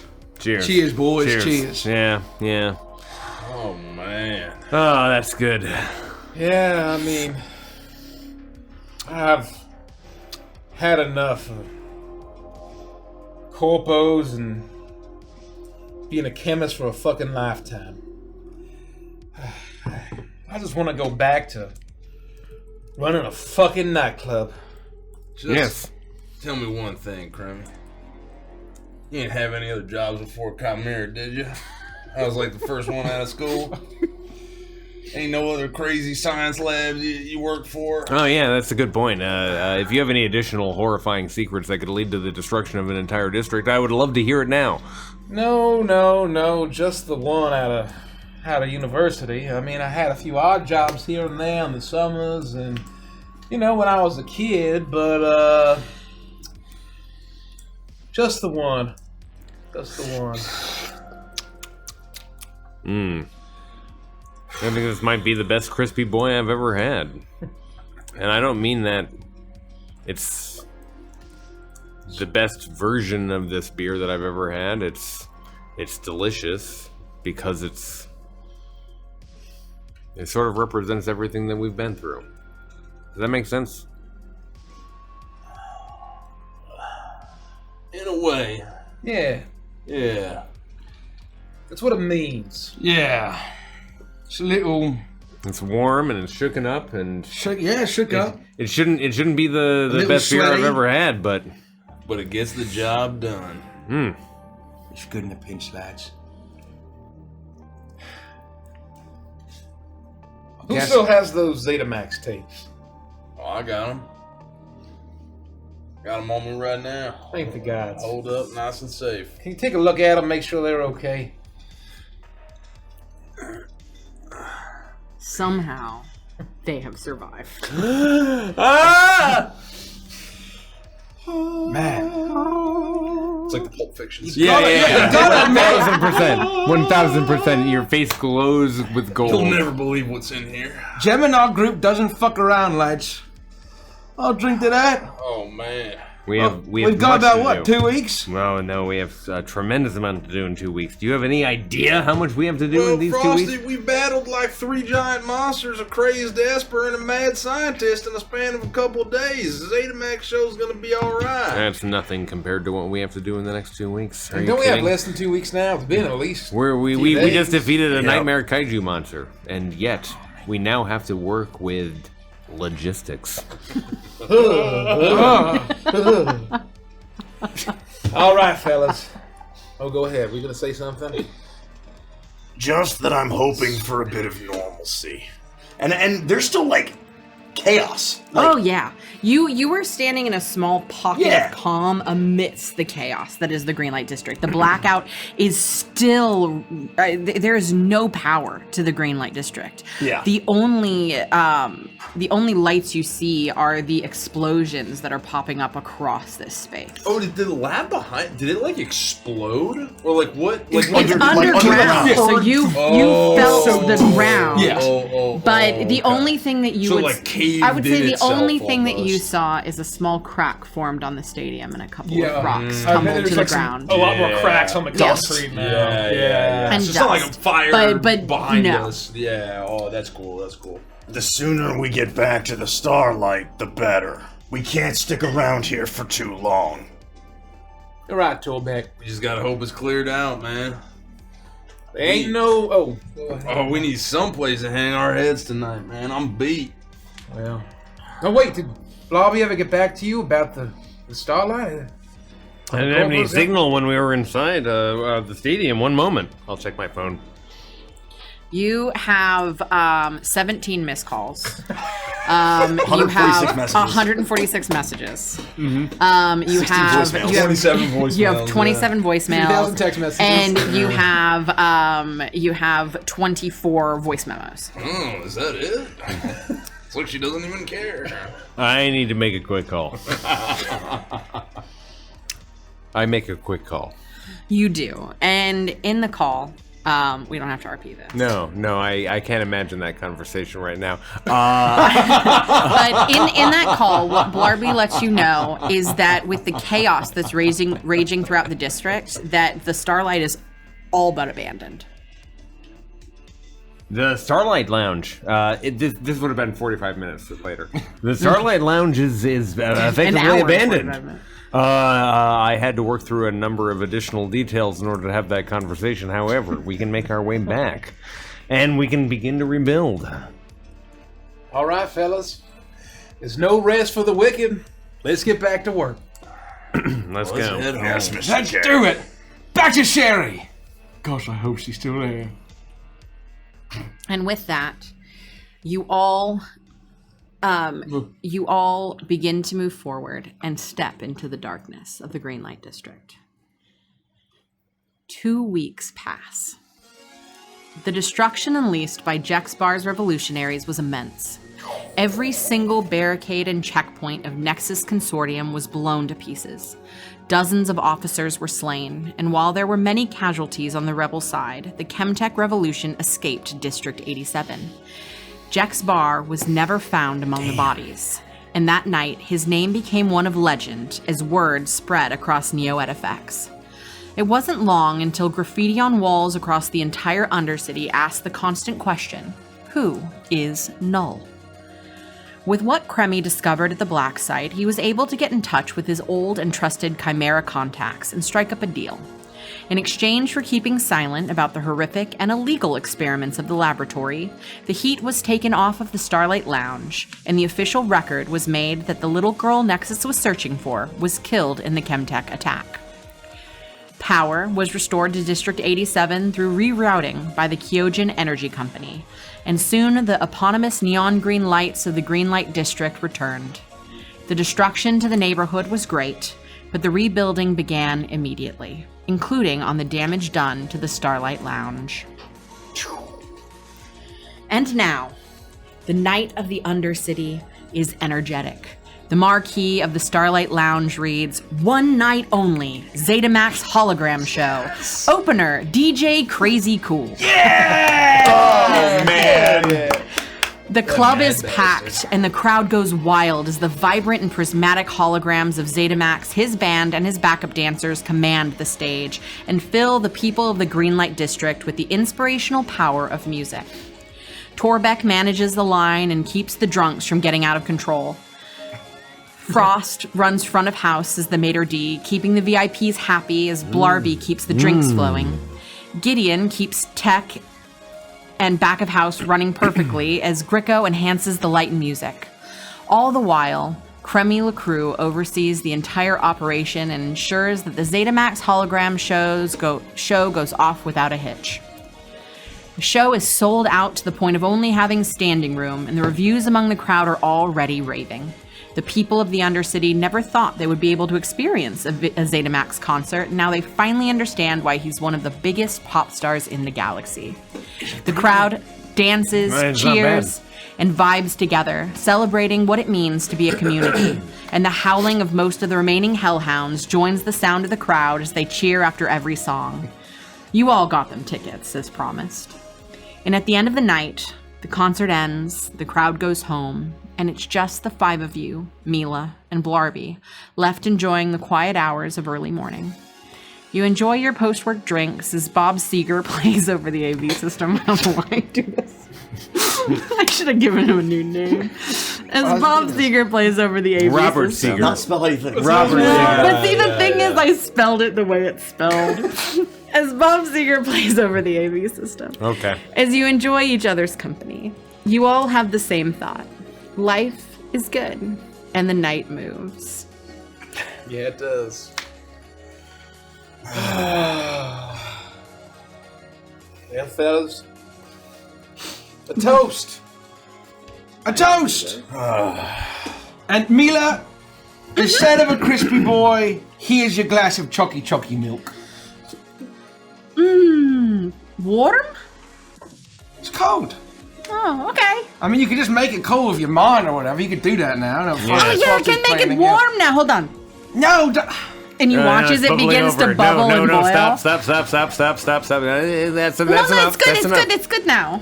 Okay. That warm chalky milk is pretty good. You notice that all of your drinks are now a little warm. She's having trouble controlling the extent of it, but not too much. My drink is warm. You need to focus on just I'm your own drink. trying. Hot cocoa is delicious, but just your own business. You're all right. Cheers. Cheers. Cheers. Cheers, lads! Cheers, boys! Cheers! And ladies, of course. I've never been happier to just be back to work. Man, what a show. We pulled it off, huh? I really loved that guy who was the first one who kept saying the same thing over and over again. Yeah. He's my favorite. Love it, love me. Yeah, he's my favorite. I'm glad I was able to do Reynold a solid, you know? After we let him down so bad the last time I couldn't sleep at night. It was really cute how he was crying the whole time.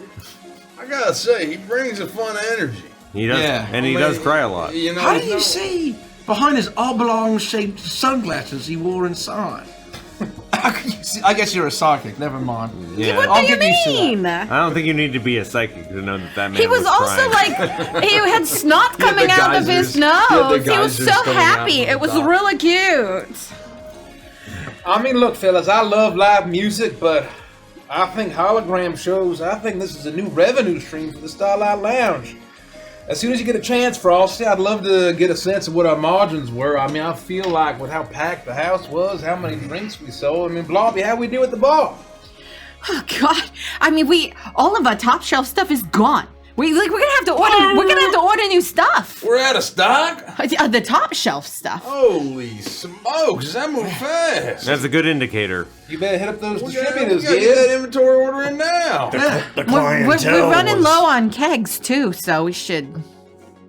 On kegs even? I'll do a full inventory for you tomorrow, but yeah, we're gonna have to put in the full order. Wow, I Grimmy, projected for this. And this Once we blew have us out of the Blarby's data water. points, we will do a full analysis, but I would say that today was an immeasurable success, and that's remarkable.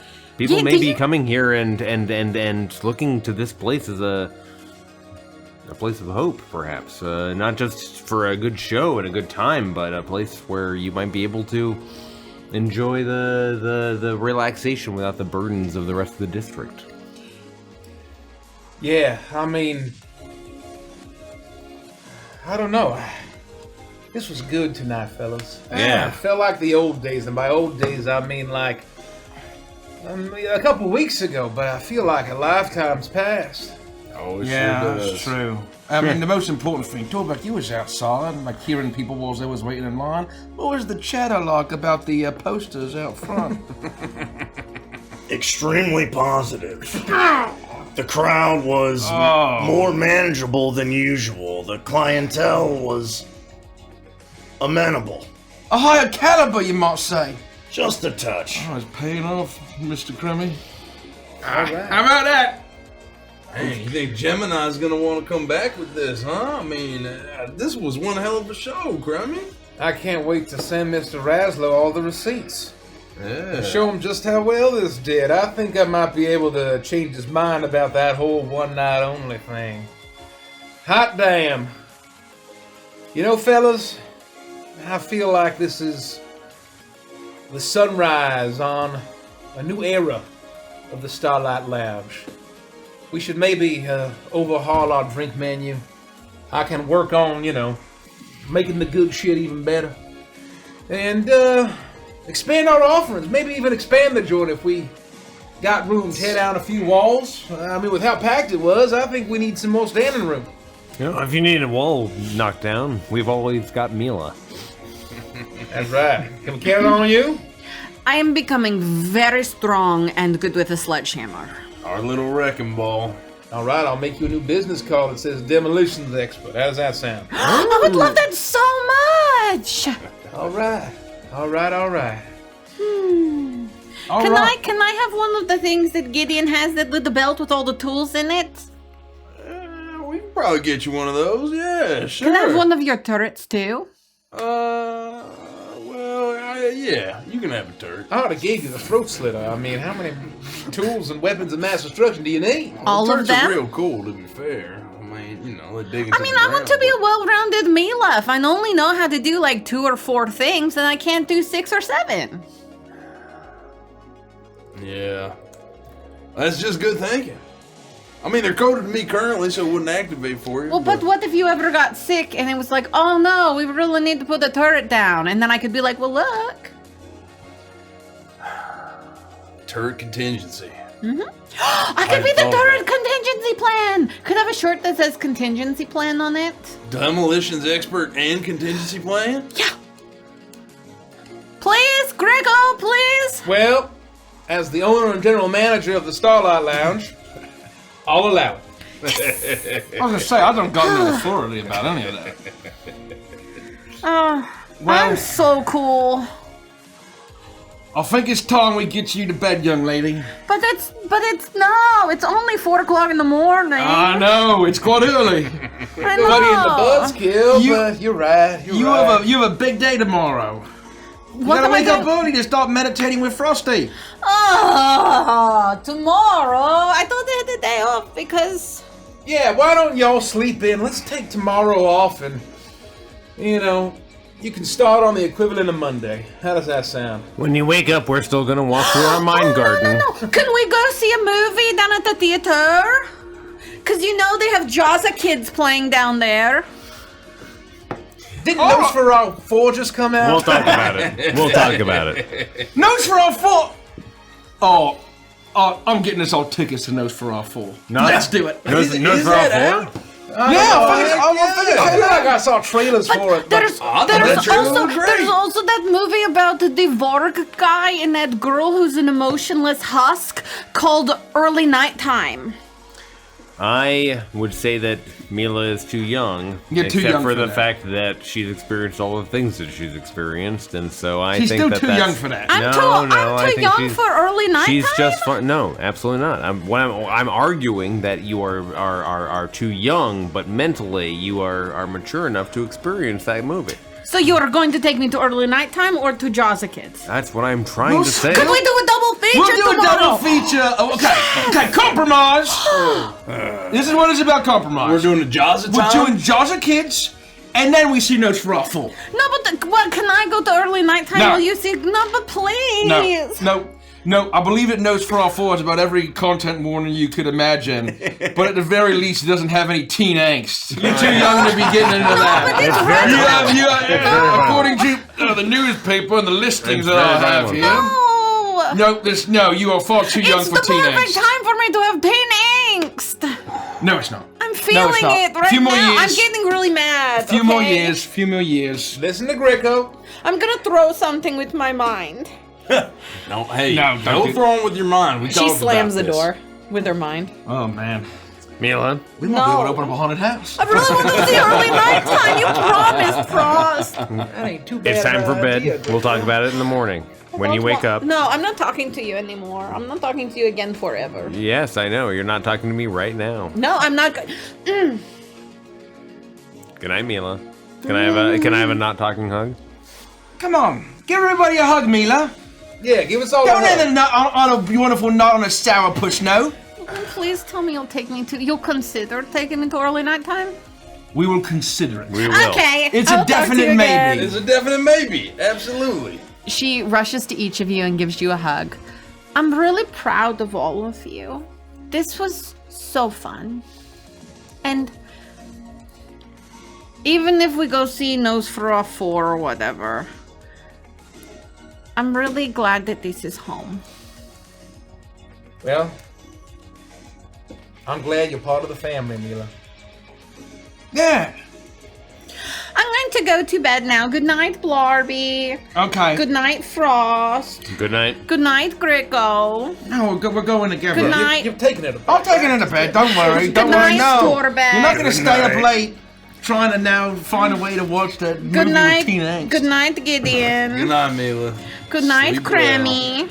Good night. Good night, Greco. And she tries We're to leave going. without Hold you. on, before we Two go. whole movies tomorrow. I know that we don't necessarily need it, but all I'm saying is I got another phone call from Uncle Globo, and he says that the situation at that club I told you about in Paradise City is in dire straits. The guy who owns it now is named Derek DPF, and he's not doing a good job. Is what I'm saying. We might be able to franchise. I don't know. I didn't ask. My name is Derek D. A franchise. A Greco. Look. We might be able to franchise. What does DTF mean? It means. Why don't we talk about some teen angst? It means data transfer. Data Thanks. transfer. Good It means night. data Good transfer. night. Good night. Good work. Good Data fucking transfer. work. Cheers, boys. Cheers. Good night. Good night. No Okay, cheers. let's get Good to night, bed, little Mila. one, eh? Man, a movie, huh? I haven't seen a movie in theaters since Flawless Tempest. How many years ago was that? Wow. Very, very long time. Oh, yeah. I'm excited. I'm excited. I think we should all get to bed. Well, no, it's Mila's voice. There's still a lot of work to be done. I don't know if you saw how many underwear were thrown at that A hologram. considerable amount. She picks up the lost and found basket. I'm gonna have to fill this. She passes it to you. You're gonna have to clean up all of it and fill up this whole thing. Do you think they were wearing the underwear, or do you think they just brought the underwear to throw? Again, kind of a mix of both, actually. Based on the smell. I don't think we have to. I'm answer gonna these clear the questions. underwear. She grabs the box back and she looks a little frustrated. Well, I appreciate everything everyone does. And I couldn't imagine living this crazy life and running this crazy nightclub without any of y'all. Get some rest. Got a big day tomorrow. You too. Yeah. Yeah. With that, you all go about your final duties before ending a successful night. Torbeck, you take the air, a hand in your pocket holding the keys of the Starlight Lounge, a responsibility you take extremely seriously and hold with great pride. As you look out at the Greenlight District, the home you found and kept, you take in a deep breath and let out a contented sigh. You see a puff of smoke by the steps of the lounge. Looking over, you see Murderfang sitting on the top step, smoking a cigarette as she stares off down the quiet street. She doesn't seem to notice you. I'll walk up, and when I'm about 10 feet away, I'll just, Murderfang. Oh, it's you. You can't sneak up on a girl like that, especially with all the crazy shit that's been happening lately. Apologies, my fault. Did you enjoy the show? Great show tonight. Holy shit, did you see all the underwear flying on that stage? Yeah, we've not experienced that before. Oh, you could sell that for a lot of money. I'll maybe tell Mr. K that. Look, what are you doing out here? What are you... So much has changed. Yeah, you could say that again. Not the same Murderfang I was. No? What? I mean, yeah, I still want to destroy things and slit some throats about halfway, but just... Hellhounds are small now, and we're losing more and more of them. People going off to find life out of the depths, and I don't know, I just got a lot on my mind. Yeah, but isn't that a good thing? I mean, look at me. I turned it around. You could too. You do what? You got any jobs out there for murdering? That's all I'm good at. Well, you can't murder anybody, but we could use another bouncer.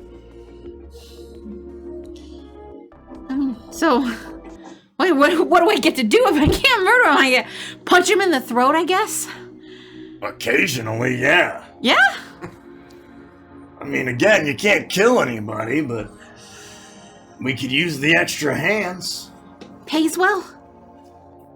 Enough. There's an apartment for me somewhere in this place? I don't got anywhere to sleep if I'm not sleeping in the drain. If Mr. K's good for anything, it's taking care of his people. Murderfang. A bouncer. Bouncer Fang? Yeah, that doesn't really have the same ring to it. It's alright. You can just call me Roxy. Roxy. Yeah. You want to go get breakfast? And a drink? Why not? Yeah, love to. Come on, it's on me. She reaches up her hand, and you help her to her feet, and the two of you walk off into the night, heading towards this small breakfast joint around the corner. Yeah.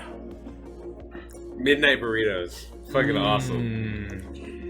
Frost. You mop the floors as Blarby wipes down the bar. Everything is extra sticky after such a wild and successful night.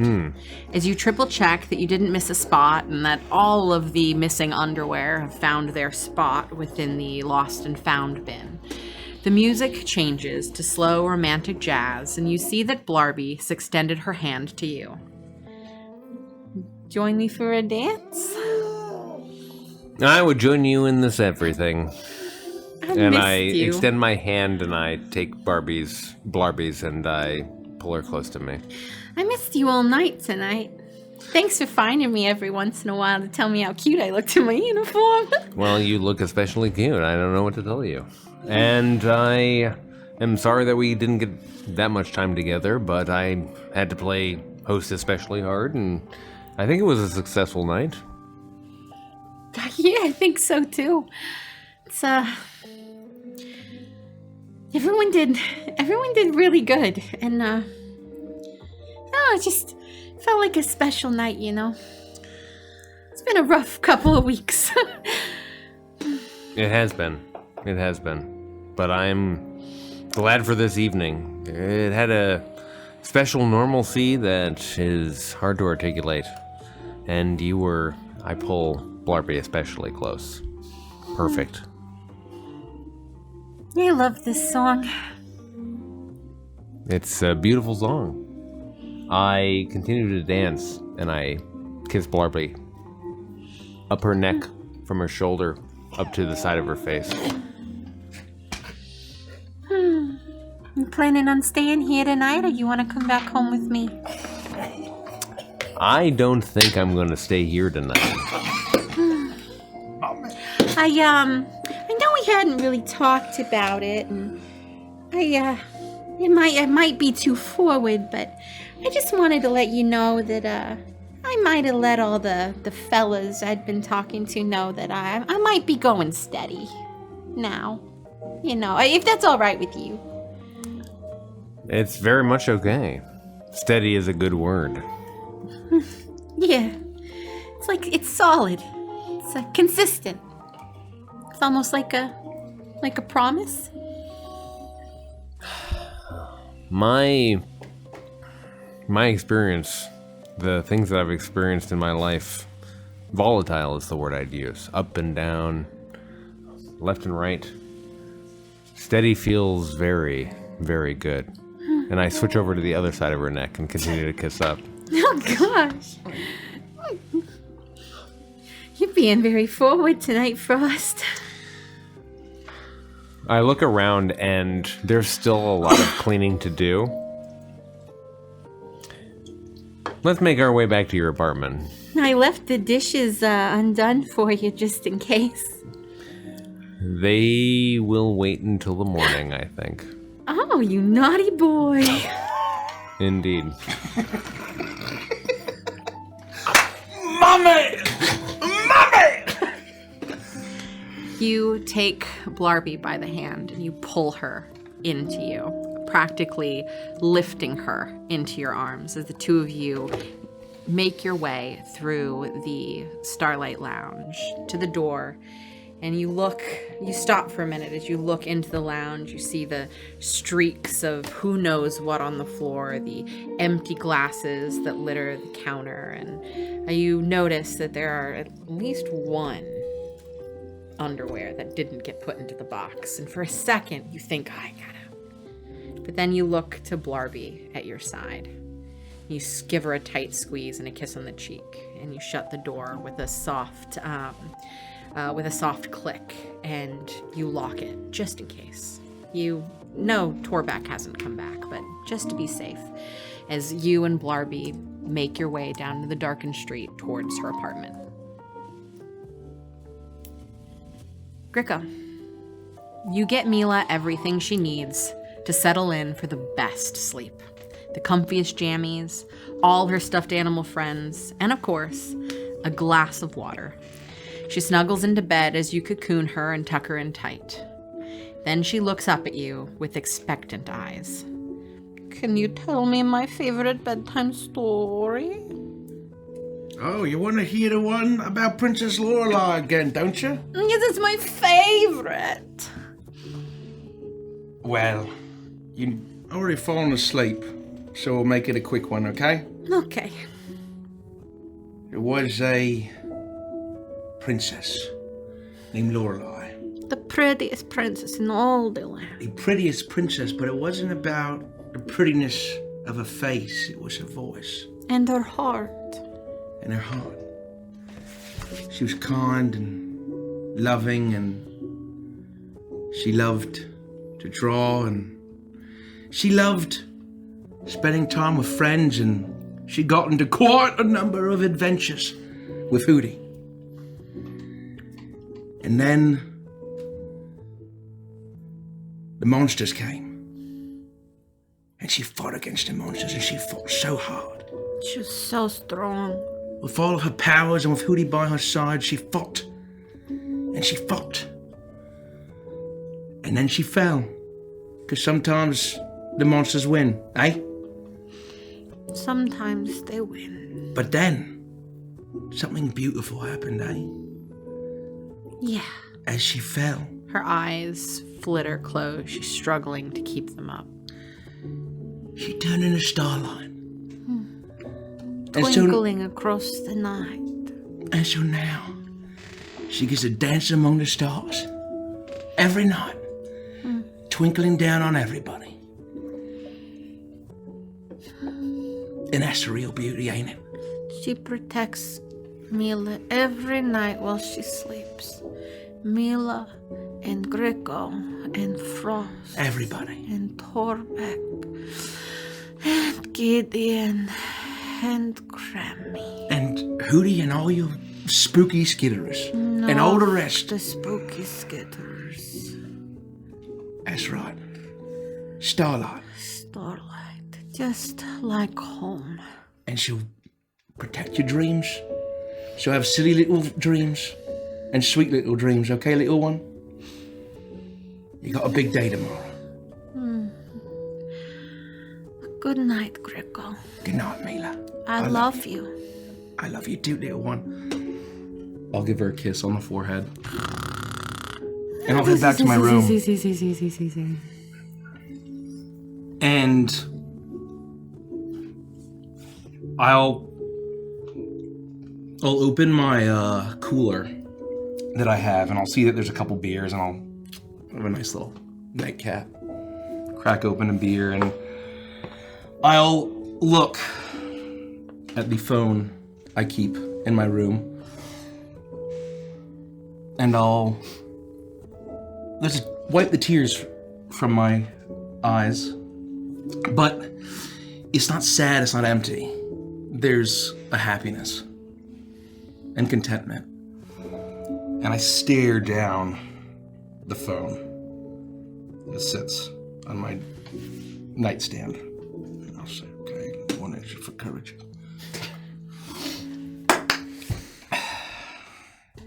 And I grab the receiver. I'll turn it on, and I'm gonna boop, boop, boop, boop, boop, boop. And I'm gonna call Mim. And I know it's late, but I know that she wakes up early. So we'll probably Encroaching shift on in the around night. the equivalent of 4:30 in the morning. And you hear the phone ring far longer than you expect it to, but this early it makes sense. And then you hear click. Hello. Oh, you're Greco, up. is everything all right? Yeah, I didn't wake you, did I? Well, She looks at the time. I was getting up in a few. It's all right. Are you safe? Oh yeah, of course I'm safe. Yeah, we know where I'll go. We just had the greatest night. You wouldn't believe it. I mean, you know, it's pop music. It's not really our thing, but you know, it's not rock and roll. But I mean, it was awesome. It was energetic. Everybody was brought together. It was amazing, and you should have seen the look on the lad's face. I did. I couldn't stay the whole night. Oh, you were there. But I came by for a time. Oh, you should have said hello. I mean, if you were this part of town. You were busy, and you looked like you had the entire galaxy at your fingertips up there. I'm really proud of you. I did. Well, thank you, ma'am. Anyways, I know you got a busy day. But I mean, I'm glad you saw the show a little bit. You wouldn't have missed it for the world. So you know, Starlight Lounge probably isn't going to go down. I won't have to go move in with Uncle Globo, so that's nice. Oh, that's great. Yeah, that was a worry for a bit. I always believed in Zeta Max and all that. But anyways, what I mean to say, the reason why I called you is there's this new coffee spot that opened up. I saw some good reviews in the paper, and I thought, you know, maybe, I don't know, maybe you'd like to grab a coffee, I don't know, this weekend, and, you know, before I have a show, and just catch up, you know? Do they have Neo Espresso there? Oh, you know, I'd had to double check. That's your favorite. I would love that. It'd be great to see you and to catch up. I'll get Sherry all spiffed up, eh? You still have that thing. Of course I still have Sherry. Does she still have that painting on the side? Oh no, we had to get rid of it. But don't worry, I already have ideas on how to do it bigger and better next time. Of course so you do. I already got grand designs. Of course you do. Anyways, pick you up at 7. I'll see you at 7. I'm looking forward to it. See you at 7. Good night, Gricko. I'll see you soon. Good morning, Mim. Boop. And I'll hang up, and I will take another sip, put it down, and close my eyes and pass out. Cremmy, you stand on the second-story balcony of the Starlight Lounge looking over the quiet club after everyone has turned in for the night. It's hard to believe that this is where you and your friends, no, your family, first met Mila mere weeks ago. It's hard to believe that with such dire financial straits that you may have finally come upon a windfall. Your schemes have finally paid off. Although all of this is quiet, you hear heavy bootfalls as Gideon approaches and joins you in leaning against the railing. Well, now don't you look like a man standing on top of the world. Think so? Does it suit me good? Oh, I think it suits you just fine. Yeah. It almost doesn't feel real, does it? After everything we've been through. I mean, these last couple weeks, a hell of a whirlwind. You believe this thing all started with, well, I guess it started with us getting the Zetamax tapes and then Mila bursting in. Now here we are. Yeah, I mean, Zetamax show, smash hit, and better than I ever could have expected. I think Mr. Raslow is going to be very pleased, but I don't even mean the last few weeks.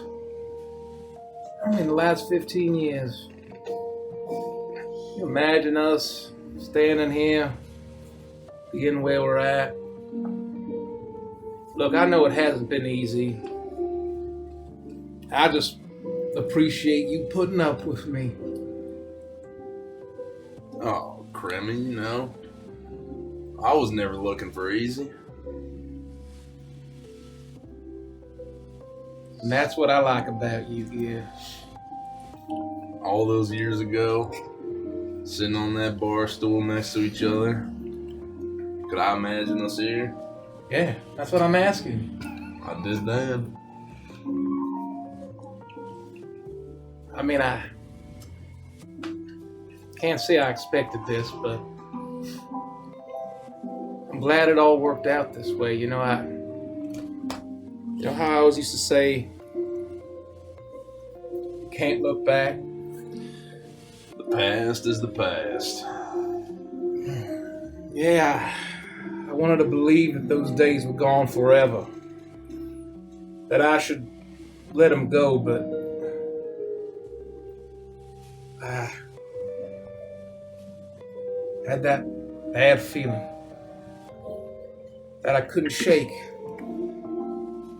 Like I knew something was coming. And I've been thinking about it, you know. Last couple weeks, I think what it was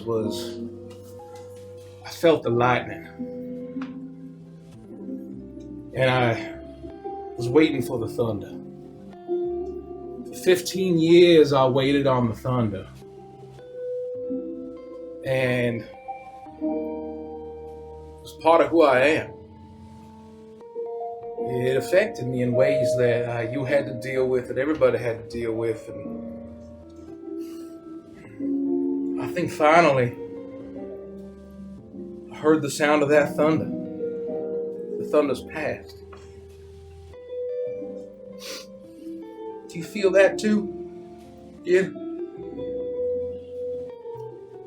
Yeah, I do.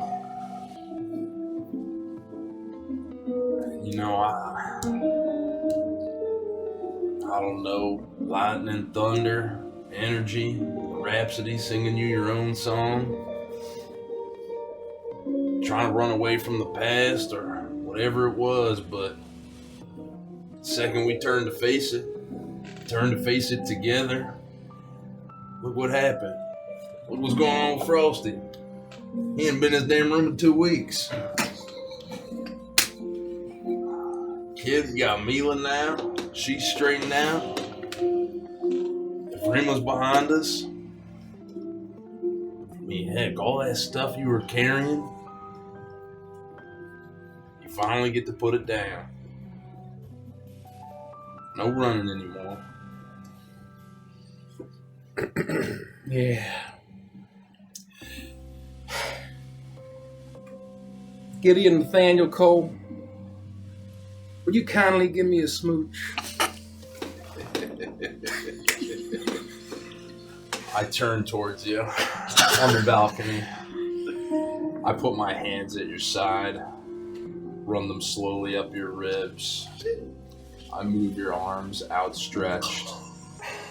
I take your left hand in my right, and I lift it up and I spin you around, and I wrap my arm around you, and I say, Creme Etienne LaCroix, I thought you'd never ask. We kissed deeply. We kissed deeply on the balcony. I get a... Usually I don't have to ask, but it just felt right in the moment.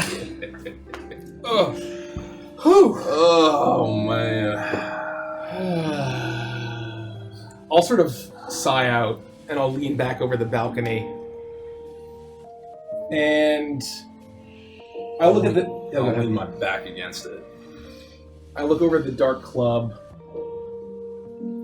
and I look out and I'll see, whether it was before or now, watching Frost and Blarby leave the club. I look outside the window, seeing Murderfang and Torbeck walking through the night towards the diner. I look at the stage and the lights, and I say, ain't it funny how the night moves? I got a good feeling about this. Sunrise comes to Neo Edifex, although the Undercity does not see it. But it doesn't need to see it. District 87 slowly wakes up to the humming glow of green neon lights as it always does. And despite the chaos and conflict that this neighborhood has experienced in the past month, there's the glimmer of something that the community hasn't experienced in a long, long time. Hope. Creme LaCroix walks to the front of his establishment and flips a switch. And then, until the club opens again that night, the neon sign of the Starlight Lounge flickers off. And that's where this story ends. Man! I'm all tore up. I'm all tore up.